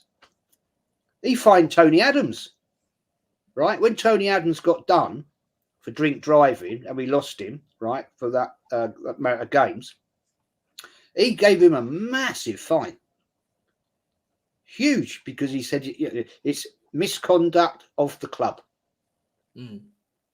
And that's the sort of man he was. You don't get that anymore. You just get a slap on the wrist and say, well, don't do that again. The man had tradition, you know, being an ex-player. He had tradition for the club. He cherished that badge that's right behind me right now. You know, on his patio, do you know, I'll tell you this fact. When he was Arsenal's manager, he had that badge pot in as a mosaic on his patio. When he left, when he left and became Tottenham manager, he had it taken up, which I think is a great shame, personally. But there you go. That is what it is. Rah, that's mad, yo. It's what I mean, man. You need Jez on for these kind of stories, man. This is before my time, man. You know what I mean? I wasn't even thought about these times. But big up to Jez, man. The link to Jez's channel is in the title. Question for Jez: who do you hold accountable for our downfall? The ownership, the board, or the manager that were picked? The managers that were picked. I have to clearly say on that one, the demise started when we had the board, the old board, the old proper board, started selling their shares off to the Cronkies. As soon as that started happening, I remember talking to a good old mate of mine. We were still going to games, and I said, this is going to go rapidly down the toilet, because this is not the direction we want to go. We'd already seen what was happening at Man United, right, with their owners, and I said, this is going to go the same way, and I was right. And it was the owners that started it. I'm not blaming the managers at the time, because when obviously we had Arsene Wenger, and I loved Arsene Wenger. I won't lie to you, right? So did I. I actually loved him. The latter years, probably from 2009 onwards, I started to get pissed off of him, and I thought, nah, you know. I agree, Jess. It took me a while for me to turn on Wenger. Because I grew up on him. Like you know, I was born in 92. I only saw Wenger, which is why I asked Jez about, you know, Bertie Mee, or I asked Jez about George Graham. That's before my time. I was born in 92, and I grew up on Wenger. I loved Wenger up until like 2005-06. Nobody could tell me anything about Wenger. 2006, we get to the Champions League final. Obviously, we lose it to Barcelona. Even then, I was still backing him. Even then, because of what he done for the club. I loved that guy. And I remember my uncle, and to be fair, I mean, he didn't support Arsenal, but even my uncle was telling me, he's like, it's going downhill. It's going downhill. As soon as Ashley Cole left, he goes, it's going downhill. When it got to about 2008, 2009, like you, I started looking, I was like, hold on, what's going on? Because we were used to a reaction from Man United winning the league. We didn't win it all the time. We didn't. Man United dominate the Premier League era, but we always saw a reaction. We always saw the club going out there getting Overmars, getting Henry. After selling Anelka, we got Henry. We didn't go get a little bum. And I didn't even know much about Henry at the time, because obviously he's from Juventus, he was a winger. I didn't know much about him, but you trusted in him. Because he had the inroad to the French national team, the youth teams, because I mean, I remember when Wenger came in, I thought, who the hell's this guy? Never heard of him. And I know he'd managed, was it Marseille or somebody like that? Or Monaco. Monaco. That's Monaco. And that's all I knew about him. Because don't forget, back then, we didn't have the great access to the internet that we got now. Yeah. So I thought, well, okay, well, I'm not sure about it. And I remember standing in the North Bank when he first came, chatting to people, saying, "What do you know about this Arsene Wenger? What do you know about?" Wasn't it the paper? It was the famous Arsene who? Yeah, it was. It was, and it was like, Arsene, what? What's he? Who is he? I remember some guy talking to me. He went, yeah, he's managed a team out in Japan. I went, well, whoa, yippee do, fantastic.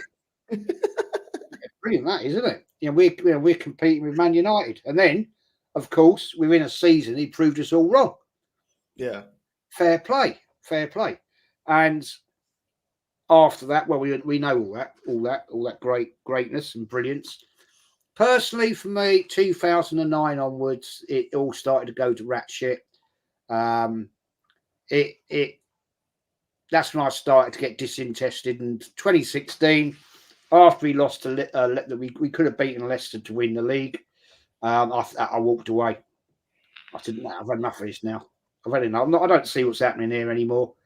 Yeah, okay, we won FA Cups, but the direction had gone, Northside. The direction had gone, and I was fed up with it, to be honest. I'd lost interest in Arsenal. I won't lie. And it took me probably a couple of seasons, really, to get back into 2018, you know, and I thought, right, yeah, well, I shouldn't say this, but Arsenal are my first love, you know. I'm saying the wife's not here, so she's not going to hear me. But yeah, I mean, it took me a while to get back into it. It really did. I lost total interest in Arsenal. I really did. And 2016, no, when was it? When it was. Yeah, it's 2016. And I just said, nah, I've had enough. That's 40 years I had my season ticket. And I said, nah, I'm not paying this no more. I could see it was all going down the toilet. Everything was getting expensive. And I just didn't enjoy going to the Emirates. That's me. That's not the Emirates. That's me, because I was grown up with privilege to grow up, looking at Highbury every single day of my life. To the age I was 25, I left home.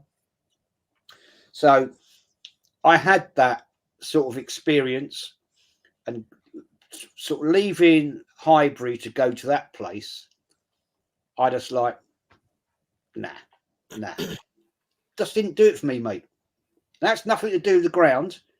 I'm not. It is a great stadium, but to me, it hasn't got the atmosphere. Because if you know, Highbury was a very tight knit ground. The fans were almost on the bloody pitch, and the atmosphere was totally different. Totally different. Would you say it's like Upton Park for West Ham fans? Because Upton Park was up and close, whereas the London Stadium is just so weird. And I went there for the Colombia versus Spain game. So I went to the West Ham Stadium. It's nice, but it doesn't feel like it's got the soul. And I'm not a West Ham fan. So some people say, oh, well, Northside, you're not a West Ham fan. But as a spectator, as somebody watching it on TV, I felt like Upton Park had that feeling of 90s football, 80s football, 70s football. Same as Goodison Park, right? All these old grounds. I'll tell you one of the grounds, right? People, you know, one of the greatest atmosphere grounds I've ever been to, right? This will surprise you, right? Is Turf Moor at Burnley. It's small, it's tight, it's a bloody nightmare to get to back in the day when we had all the nonsense fighting and all that crap going on. It was awful to get to because there's always trouble. It's not a nice area, Burnley in Manchester, but it's a great ground. Great ground. The atmosphere is brilliant. Brilliant. I used to love going there, apart from getting there. You know, so that's how they all were back in the day. I hear it. There's a Jez. I want you to know, from one Arsenal fan to another, I forever appreciate your stories and what you've experienced. I never get tired of it. I commend you. Keep up the good work for your channel. Cheers. Oh, man, Static. Cheers, Static. Cheers, bro. Yeah, it's moving up, mate. On the way to 10k now. They're moving. It's going to take forever, but nah, it won't, Jez. It won't. Well, I've got a lot of new subs last night. A lot of new subs. But hey, you know, I said this to Lee, right? I said, you and Lee work your nuts off, right? Yeah, and respect for you to doing that. I said the thing is, the difference is, I mean, I watched you earlier on when you were streaming, and it's legend. It really is legend. And the thing, I think the difference is with me is I'm that little bit older, and I think I've got a little bit of a different perspective. And because I'm what I call the elder statesman, some people don't get me. They don't quite get me, which I respect that. You know, a lot of people said to me, "Oh, Jez, it's a young man's game, YouTube." I've gone, well, I know people older than me that are fucking YouTube, so it is what it is. But you know, that's how it works. So, do you know what, Jez? Yeah, I'll be honest with you, and I'm always honest with you. I think if you, the thing is, yeah, you'd get more appreciation. I think a lot of us on this side of being realistic and being honest, you get a lot more appreciation if you were just applauding everything the club was doing. If you was applauding everything the club was doing with your knowledge, with your experience, with how many games you've been to, that you beat probably 95% of the people online, 90 to 95% of the people that are online, you would get your flowers. Because you're going up against the grain, like me, like other people, you're not going to get that. Me is different to you. You've gone to games. You've lived it. I was more of what they would say an armchair fan. But that was because that's when I spend time with my family. Arsenal's playing, we watch it as a family. We didn't go to the games because we come from humble beginnings. Some people will say to me, "Oh, no, Northside, you're not a real fan. You didn't go to the games." But just because I'm watching from TV doesn't mean that the passion's any less. How many people that are streamers that watch the game or do streams, would you say they're less fans? If you like them, you wouldn't. So it's all really down to we're going against the grain. We're not applauding everything. We're not saying everything's exciting. I think that works more against you than your experience, because really your experience puts you on an advantage. How many people can say they go to the amount of games that you have? How many people could say they saw George Graham? How many people could say they were there as an adult or young adult, whatever the case may be, seeing Wenger being announced as the new Arsenal manager? How many people can talk about Bertie Mead? How many people can talk about Liverpool dominating in the 80s? Your knowledge is unmatched, and everyone in the chat can see that. No one can challenge you when it comes to knowledge. That's why even people that don't like you won't challenge you on knowledge, because they know they're going to get defeated. Where they will challenge you is, well, it's guilty by association. Me, you, Matty, all of us, we because they think, we're just being Lee Gunner. No. With all due respect to Lee, that's our friend, but Jez is older than Lee. So Jez already had this mindset before Lee. My mindset before I even YouTube popped off, because I wouldn't even say I'm an internet baby, but I remember AOL first coming up. I remember my mum picking up the phone from AOL. Yeah. And the internet would go down. You remember that, Jez? You're on the internet, someone will pick up the phone and the internet line would drop. Yeah, I remember that. I remember the birth of YouTube. I remember life before WhatsApp, life before even MSN Messenger. I remember my mum having a Sony Ericsson with the green backlight, and all the words were like black. It was like digitally black. I remember the Nokia, I don't know, 6210 or whatever it was called back in the day. I'd run them. It would be a big thing to play Snake on your phone. I remember how much you'd have to pay to send a text message, because there was no WhatsApp, there was no MSN, there was none of that. Yeah, and this is the thing. It's like people will downplay you because they don't like what you're saying. Yeah, some people find me funny. I think I'm just an honest person. I speak from the heart. Whether you like how I say it or not, I speak from the heart. It's how I truly feel. If I was clowning every other club except Arsenal, Jez, I'd get more subscribers. I know this. Yeah. And that's the respect I've got for people like you, right? Because it winds the hell out of me when I see certain other channels, right, who will scream about Arsenal. I mean, they talk about their own club. They get hardly not as many views. Why? Because you're taking the piss out of Arsenal, because that's what you want to do. I'll get that. I understand it, right? I ain't got a problem with it. That's what you want to do. But the problem is, Northside, I will never, ever change my narrative. Never. Right? Arsenal Football Club is like, cut me in half and it says Arsenal Football Club. Yeah, because that is it. I will never ever change my love for the club. And if I've got something to say about it and I don't agree with what's happening, I'll say it.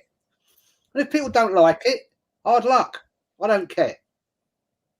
You know, my Yes, my missus. family used to almost come to blows. So my younger cousin is called Carlos. My uncle's called Carlos. He was named under him.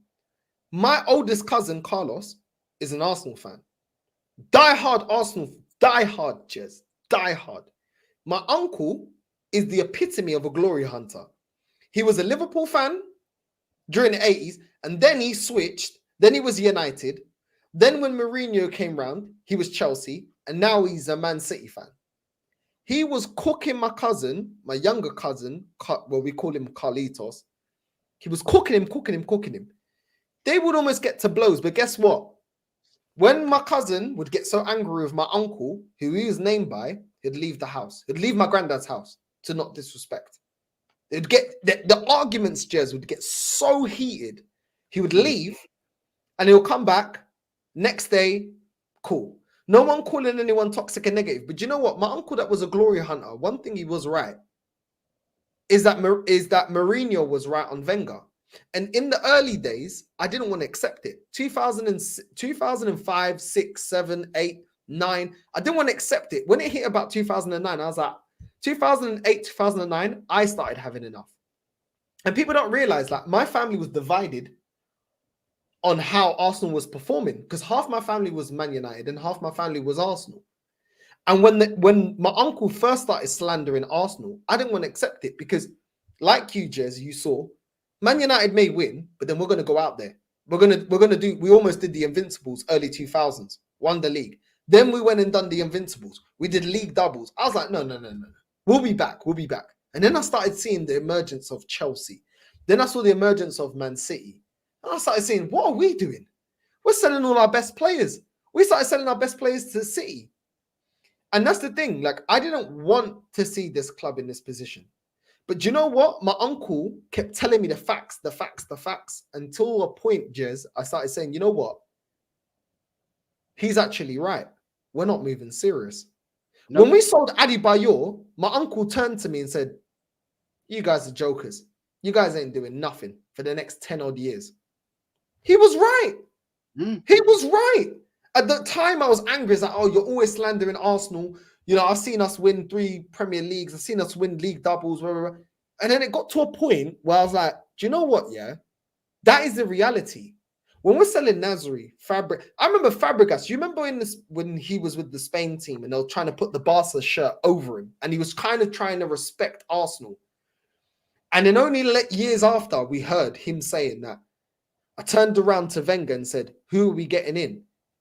I turned around. I was on a coach. I think I can't remember the match, but he said, we lost that game. And I looked around the coach and I said, I deserve better than this. This is ridiculous. I'm carrying this team. You remember when we was playing Fabregas, he was injured. He was taking injections. His leg was all messed up. His knee was messed up. He was carrying us. And I got to a point, I was like, you know what, yeah? Let him go live his life at Barcelona. He deserves better than this. He deserves better than playing around players like Jenkinson and Sonogo and Sendros. Jenkinson. Oh, God. Oh, good God. Yeah. And people don't realize this, Jez, yeah? I don't know, like, how you became fully like, no, I'm against what's going on. It took me actually a long time because I was still looking at the success. And I loved Arsene Wenger. I loved that guy growing up. I loved him. I loved Arsene Wenger. I'm not going to deny it. I loved Arsene Wenger. But he took away everything I loved about him. He took it away. And when he said top four's a trophy, and when he allowed Clichy to go to Man City, it was those times where I started to turn, right? And when he let Van Persie go to Man United, right? That's when it started. It was like, this ain't good. This is not good. And I said, no, I've had enough of this. And I just got disinterested in it. Yeah. And I'm thinking, what was greatness is now, it's getting embarrassing. It's going down the toilet. It's time to go. as one great man once said, Claude. I mean, I'm like, nah.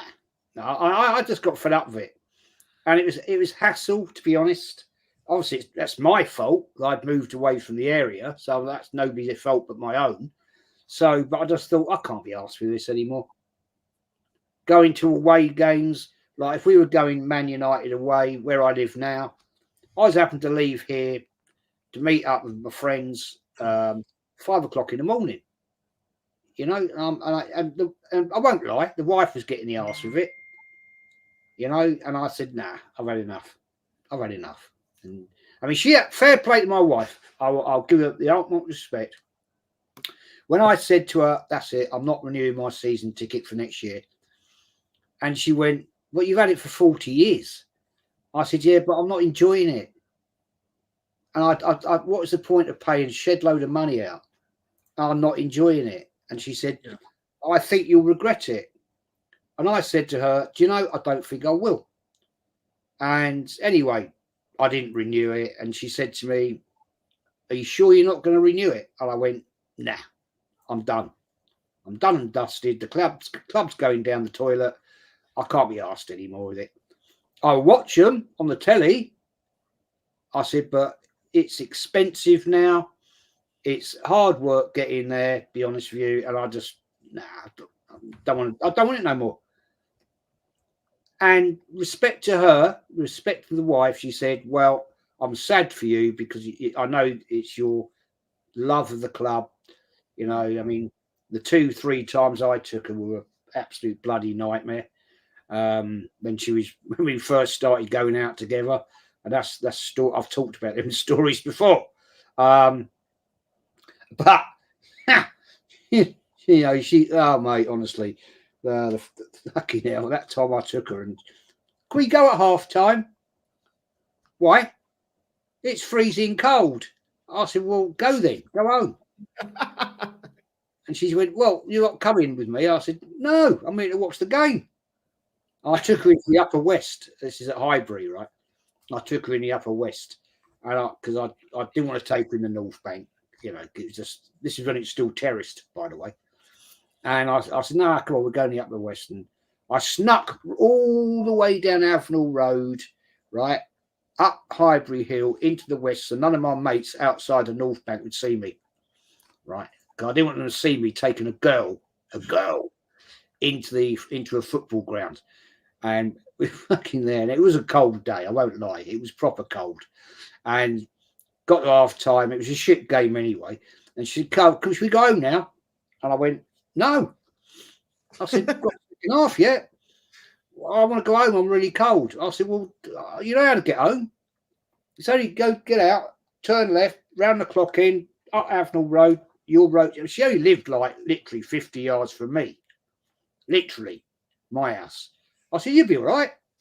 No problem. Well, you're not going to walk me home. I went, no, I'm watching the bloody game. It's got another back out in a minute. What do you think I am? And she's like, oh, well, I'll see you later then. I said, well, you might do. I said, I don't know. I said, probably go down the pub after this. Oh, right. So I might not see you then. And I was like,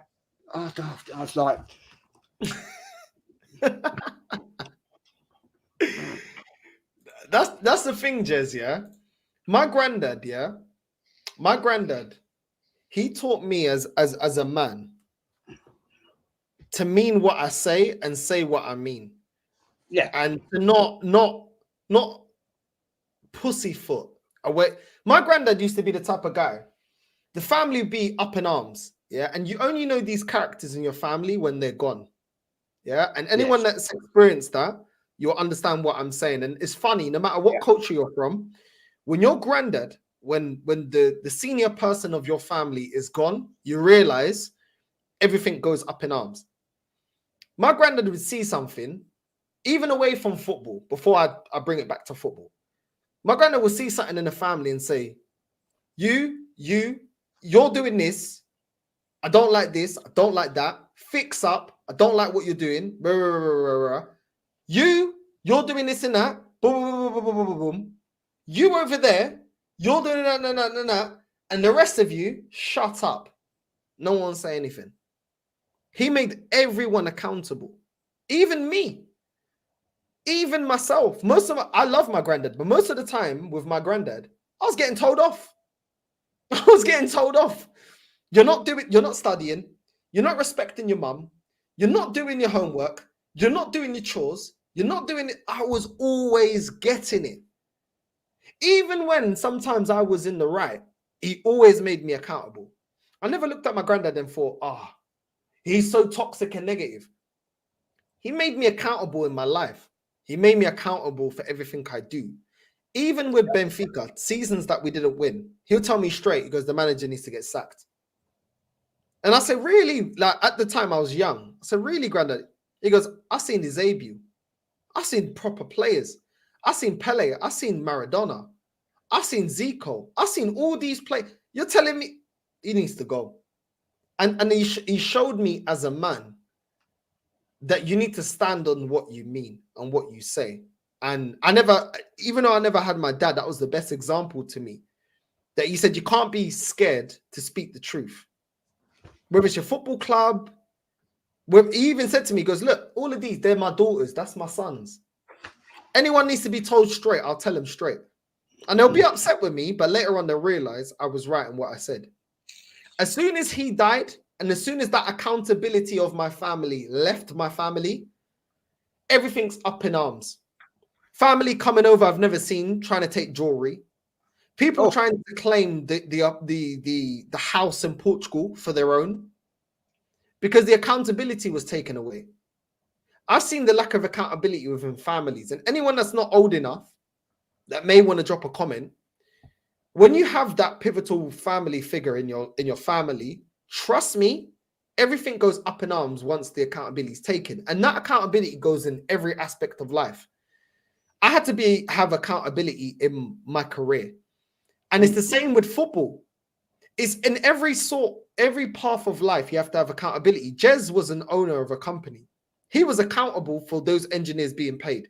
He was accountable for his wife having a roof over his head. He was accountable for his children having food in their bellies and clothing on their back. Accountability, you can't live life without accountability. The only people that live life without accountability are tramps. That is a life without accountability. It's the life of a tramp.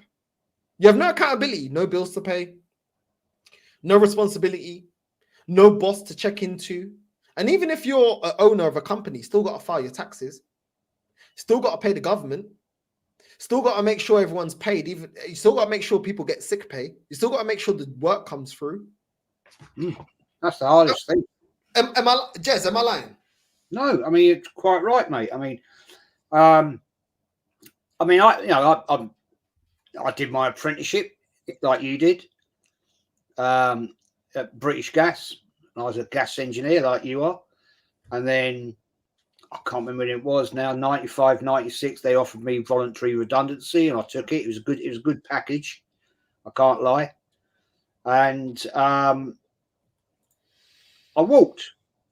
6 months later, I was contracting. They asked me back because they'd let too many people go. And they were paying me 1.5 times more than I was earning when I bloody worked there. Right? Anyway, that moved on. But the thing is, you are quite right. You have to have stability and accountability. And I won't lie. I've said it before. Right? When I left home, right, with my well, it wasn't my wife at the time. We weren't married then. But we moved into a rented place right opposite the clock end. Yeah, with my mate Paul and his girlfriend. And we were bastards, me and Paul, really, because we used to do anything and everything to get to an away game. And it was wrong. It was proper wrong, really. We didn't have much money. Yeah. We had food in the fridge and food on the table. But when I think back now, what I did, I was such a selfish bastard. I really was. And when we got married, right, and then when was that? That was 85. 85, yeah, 85. And my wife got pregnant a year later. I still was doing the same thing, and it was so wrong. When I think back now, what I should have been doing, because I mean, it's terrible, really. She used to say to me, yeah, I don't mind you going to all the home games, right? Because you've got your season ticket, but I think you should cut down on the away games. And I would come up with any excuse, I'm working Saturday overtime. I wasn't bloody working overtime on a Saturday. I was going to bloody football. I was going to Liverpool, Man United, right? You know, and because my mate Paul also is in the same industry as me, who shared the flat down below us, right? We used to collab. We got this job to do. It's out in Dartford because I was working then in industrial commercial, right? And it's you know what it's about, and it was all the big shit. And I say, yeah, we could be there 11, 12-hour job, could be big job. We've got to replace all this and all that, and this 4-inch pipe work, and it wasn't copper as you know back then. It was all bloody mild steel. And yeah, so we this is terrible, really, right? We used to go out in the morning with our boiler suits on, right, British Gas and all that, and we'd have a bag which purportedly was a tool bag. In there was our clothes to go to the fucking match. How wrong is that? How wrong? And yeah, I have to say I do regret doing that now. I do regret, but that's how football gets you, man. This is the thing, Jez, yeah? When I first earned my first week wages my first month wages as a gas engineer, I bought an Xbox 360. I'll be honest with you. I bought an Xbox 360. I think I bought a FIFA game. Arsenal was so much in the dumps, and I already was so angry with them. I didn't want to put my money towards Arsenal. It was my friend that was a Sunderland fan. Big up to Philip. He was the one coming across FA Cup games, Carabao games, and he was like, "Yo, let's go! I got us tickets. I said, I don't really want to go. He's like, "Well, why? My first games at Arsenal was not Premier League games. It was FA Cup games, Carabao games. And you know what? I really enjoyed. I did enjoy the fans that I met on the cup games, but I wasn't interested. So I was just a slave to clubbing, really. I come from a very musical culture, dancing culture, where you dance as a partner. My grandparents used to dance, what was it called? Tango. My grandma was telling me how she used to go to tango dances with my granddad. Mm-hmm. Yeah, and she'd go, "Oh, tango, we used to dance tango and stuff like that." And eventually, with the Portuguese Africans, we developed Semba and Kizomba, which is similar-ish to salsa. And I just indulged in that because I was just like, I don't have the love for the club for me to invest my money in the club. I'm going to go clubbing. And I'd be out dancing. And I'd see Arsenal games, and I'd literally, as the game would end, I'd be watching it with my granddad. I said, "Granddad, I'm off." He goes, "Where are you going?" I said, "I'm going out clubbing." He goes, "Why don't you spend time with the fam?" I said, "No, I'm going." Yeah, but La Liga's coming on. I said, "I don't care. Arsenal's already annoyed me." He goes, "I understand. Go. You know, because I can see you're angry." He goes, go. And I'd always be watching the games with my granddad. My granddad's from Wembley area. Oh, right. Yeah. Yeah. So I'd always be down Wembley watching with my granddad. And I didn't have that one. And this is the thing that some people don't understand about me. Once I had my own money, I didn't have to ask my mum, "Can you take me to a game? Mum, could you afford it? Mum," I had the money myself. This club didn't bring that desire for me to spend my money. And I had money to spend. Jez, back then, Jez, yeah, I had about 4 or 5 girlfriends. Well, I wasn't even girlfriends, girls I was just seeing. Yeah. I was taking them out to eat and doing whatever with them. And then I was going clubbing. I had money to spend. I had the money. To go to Arsenal games. I had the money. I was paying my mum probably, when I first started, I was probably paying my mum £100 a month. Then it was 200 a month. after probably 2-3 qualified. I was paying her about $350 a month. I had money to spend. I wanted to spend it on this club, but this club didn't give me anything. This is the era of us selling our best players. Why would I have the desire to spend it on Arsenal? I'm going to see my family in Wembley. I'm getting cooked. I see my auntie and the uncles in Stonebridge. I'm getting cooked. I go and see family in East London. I'm getting cooked. I'm getting cooked about this club all the time. The time that you stepped away from the club was the time I had the money to spend on the club. I didn't have the desire. Do you remember that Barcelona type kit that we had? It was yeah.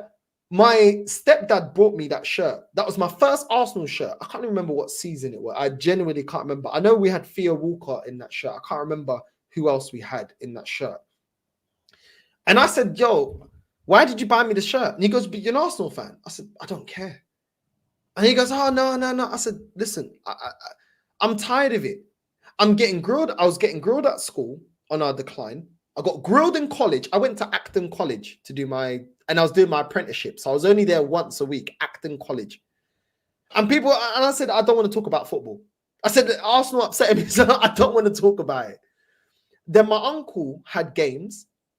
I went to a Portugal game before I went to an Arsenal game. Portugal played one time at Wembley Stadium. It was literally around the corner from my granddad's house. I said, I don't want to. I said, I'll go to the Portugal game. And they said, oh, but I got tickets as well for Arsenal. It's a FA Cup game. I said, I don't want to go because I fell out of love with it. I fell out of love with the club. This is one thing I regret. Before my granddad died, we had tickets to take my granddad to the FA Cup game. And my granddad goes, if you go, I'll go. They said, you, and a couple of your cousins, the Arsenal side will go because I love Arsenal. And I said, Granddad, I don't want to go. I regret that. I regret that because I never got the chance to go to another game with him. And even though I go so hard at Arsenal, it's my anger towards this club. It's my anger that they robbed me of that experience to go with my granddad and see us lift a major honor with my granddad.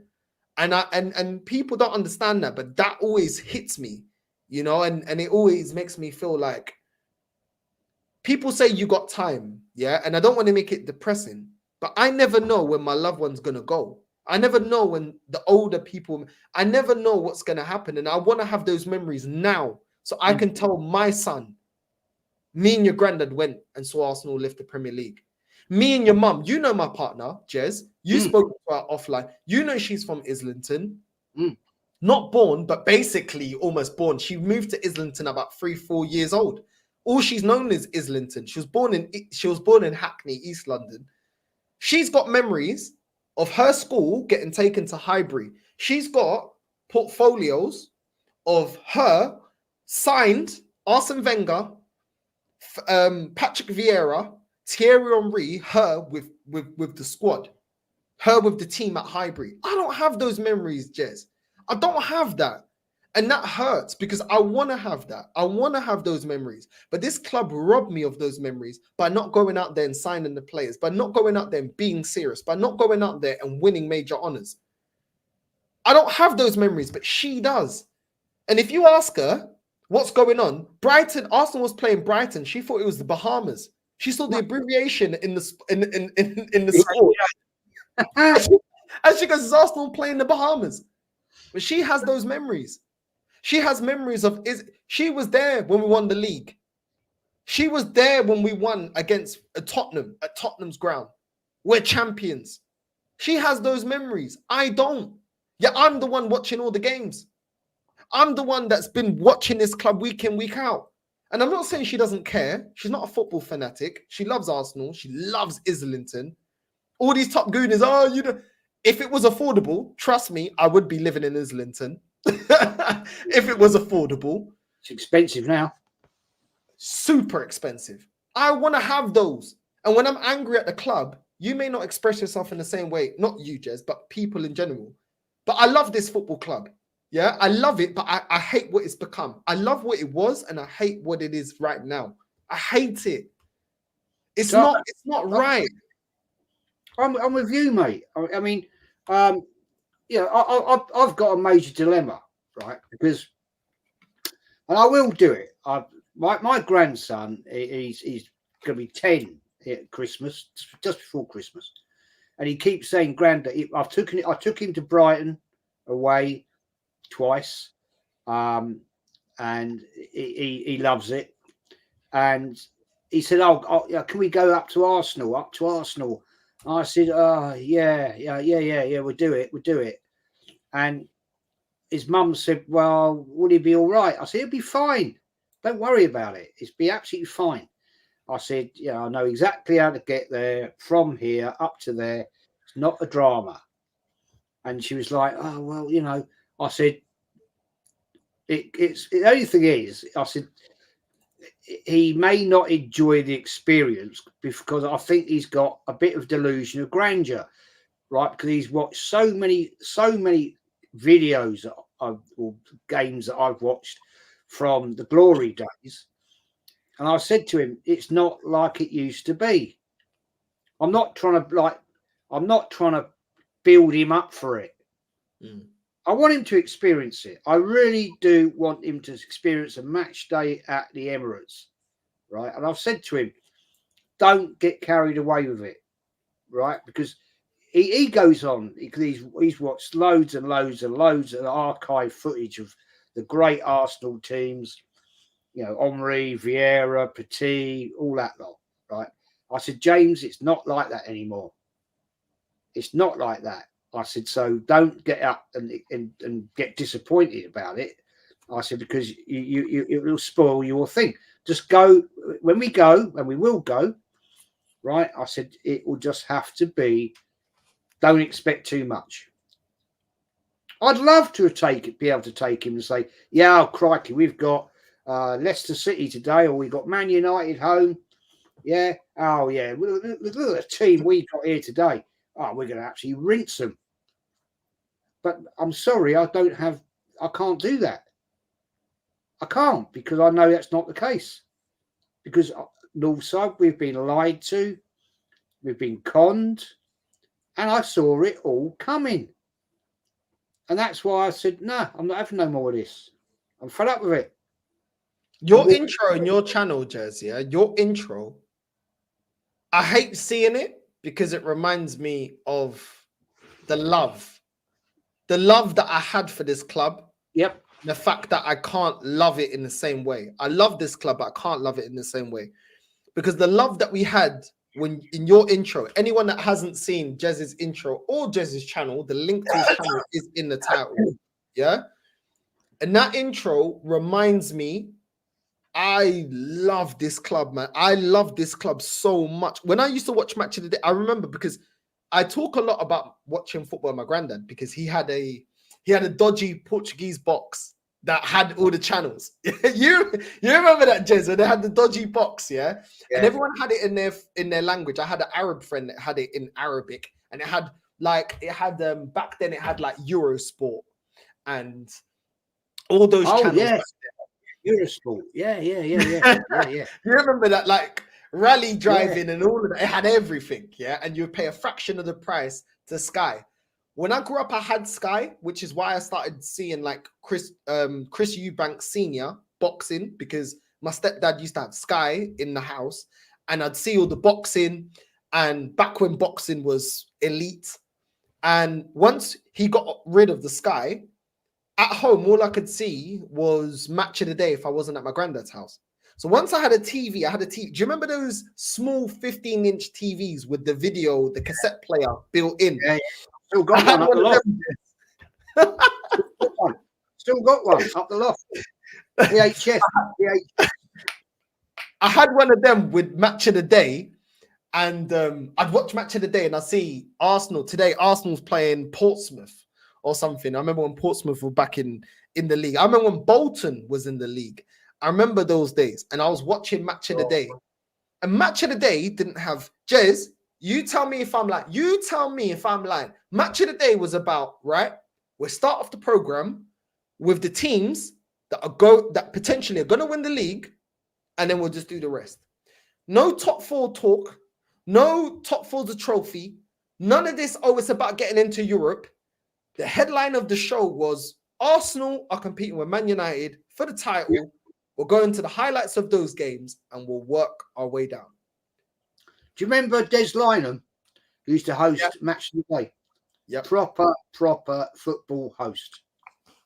And like, yeah, and I don't know, it's probably before your time, but on a Sunday, 3:00 would be the big match with Brian Moore. Proper TV host. Yeah, I used to love that because you'd get the games that you didn't see on Match of the Day on the big match on a Sunday.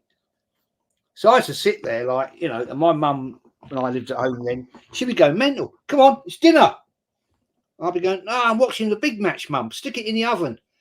No, it's dinner. I'll be, no, it's bloody, look, I'm watching this game. It's Liverpool against Man United or whoever, you know. And she goes, come and have your dinner. I said, no, I'll have it in a minute. And then what she'd say, what she'd do is she wouldn't put it back in the oven. So after it was a 1 hour program on a Sunday afternoon, right? And I'd go back out. Where's my dinner, Mum? In the oven. She'd go, no, it's there. I said, it's cold now. And that's before microwaves. We didn't have microwaves then. Right? So all the gravy has gone like, you know how gravy goes. Like, lumpy, yeah. You know, roast potatoes are cold, and you know, I'll stick it back in the oven and it all goes shit. I said, why don't you stick it back in the oven? And she's like, well, you're more important to watch football, isn't it? And I was like, well, yeah, but you could have put it in the oven and I'd have it around my mouth. Fucking hell. My dad used to sit there and just like hide his head. He's like this, you know. Yeah, I mean, they were proper days, man. They were proper days. I'm just going to say this one thing. The show I was doing tonight at 9:00, I'm doing it tomorrow now because I'm enjoying being on here. So I'll put it back to tomorrow night at 9:00. But nah, come on, Jez, man. Listen, people, make sure you're liking and subscribing to Jez. And this is the beauty, yeah. When I speak to Jez, it's like I'm speaking to my granddad because it's similar eras. So the mentality, a lot of the way that they see football is similar. And I miss that. I truly enjoy it, man. I enjoy these conversations because it brings me back to those days. You know, I used to have an opinion and my granddad told me, shut up. Told me to shut up because I was young and I was naive. I was a kid. And you'd be like, oh, shut up, you don't know about ballers. You got so many fond memories, right? I mean, the day my granddad died, he was 98 the day he died, right? My nan had died 4 or 5 years before that, and he was going rapidly downhill. And I remember the day he died, I was there. It was such a sad occasion, broke my heart. Took me a long time to get over that, a very, very long time, because I had such an affinity with him. Because every match day was at home, right, as a little kid, was the same. I'd walk out of my mum would walk me out, this is when I was 8, 9, up to the top of up Avenel Road, to the top of where Gillespie Road is, and literally 100, and she'd watch me. She'd stand there like that, and she'd watch me walk into my grandparents' house. And I'd wave to her like that. I'd go in there, and the kick-off was at 3:00, as it used to be on a Saturday. And I'd be there at midday at my nan's house, nan and granddad's. And it was the same every time. My granddad would be sat in the room with his pipe, right? And my nan always, right, would make these most beautiful steak and kidney pies. And she'd, every match day at home, I'd have a steak and kidney pie, chips and peas. And that was my highlight of the week, that was. And I'd go and sit in the lounge with my granddad. My granddad would go, what do you think the result's gonna be today then? I'd go, West Brom home, I'm going 3-0. And he'd go, yeah, I'm thinking it's going to be 2-1. And I go, nah, come on, Grandad, it's going to be right. Come on, then, let's go. Had your dinner? Yeah, right, let's go. And we'd rather than go straight across down the road, down Highbury Hill, we'd be turning left because he was going to the pub. right? And outside the pub, I'd stand there with the other kids. He'd come out and he'd say, right, yeah, have his pint of beer, and he'd be smoking his pipe and everything, chatting away. And the other, if it was not raining, obviously, the dads would be out there, granddads, whatever, and then they'd have their couple of pints, and then we'd walk down up to the West Stand, up to the upper tier, and we'd get in our seats. I have the match program, and every single time we'd sit down, he'll be said, "I'll be back in a minute. I'm just going to the loo," and it happened every single bloody game. I used to say to him, "Grandad, why don't you go to the loo as we come up the steps?" And he said, "Well, I didn't want to go then." Fucking hell. But it's every home game, mate, for me as a little kid up to about the age of 12, that was a routine. I mean, I was not allowed to go to an away game. I was not allowed to go to an away game by my mum. It wasn't my dad, it was my mum, until I was 13. Because she was convinced I would be beaten up and whatever and all this and all that. This is the height. Don't forget, this is the height of all the trouble days. Right. And it was not a nice experience. And my first experience going to White Hart Lane with my granddad and other guys, that was scary, man. That was scary. I remember that. It was a night game. FA, was it cup game? I can't remember. I remember we walked down Seven Sisters and up there, and it was not for a little kid. That was proper scary. And thankfully, we were with people that, you know, they weren't involved in any trouble or anything, but they were streetwise, I think is the right term. Okay. I think that's the term. I think they were streetwise. They knew the area, and so we never got any grief. But you know, back in them days, little kids, man, it was pretty scary. It really was, because my mum wouldn't let me go. She said, "No, you're not, especially Tottenham." She said, "No, you're not going there. You're not going there. No chance." And I was desperate to go to Tottenham away, until eventually my granddad convinced her and said, he'll be fine, and everything. And my granddad was actually quite a big guy. He was an engineer on the railways, but I wouldn't say he was like a fighter, you know. I mean, but I reckon if he had to, he'd stand his ground. But at the end of the day, my mum was just like stupid, because she thought I'd get kidnapped or something. Oh, I don't mean, for God's sake. That's mums though, Jez, man. That's mums, man.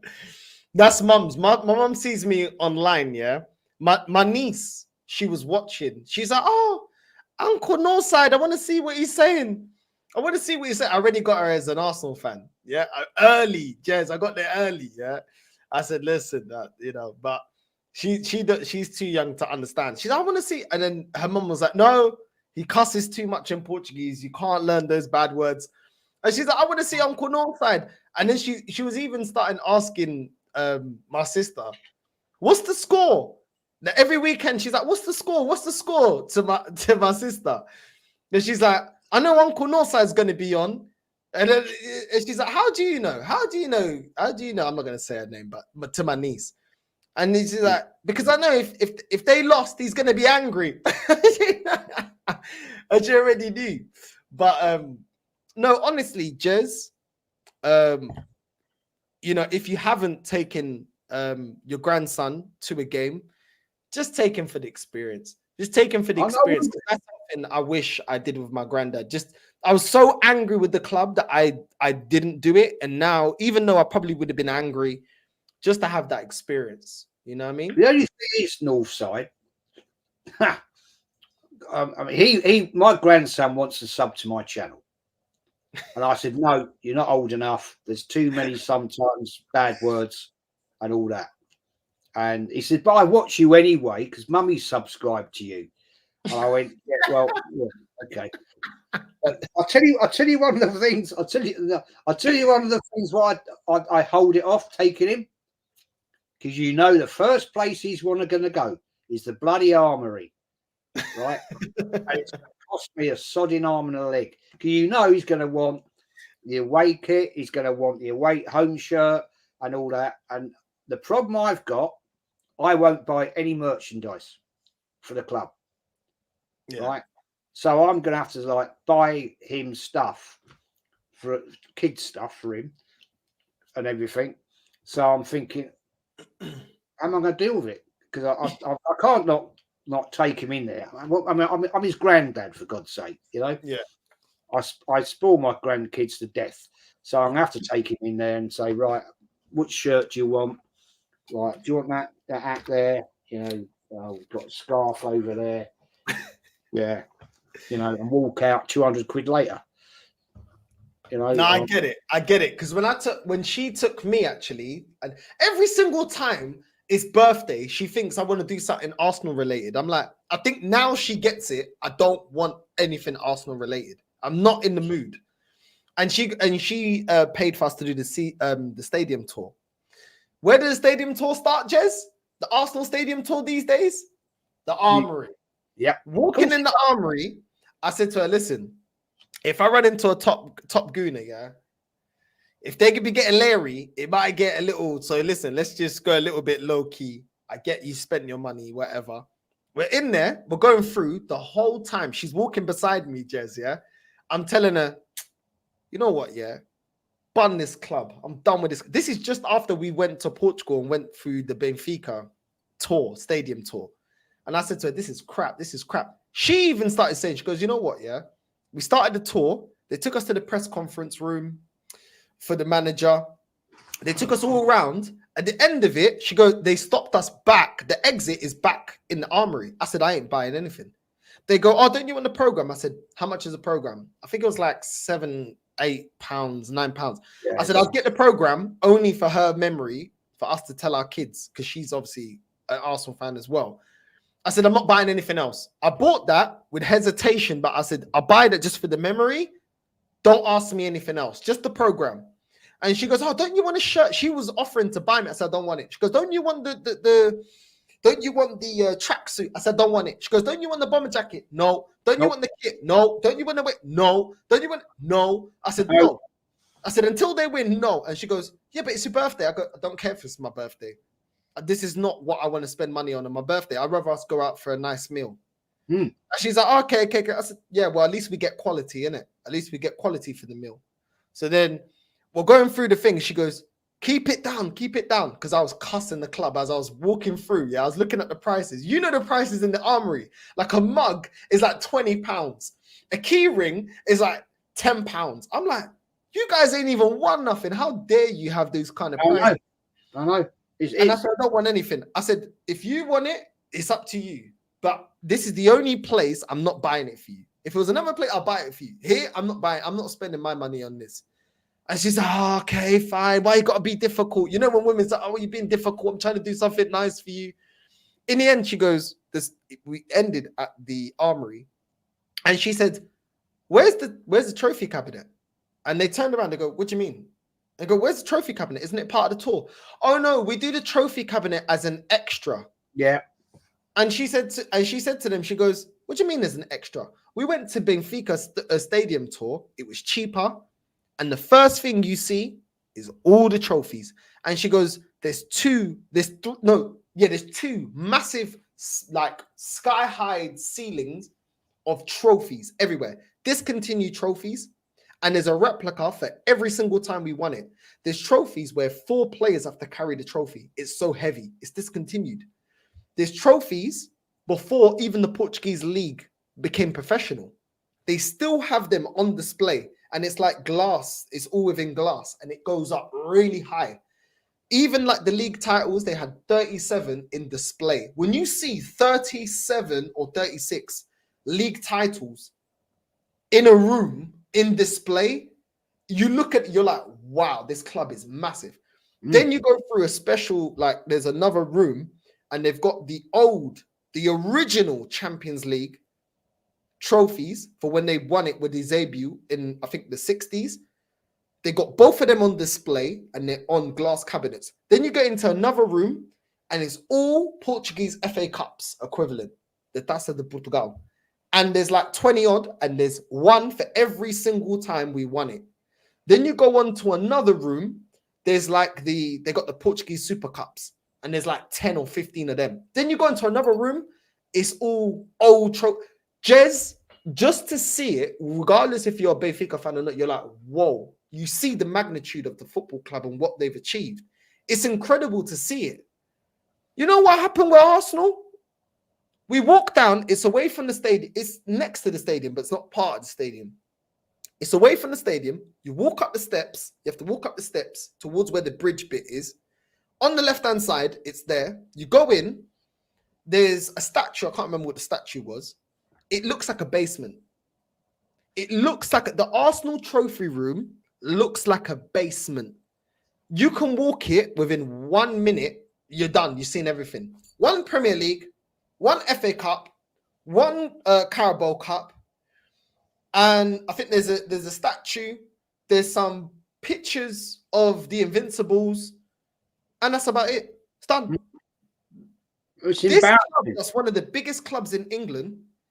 Our trophy cabinet, they've made it look like a basement, which is an afterthought to the stadium tour. That is a disgrace, man. That is a disgrace. It's embarrassing. Do you know, I've never done the stadium tour. I've never done it myself. I've seen the old trophy room at Highbury, right, when we used to have all the FA Cups and all that. Our first European trophy, the Intercity Fairs Cup, that was there.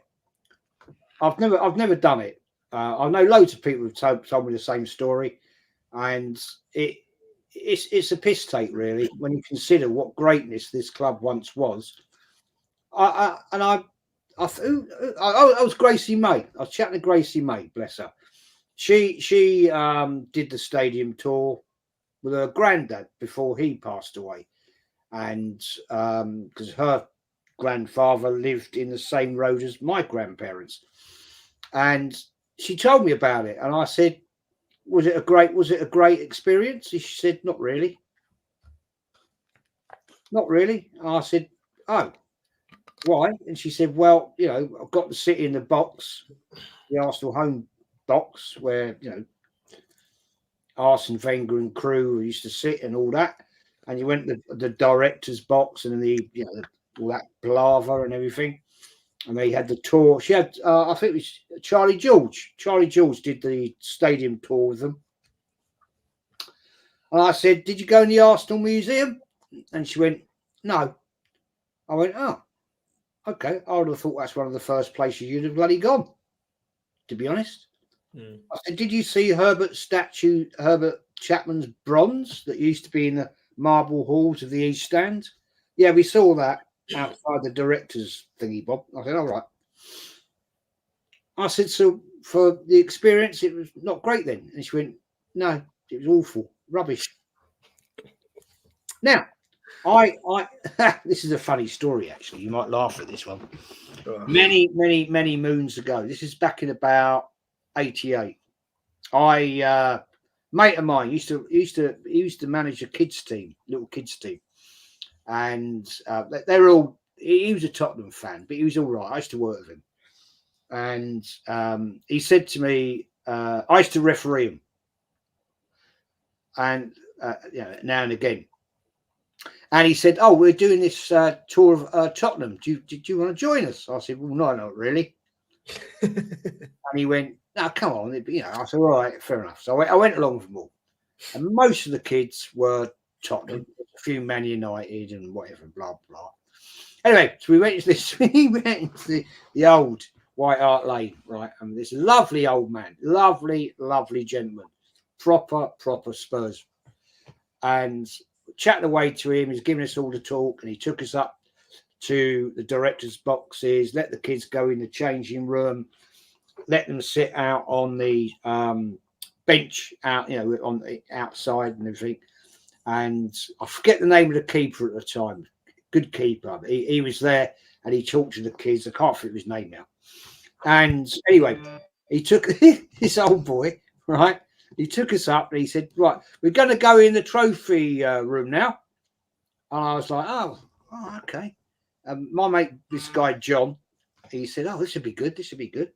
So me being me, right, there's these double doors, right? And right next to it is a door, single door.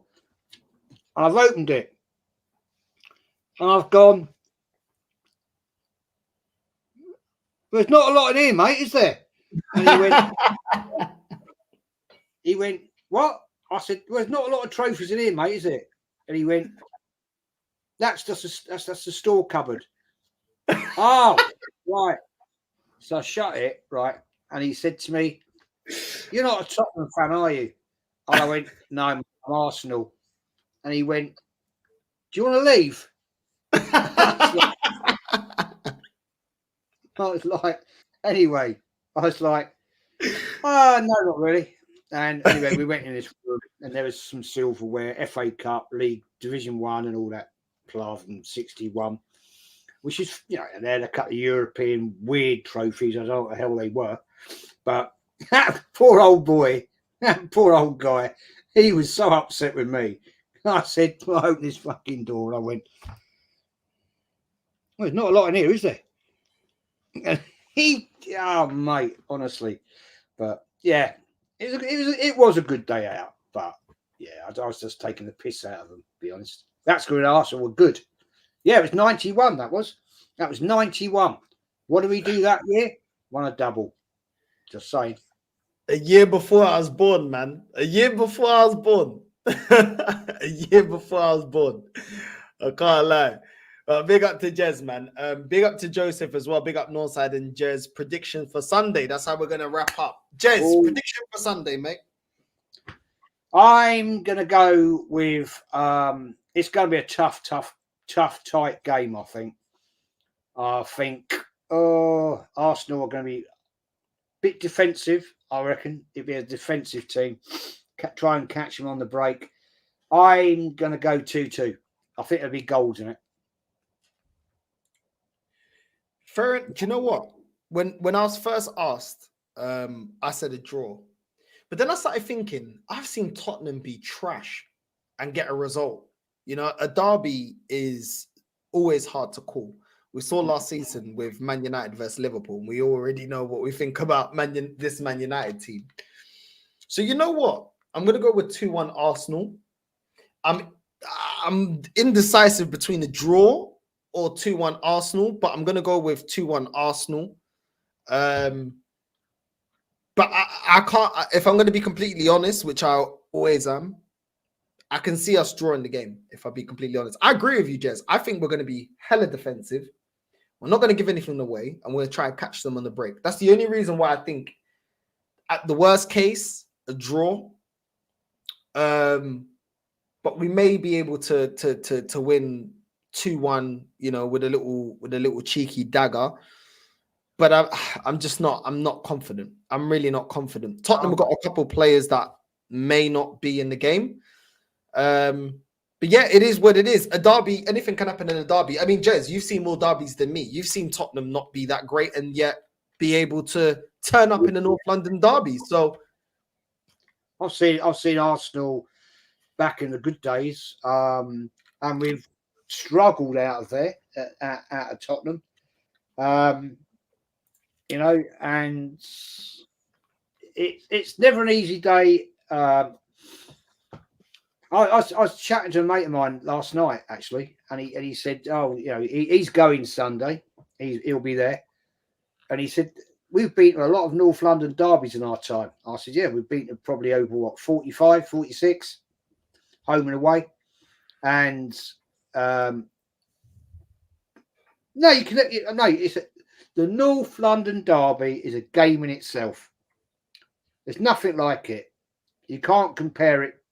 It's a bit like, say, Liverpool-Everton, which now is a bit predictable, or how it was Liverpool-Man United. I'm not confident at all with this. I won't lie. It's going to be a tricky day out. And yeah, I'm going to go, hopefully, we'll get out of there 2-2. There you go. I hear it. I hear it. Listen, familia, make sure you're liking and subscribing to Jez. The Arsenal, the history and more. The link to his channel is in the title. And make sure you're supporting the man there. Make sure you're supporting the team. And Jez, love for your time. Thank you. You know what I mean? Every single time.